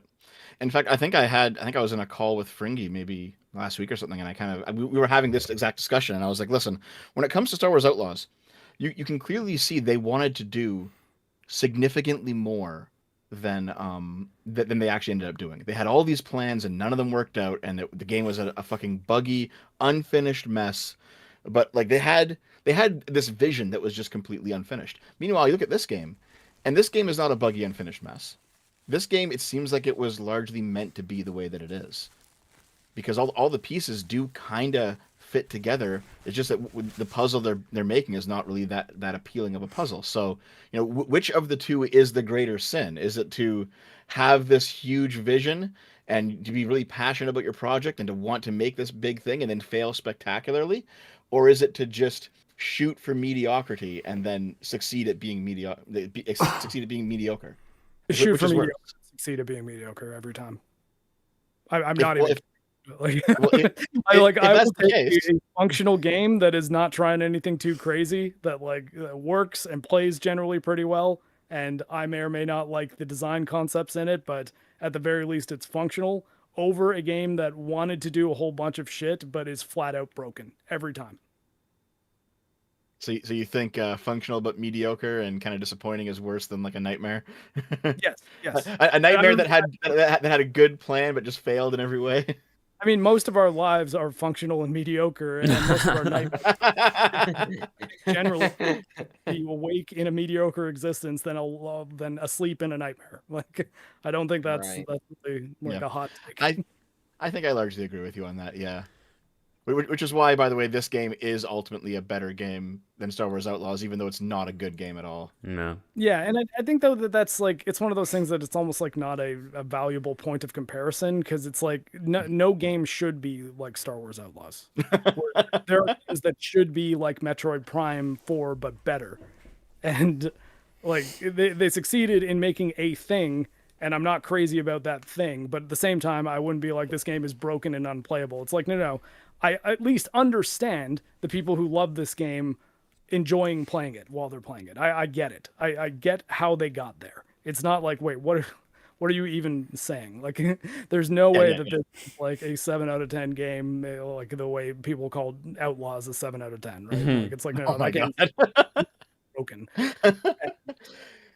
Like, this game succeeds at being a functional video game, so there's that. But at the same time, I don't even think I regret playing it necessarily. I wish it was better, but it's not like, oh man, I really want that time back because that just like sucked time out of my life that I'll never get. It's like, no, I played through it. I'm happy I played through it to form my own opinion on it at the very least. I just had a lot of issues with it. Whereas I'm every day I'm happy that I didn't take the time to play Star Wars Outlaws. Oh god, playing through that game twice fucking killed me. Boy, oh boy. But I didn't play it at all.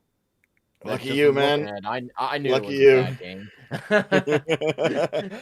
So, if you took this game and you stripped out all the Metroid signaling in it, like all the Metroid, like the Metroid layer, take that out, and just make it like, oh, okay, we're putting out a new game, and it's just called like Space Grimbus or something. Yeah, a first-person adventure game that kind of had some Metroid Prime elements. Yeah, and here's game Space Grimbus, and it's all new characters, new IP, but it's just this game. It would be like, okay, this is like a boring, functional, might be worth like $10 in a sale, maybe pick it up if you're bored kind of game. It would like the fact that it's a Metroid game is insulting, but the game itself is like, okay, this is like a cheapie, That's how it kind of feels to me. If this game was $20 on Steam, I would maybe even recommend it. It's not though. It's like a $90 game here. It's $100 fucking dollars. Holy shit! Well, $90 for the Switch version, and then you can pay the $10 upgrade fee to play it on Switch 2 if you want, which I did because I wanted to see what those two things were like. But that part I don't love. I wish the game was cheaper. That's for sure. But I don't know. Like it might be if this was like an indie team that made this exact game and it wasn't called Metroid. I guess I could see myself being like, yeah, there's something here. They could maybe, if they made another game, I'd be interested to check it out. But when you're Retro Studios making a Metroid Prime game, you don't have that leeway. No. Like, I can't rate it on that level. It's like, no, this is like marquee Nintendo franchise and the first entry in one of the more popular iterations of that franchise that's existed in like 2 decades, like 18 years, something like that it's been. 17 years? Wait, when was Metroid Prime 3? 2010? So that's what, 15 years. Well, keep in mind that Federation Force is technically a Metroid Prime game. No, it's not. It has it in the title. It has it in the title. That's the thing. Federation Metroid Prime 3 is 2007. Well, I'll say this much. I would be much more distraught if Metroid Prime 4 was more like Federation Force, just higher budget. I'd be much more upset than what we got here. Yeah, I don't really, rank or, just grade or rate games. But as far as, having like a tier list goes, this is like a very, I think I may sound kind to it by saying this. It's a very low C tier game. Like better than Hunters and Federation Force for sure, but there are just so many crimes with it that it cannot be put into B at most. Oh, it's not a B. My debate would be C or D. And most of the things that would get it to that level would be functionality and just like, it runs well. Some of the visuals are nice. The basics of it gets right enough. But yeah, I think I'm going D. But I mean, again, I think that's like, it's where the 5-point scale becomes a bit trickier too, right? Like, because I guess 3 out of 5 stars feels different than C in a tier list, because I guess you also have the S, and it's why I don't use scales. Right? No. Like, I will say that this is the most upset I've been playing a Metroid Prime game that wasn't Federation Force. It's Federation Force. It's chibi art. It's like Destiny light as far as its design goes, where it's like you're supposed to be playing ad hoc multiplayer on 3DS with like 4 other people. Like it's weird. It's not. It doesn't feel like it fits within Metroid Prime at all. So if they made this game and it was like a multiplayer focused chibi art game, yes, it would be worse, and I would be more upset about it. I'll say that. That said, I don't want them to make a Metroid Prime game like this ever again. Like I want them to learn almost nothing from Metroid Prime 4 except for what not to do. Yeah. Yep. Yeah. Well, okay. Let's say you're working for IGN. You get out of 10. Then what's the number out of 10? I can't work for IGN because I can only view the 10 scale as actual math. Okay. You know, fair enough. And, Score like a the real proper 10, then the proper scale. 4. A 4? Man, I don't know. Here's the thing. Like, I kind of reserve under 5 for games that are broken or unfinished. Well, right? That's what I meant about real math. 5 is average. Yeah. 5 is middle of the road. Like, so that's what I mean. It doesn't work with the IGN scale because for them 7 is middle of the road and 6 is below average. Right. Seven Seven is we paid you a bunch of money. That's what 7 is. Yeah, 7 is you could be absolutely terrible. But I mean, I guess the way people view an IGN rating is 7 out of 10 is like, it's okay. You might like it, but it's not great. Like the way people culturally view an IGN 7. But realistically, I think it's a real world 5 because I view it as an actual math scale where 10 is the top, 0 is the bottom, and 5 is the middle of the road. And I think that like if you say average is 5, I'd say this is a below average video game. And most of the reason why it even gets a 4 as opposed to like a 3 or a 2 is its like technical performance and general level of like control polish and things like that. Like it's sometimes fun to do the things in this video game. The thing is, all the things that make a Metroid Prime game great are sorry, Jojo and Rocky are fighting at the other end. All the things that make a Metroid Prime game great are generally outside of the core combat. It's the design of the world, the way all the puzzles connect with each other, the way the mystery unfolds. All of that stuff is extremely subpar, like 2 out of 10 territory as far as comparing it to the other Metroid Prime games go. So functional video game to me doesn't even get it to middle of the road. It's still below average because like if you said, should I play Metroid Prime 1, 2, 3, or 4? I would be like, literally that's the order. Like, Metroid Prime 1 is the order. 2, big gap in quality. Metroid Prime 3, another big gap in quality. Metroid Prime 4 is kind of where I'd put it. And I might have to play Metroid Prime 3 again to say for sure, because I think maybe this will color my perspective on Metroid Prime 3 differently, just because a lot of the groundwork of, hey, there's a team and like you work with the Federation a lot and the world's not as connected because you're flying around on Samus's ship. Those things might bother me more with the context of where the series is now gone. But at the same time, I think unlocking landing zones to fly Samus's ship to, which function both as fast travel points and save points, is better than having a big empty desert that I need to spend a fucking shitload of time rolling around doing nothing. But yeah, that's I guess pretty much. I'm gonna go try to. I think I mostly agree with you. I even agree with your logic on how the numbering scale works. But I think I'd give this game a 5, to be honest, not a 4. But still, I think I'm mostly in agreement. I think the only real difference here. Like, are you adopting my definition of 5 as average? Yeah, and I think the reason why I call this game a 5 is because it is an average game. Because average games are actually not really good right now. The average is going down as time goes on. There's a Overton window shift for the quality of video games. Yes. I don't know, man. You said earlier you're a Nintendo cuckold. I think you're just trying to get your good graces back with Nintendo. Would you give it less than 5, you think? Me? Oh yeah. I'm on like a low 4, possibly 3. Yeah, fair enough.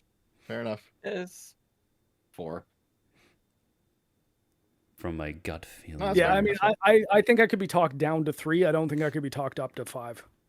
Nope, that's completely fair. see, for me, like a 0 is you turn the game on and it doesn't even boot. It's not even a game. Like a 1 is like a buggy mess. I almost think that like the game isn't functional as a video game, and like how is it even ending up on this video game's rating chart then? Like I mean, I know what you mean. The second you click the exec file, it's like you know nothing about what this game was supposed to be because it doesn't function. So know, it's like No, almost I not get even. it, but I'm being completionist here, right? Like for me, like a 1 is a game that is so buggy it's unplayable, like you just can't get through it. And then when you start to get to 2 and 3, that's when you're talking about stuff like Star Wars Outlaws or stuff like Sonic 06, where the game is exceptionally buggy, but you can still at least beat it if you muscle through everything. See, I almost think that if a game is incompletable due to bugs, I think that should still be off the chart because it's like, well, at that point, you're not talking about a functioning video game. And it's one of those things that I've had this argument with, like, actually long before I ever started making content with like people defending the IGN rating scale, where it's like the IGN scale really goes from 6 to 10 because 6 is bad and 7 is okay, 8 is good, 9 is amazing, and 10 is a masterpiece. And there's nothing below 6. What they would often say is like, yeah, well, I mean, there's so many games that like don't even function. I'm like, like, do they really need to be considered in the chart at all, or can we just lump those all as one? Do we need 5 levels that are basically never used? Yeah. Or can we make 5 the middle of the road game? Like, this game was pretty good, and I liked playing it kind of. I don't think I'm going to fire it up again anytime soon, but ultimately, if you're interested in it, yeah, pick it up. You might like it if it's on sale or something like that. Whereas below that, I'd be like, this game doesn't even really get to the point that it's good. So if you're really interested in it, maybe pick it up, but I don't recommend it. And then 3, you're dealing with that same thing, but it bothered me much more, which again, that's why I said I could probably be talked down to a 3 for this. 2 is, yeah, no, this game really sucks. It's just not fun to play at all. And 1 is the tier for like, yeah, no, this game is like barely functional. It has Gollum terrible likes. frame rate.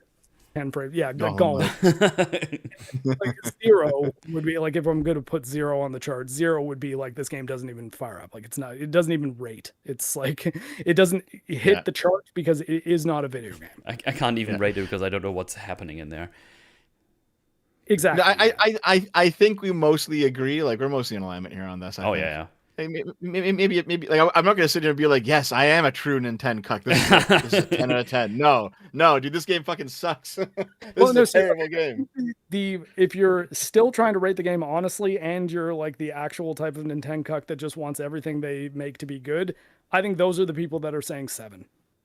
Because they're just like, I mean, it's a 7, you know, like I had fun with it, and it's Metroid, and I love Metroid, therefore, you know, it's a 7. And like, it's like, is it really, like, if you search your soul, like look inside your feelings, you know it to be true, kind of thing. And like, I think it ends up being lower than that.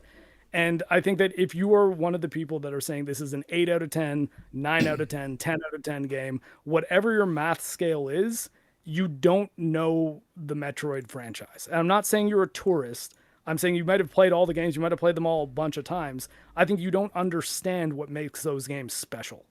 And that I think is a problem in those people's ability to have any kind of worthwhile opinion on these games at all. Because it's like, well, like, what could it have done to be less than an 8 if this is an 8?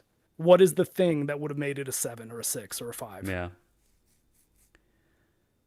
Yep. And I think often they'll say, oh, well, Other M, it's like, is it, or is Other M just that because like you've been told Other M is terrible for years, and like you've come to agree that that's the common narrative that you're okay with saying? I mean, I played. Don't get me wrong, I don't think Other M's very good. I think Other M controls like sheer hell, and it's ultra linear to the point that I also think it does not really count as a Metroid game very much. But I also think that there's a lot of people who say Other M is bad that have never touched Other M. Well, there you go. Yeah. So, got a bunch of super chats we should go through. If anyone of you guys needs to leave, this might be a good drop-off point, because it's been a couple of hours now. It's been almost 5, in fact. Yeah.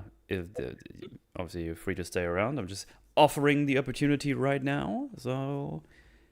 I don't mind sticking around. I mean, right. I don't do enough of this stuff, to be honest. This was a lot of fun, and being a political YouTuber means I don't get to do it that often. And I kind of want to do more of this type of content in like the new year, because politics is just doom. It's like full doom pill right now. So I enjoyed this. Good. That is good. But okay, we got 5 gifted memberships by M8. Thank you very much. Appreciate that. Yeah, thank you. We got $5 from Taker. I want Mauler's take on Silex as a character. His motivations are laughable at best. Oh, if he actually plays more of this starting tomorrow, he'll probably get there. I don't know if he's going to finish the game, but we'll see. I was watching an anime called Gachiakuta yesterday, and the Givers are the names of the superpowered people there, and we've just got a super chat from Taker. Ooh. Also goes on to say, the Lamorne turning into Grievers reminds me of Firefly and Serenity. Oh yeah, I could see that, being reminded exactly of that. Yeah. $5 by M8. Hey Mark, are you looking forward to preparing for the Forspoken Forge and the Dustborn Forge? I mean, I said that if Metal really wants me to, I'll play Forspoken, just because like I liked Final Fantasy 15 quite a lot, and I know Forspoken is the last game to use that engine. But boy. he says like, no, don't bother. And also, when I looked it up, Forspoken's like $70 on Steam. I was like, oh yeah, wait, hold on. Still, yeah. This isn't that meme price now? Like, how I'll buy this for laughs price? Like, what, Square Enix, what are you doing? Yeah. I can tell you, I'm not going to buy it directly on Steam if there's not a sale. That is not happening. But yeah, I'll just give you my copy, man. Don't worry about it. Slumpy with the $5 saying Metal is slowly being demonetized by a secret enemy working at YouTube. Ah, bastards. Oh. $10 from Jacob Shadow, thank you very much. As a Metroid fan, I can be objective and not chill for a game I was so hyped for. Good. That's how it should be. They dropped the morph ball on this. Nice. Game mechanics were fine to me, but flawed. Desert Hub is another different rant. Oh yeah, we talked about this at length. And I mean, like, the game mechanics were fine. Like, nothing about playing the game felt, oh my god, like they totally wrecked the gameplay of Metroid Prime. It's like, it's the design. Yeah, and it's so everything much around it is design more so than moment-to-moment combat or gameplay, right? Mola said he's gonna do one more stream on Metroid Prime 4 and then he's gonna stop. Okay, yeah, fair enough. But yeah, I mean, this is just how it should be. I mean, I remember when I was having my Alan Wake arc, and then I played 2, and on the first one it was like, okay, let's see where this goes. And then the next day arrived, I saw Ass play a little bit, I saw Mauler play some more, and it was like, oh no. Oh no. and then I think I was the only one who finished that game out of all of us, and that was a mistake, because that game fucking sucks ass. Yeah, sad times. I'm saying this because I was positive as well. I was excited to play Alan Wake 2, and then it was pretty bad, and that made me sad. And it's fine to change your mind, even during, when you start to think about stuff more. That's just how this works. And I went in it with a positive mindset because I had fun playing Control right before that. So yeah. Well, I mean, as I was saying earlier, like, I was really looking forward to Alan Wake 2, and it being Epic exclusive is why I didn't buy it. And then let's just say I was sent a DRM free copy of it magically somehow, and played about an hour of it, and that was enough. I was like, no, this sucks. This isn't like Alan Wake at all. This is the weird sort of like detective mystery that has like sort of bad writing and cringe characters, and it's boring, and I don't really care, and then never went back to it. Yeah. That said, I think that a lot of people glaze Alan Wake so much that I feel like at some point I should finish it. But I mean, again, it's like, don't. I'm willing to trust Metal and Mauler on how bad it was, because the time I spent with the game was annoying and boring, and I didn't really want to play anymore. But I like Control a lot, and the new Control looks good, and it's launching on Steam, so yeah. Even if it's bad, they might still get my sale. That's why you should always launch things everywhere. No. Well, here's to hoping that Control 2 is going to be as fun as the first one. We shall see. Lives in Dev's Wall specifically, I remember that name, with the $5. Thank you for that. I was forced to order a plushie. My girl wanted one after she saw my EFAP hoodies and thought the sad man was adorable. She has no idea who you are. That rules. That's funny. Yeah, that's pretty good. Good. And yeah, thank you for getting a plushie. Appreciate that. Jefferson C. Post with the $2 saying, developers have forgotten the joy of discovery. I do get that feeling sometimes as well, especially with games like these where they just fucking keep telling you where to go. I think it's even more insulting in this one because they pretend like you have a choice. It's like, you can check out the flare pool, but it's up to you. And then you check the other places like, oh, actually it wasn't up to me. That was like the only way I can go. There's actually nothing for me to find here. even up to a Resident certain Evil, point.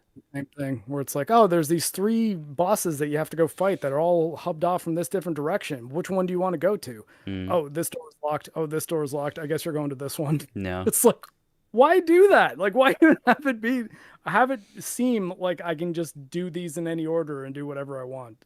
And I think the answer is, oh, because you gain abilities and they want the challenge to actually like work. And it's like, so design it in a linear fashion. You don't have to make it seem open for the sake of it. Just Yeah, make it so that you go to each area from one to the next. exactly. $5 from Jacob's Shadow, thank you. You don't need to pander to other gamers. Make it good and make it like how it was intended to be like other Metroid games. Yeah, I mean, we pointed at Silksong and other games that came out, like Expedition 33. That shit was just so good that, you know, not only was Silksong hyped as fuck and people bought it in droves, but when they actually went and played it, it was like, oh, this is also like just really fucking good. And that goes around, and then people start buying your game more. And now look at Expedition 33, 9 awards. I know the Game Awards are cringe, but that speaks for something still.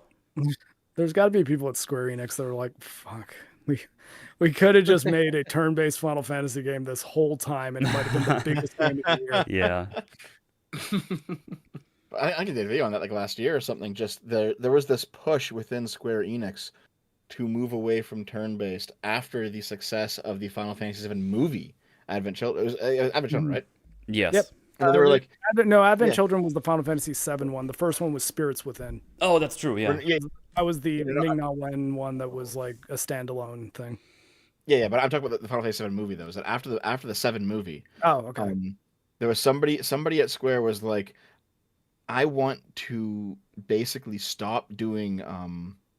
I'm going to start making action games until the action sequences in my games look as good as that movie looked, because that was amazing. And it's like, yeah, and I mean, especially at the time, because CGI anime wasn't really much of a thing, and if it was pretty low budget. When Advent Children came out, that would be like, I think I was in university at the time, and that was something that people who had no interest at all in video games would just download like a clip of a fight scene in it and just be like, this is fucking wild. Like, I think it was that first kind of fight with Cloud and the kind of Sephiroth clone guy. Yep. Right. But, it's pretty over the top and crazy, but the problem is it's like, well, but ultimately it's like he made a Final Fantasy movie where all the combat in it's like Devil May Cry, and now there's a whole big group of people who think Final Fantasy is like Devil May Cry. Yeah, and so that's why like 16 looks the way it is and plays, 15, 13 as well. They were all attempts to try to live up to the hype of the 7 movie.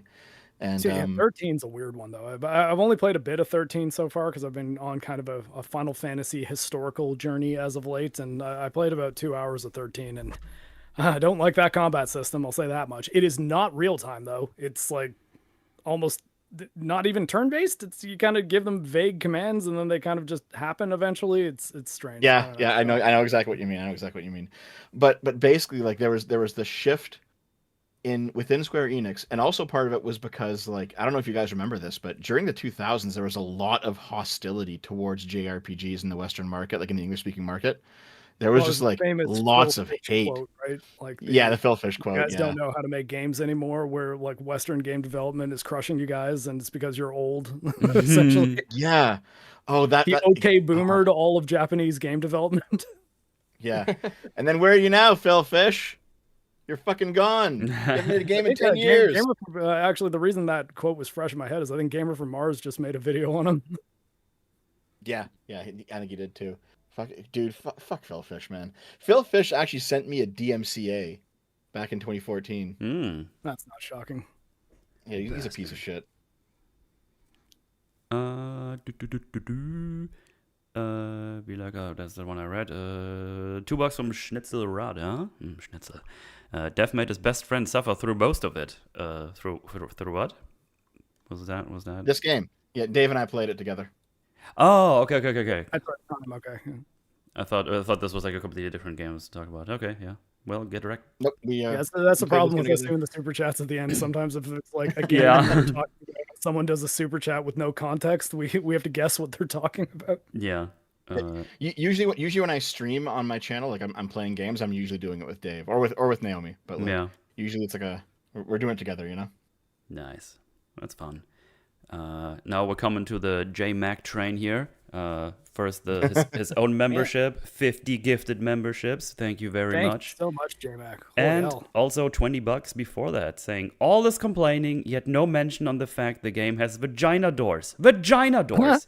You're doom pilling and Metroid finally has vagina doors. Shaking my damn head. Snyder would be so proud. Fundamentally, aren't all doors vagina doors? Pretty, yeah. Good. Yeah. Or if you're going back to the likes of HR Giger and his art style with the Alien series, and having that taken into something like Scorn, then Ugh. I don't know. Hey, look, if all swords and guns are phallic, then I think we can call all doorways yonic. Okay? That's where I'm at with it. Then we got retard James Moore. I hope this never I hope he never changes that handle. That's funny as fuck. I'm amazed that YouTube let him do that. That was my first reaction when I saw it. It's like, how is this allowed? Confirmation that retard is just back as a word that's able to be said, right? We are it's so back. But yeah, membership. Yeah, and bring that other F word too while you're at it. The one that I don't see, that one's a trickier one because I think people are often saying that to people that it applies to literally with malice, whereas I don't think anyone ever calls a mentally handicapped person a retard. Like it's something that people who are not handicapped in any way call each other as like jokes or like describe concepts as adverb version. Yeah, I just love that South Park episode, the F word. Yeah.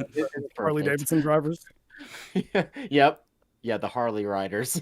Yeah, I think that would be a trickier one culturally to bring that and have people be okay with. Like I was thinking, like no one calls anyone who it might have applied to in a medical sense 100 years ago a retard. Yeah. Like it would seem mean, and like you just wouldn't. Yeah, it's really just to best describe, attention-seeking retards and all. Anyways, anyway, we're happy. Yeah, James with the 38 months of petting the Charlie membership. Thank you very much. By the way, Metroid Dread does this. If you get clever with the limited mechanics, you can go to closed dead ends, fast travel early, get a reward, then turn back around and continue on your way. Just replay Dread instead. It's worth the time and money. Yes. If you watch my video, I actually show in that game you can kill Kraid in like one hit, or not one hit exactly, but once you get to like Kraid's second phase, you can, if you get the morph ball bombs early, you can bomb open the bottom left corner of the screen, and there's like a little morph ball cannon that you can then go into. Then you get shot into Kraid's stomach and can blow him up from the inside. That's fun. So like, yeah, someone I think when I was streaming it, someone mentioned that to me, and then I like looked into how to do it, and on my next playthrough I took the time to, and when I did it, I was like, oh, this is awesome. Nice. That's cool. I don't think I ever would have found that organically, because to get it, you got to do this kind of crazy slide jump thing that took some practice. I'll say that much, but it's cool. I don't know if there's stuff like that in this, but I feel like sequence breaking is not something this game will let you do. Something to sequence break. That's the thing. I mean, what if you can actually get into the ice temple without going to the fire temple? Yeah, I mean, I tried doing some cheeky jumping here and there where it looks like you can kind of stand on things, but they made sure to like extend hitboxes for some things, so you just slide off, and it's like, you fucking cowards.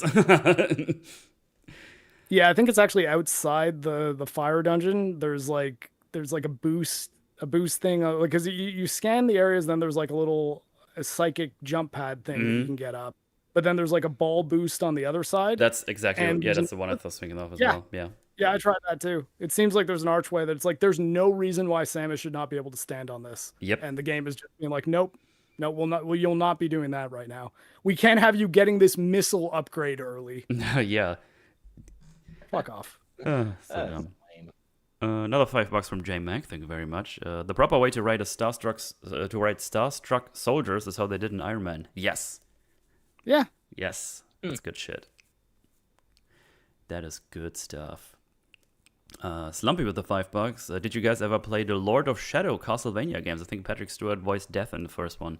I did play those when they came out. I have no Same. memory of those. I fiddled around with them actually while making my Metroid video because Mercury Steam's the one who made them, and they're the developers who made Metroid Dread.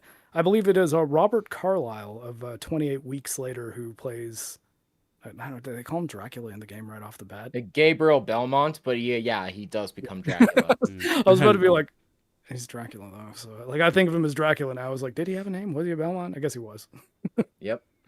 Yeah. That was the Castlevania series though that Kojima I think produced, but ended up not really okay. having. Yeah, like at least the first Lords of Shadow anyway. Interesting. Yeah, as And, far yeah, as I think Lords of Shadow Shadow 2 goes, Mirror of Fate. Mirror of Fate was the 3DS one they made, which I can only assume Yep. is what eventually got them Samus Returns and then eventually Metroid Dread. So oh yeah, you know, every so often a team that's just making games that are in a similar genre might make their best game if you hand them a series like Metroid. So Yeah. you know, hmm maybe it's time for Retro to retire from Prime. right. Another $2 from Slumpy asking thoughts on Lenny Kravitz as a Bond villain, like the In the video game, yeah, like the singer. yeah. Lenny Kravitz, like Wait, American Woman. Actually, that's like a Guess Who song, but you know Lenny Kravitz. wait, is he gonna be one or? He's the Bond villain in the video game. First, Oh, okay. I didn't hear that part when you said it. Sorry. I mean, let's see. Lenny Kravitz is alive. No, I know. I was just, I'm not aware if he ever did any kind of like acting or voice acting even. So I don't know. Maybe it He was works. in the Hunger Games movie. I've never seen those. What else has Lenny Kravitz been in? I mean, so feel like he has done acting before. That basically just answers my question.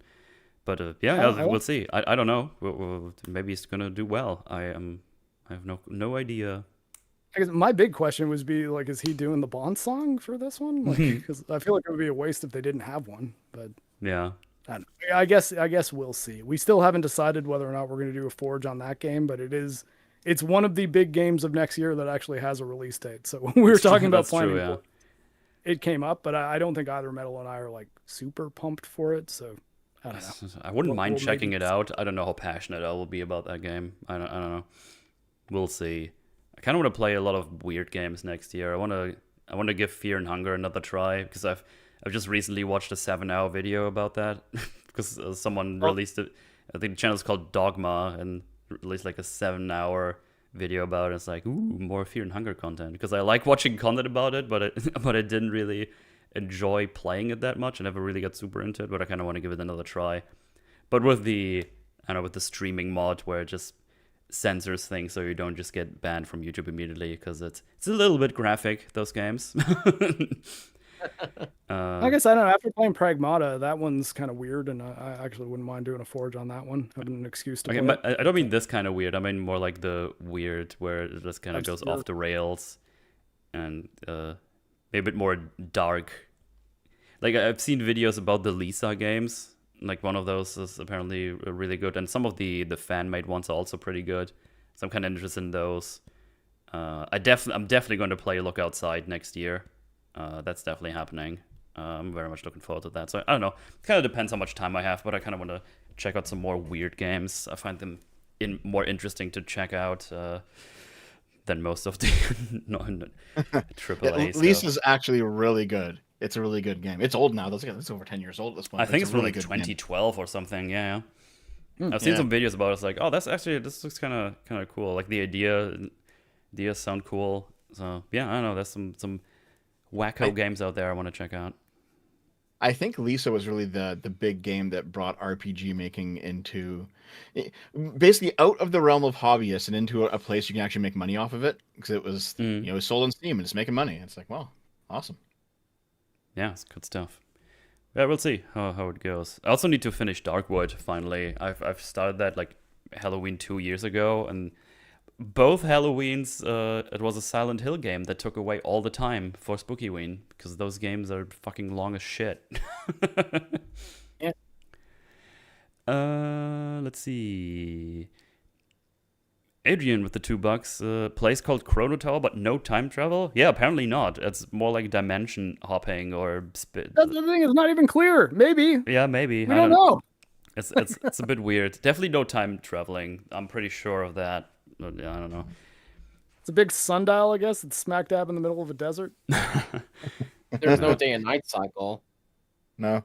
The only time traveling is all the time you lose playing the game. Yes, that's for Basically. sure. As you drive across the desert over and over, you're just minutes of your life ticking away. I time travel 8 hours every night when I go to sleep. Yeah. Yeah. $2 from Slumpy. Witchfire releases next year. Hint, hint. Oh, that was like the. Oh, yeah. I remember you recommending that. Just checking out. It's on my wish list. Well, we'll see. $5 from Jacob's Shadow. Thank you very much. I wonder if Bandai Namco was doing things like other Metroid Prime games were doing, like not having a desert hub, and that's why they were scrapped. They were actually doing a Metroid game that's like, no, put it down. It's like, they're like, Give it you back need to- a Breath of the Wild area with temples, and they're like, that's stupid. Let's not do that. And they're like, you're fired. Fuck you. Go make Ace Combat 8.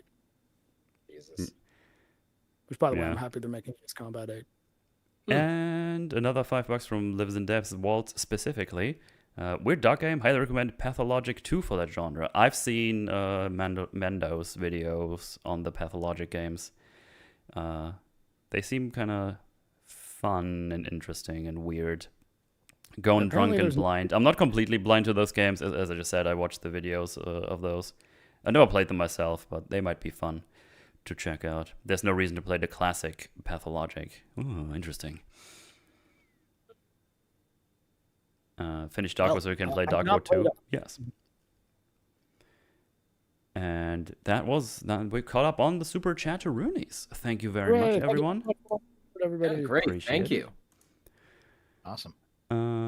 Well, before we're out of here, Dev, do you want to tell the people about your disgusting content you do online? Sure. Why not? So I primarily do political content, and I do actually love politics quite a bit, which is a weird thing to say. Lots of people just find like politics only like tolerable at best, but it can sometimes be pretty fun. Though right now it is quite blackpilling some of the things that are happening out there in real life. But I've done politics videos, I've done gaming videos, I've done drama videos. You know, my pirate software video did very, very well. And that's kind of my channel, is politics, gaming, drama. And I kind of just do whatever I feel like, you know, whatever's happening right now, kind of balance up against whatever I feel like. I was thinking I do want to start a new channel. And I'm thinking, like, do I want to split it off by topic? So like just have one channel be pure politics, and then one channel be like gaming reviews, because there's a lot of games I want to talk about, including this one. And then I realized, like, no, I think what I want to do is to split up the channels by length, not by topic. Okay. Because my biggest problem right now is that I'll make a huge multi-hour video essay and I'll drop it, and then like my next upload is like a 10-minute kind of like talking about what news happened today upload, and then the big project I've been working on for months gets buried. Get swarmed. I'm like, around. no. Yeah. So I need to basically, like, because there are some very long, in-depth politics videos I want to make. There are some very long, in-depth video game videos I want to make. So I want like a long channel where things don't get buried, and then a short channel where I can just kind of put out videos at like a more quick pace, if that makes sense. So I think the new year will have one me talking about video games more, because I love video games, and politics is getting too blackpilling. But two, me doing more longer videos, because man, I think my best video I've ever done is a video not even on my channel anymore, because it was about pornography. It's on like a backup channel now. But there was a political drama where, like, you had a company that was making a porn game on Steam. It blew up. You had a bunch of Australian feminists coming after Steam to take it down, but then also like a bunch of right-wingers who are like Christians coming to take it down. And they kind of teamed up from both sides to take down this porn game. And so I did a video on the drama. I did a video on the game itself, so there was a gameplay through in there, on the reaction to it on social media, and then also at the end there was a section where I talk about, you know, why is it important. that you don't censor pornography. Obviously kids shouldn't have access to it, but like let's discuss what a free and open society should look like and why it's important to not censor porn, because we're all adults here and we can make our own choices about what we indulge in private, right? So it was a very multifaceted video covering all of these related, interconnected, like it's like a web of topics. And one, it was a 4.5 hour long video, so my longest video to date. And two, I think it was my best video to date, because everything kind of like weaved in together just like perfectly. There was enough humor in there. There was enough real conversations in there. And I'm like, you know what? That's the kind of content I want to make going forward. So I think that's what you'll Porn see from content. me on my channel. Not, Nice. not porn content. Porn. But like, I need to watch more porn. like for example, I'm writing a video on Blueprints, because that was an incredible game. Blueprints. That's good shit, And there's so much to talk about in there. There is, just how the game plays. There is the roguelike element to it. There is the puzzle and the puzzle element to it. There's the lore, and there's also a political discussion. I think Metal, you and I had this conversation offline at some point, I think, in DMs or something. But I remember saying to you that like you can enjoy Blueprints without getting into politics. Oh, but right. the Yeah. story of it is political. And you can just have fun with the game and not have to engage. You don't have to engage with a game on a political level. That's fine. But the story of Blueprints is a political story, so there's something to say about it. It's like, man, I should make this video essay. I should do this. So Yeah, I'm going to do sounds it. Go for it. I think that's where I'm going. Well, Yeah. there you have it. Good stuff. All right. Link in the description. Jen, yeah. how about you? Where can the people find you? Well, you can find me on YouTube. Like, my main YouTube channel is really just, as far as my content goes, it's a mix of movies, games, and I want to go back to doing anime again, though. Yeah, I've just done some re-evaluation and looking through and just studying Japanese culture and all, and the terminology of certain, tropes and all. So, yeah, I'm just going into anime reviewing like much later with a fresh mind. But as far as my gaming content goes, yeah, I've been doing that the most. And so far, I've just been covering the Metal Gear series proper. I first started off with my take on a full hour analysis on Metal Gear Rising, because that's my personal stepping stone. And after that, I covered the two MSX2 games, yeah, in one video. And after that, I did like a nearly 3-hour analysis on Metal Gear Solid. And I'm currently still writing my Metal Gear Solid 2 analysis. I'm basically in the rabbit hole where, there's a lot of story elements that have repeated from the first game. But yeah, I'm just going to go into like a little discussion about that as far as that goes. And yeah. Nice. And that's pretty much my main channel. As far as my second channel goes, I haven't done much with that, but I want to do more of voice acting, music, sound design, and yeah, karaoke, because I did do a karaoke stream before. Hopefully, like the next time I do it, it won't be another Spinal Tap type fiasco. I remember you telling us about this last time. Yeah. Yeah. But yeah, that's what I intend to do with my second channel. As far as streams go, I'm on Rumble. That's my escape channel. Right. Cool. Yeah, so like the on rest Rumble. is yeah. All your TOS breaking content's over there. Yeah, that too. That's where the IRL streams happen, where you spit on the homeless. Yeah, gotcha.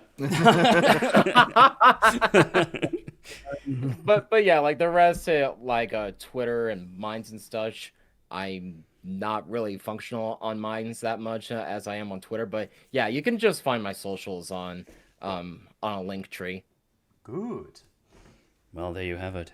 Go follow both of the lads. Mark, you got anything planned at the moment? Anything going on except Flurges? No, not really. Just Forges. I guess we have one more pre-record to do for our Christmas arc, so that we will not be leaving you, at least not spiritually. We will be leaving you live, but there will be things to listen to during the weeks that Metal is in Maulerland. Mhm. And I will do my best during those episodes to be in the chat for as much as I can be of it, so that if super chats are given, I will be able to respond to them in text, because obviously I can't hop on to an in progress pre-record stream. But yeah, and then any support that we get during those will be read out at the beginning of our first episode back. So they will Yes. not be super chats into the void. Hello, Jojo. I'm being attacked by a puppy. No, no. This is my life right now. Hey, baby, you're a cute puppy. Anyways, that's it. Good. Well, as for me, yeah, we're doing one more Forge next week. I actually don't know what we're doing next week. We'll figure something out. It'll be great. I'll be recording a rando rant on this video game we just talked about. So I'm gonna get some kind of video on it as well. I got more than enough notes to do like a pretty good rate. This might rant. It's probably gonna be like an hour, I couldn't imagine. We'll see, maybe not. But I'll record that tomorrow with all the information I have gathered. So I won't leave you without some kind of video in December, because I was not able to finish that other video because work was doing work things and has cuckoided me of my time. So sad. But yeah, I'm doing that. I'll probably do like a couple of gaming streams. I don't have anything lined up. Maybe I'll just do some more Silk Song, maybe. Maybe I'll play something completely different, chill, before I go back to anything else. Because obviously I don't have time to like do like a full other game. I'll figure something out. Metroid Prime 4 hard mode, speedrun. Do it. Oh god. Also, Sty Games send another super chat here. Thank you very much. The best palate cleanser is replaying Prime 1 through 3. Yeah, that's probably true. Maybe. Although I also recommend Dread. Play Dread. Yeah. But yeah, I'll figure something out. But yeah, tomorrow I'll record that rant and edit that up. So that should come out next week. Yeah. And then I'm off to Flim Flam Land to get drunk. But yeah, there you have it. Right. That's what's going on. And with that, thank you everyone for hanging out. Thanks for joining. And we'll see you all soon. Goodbye. Bye, everybody. Jojo, you gonna say Bye. goodbye?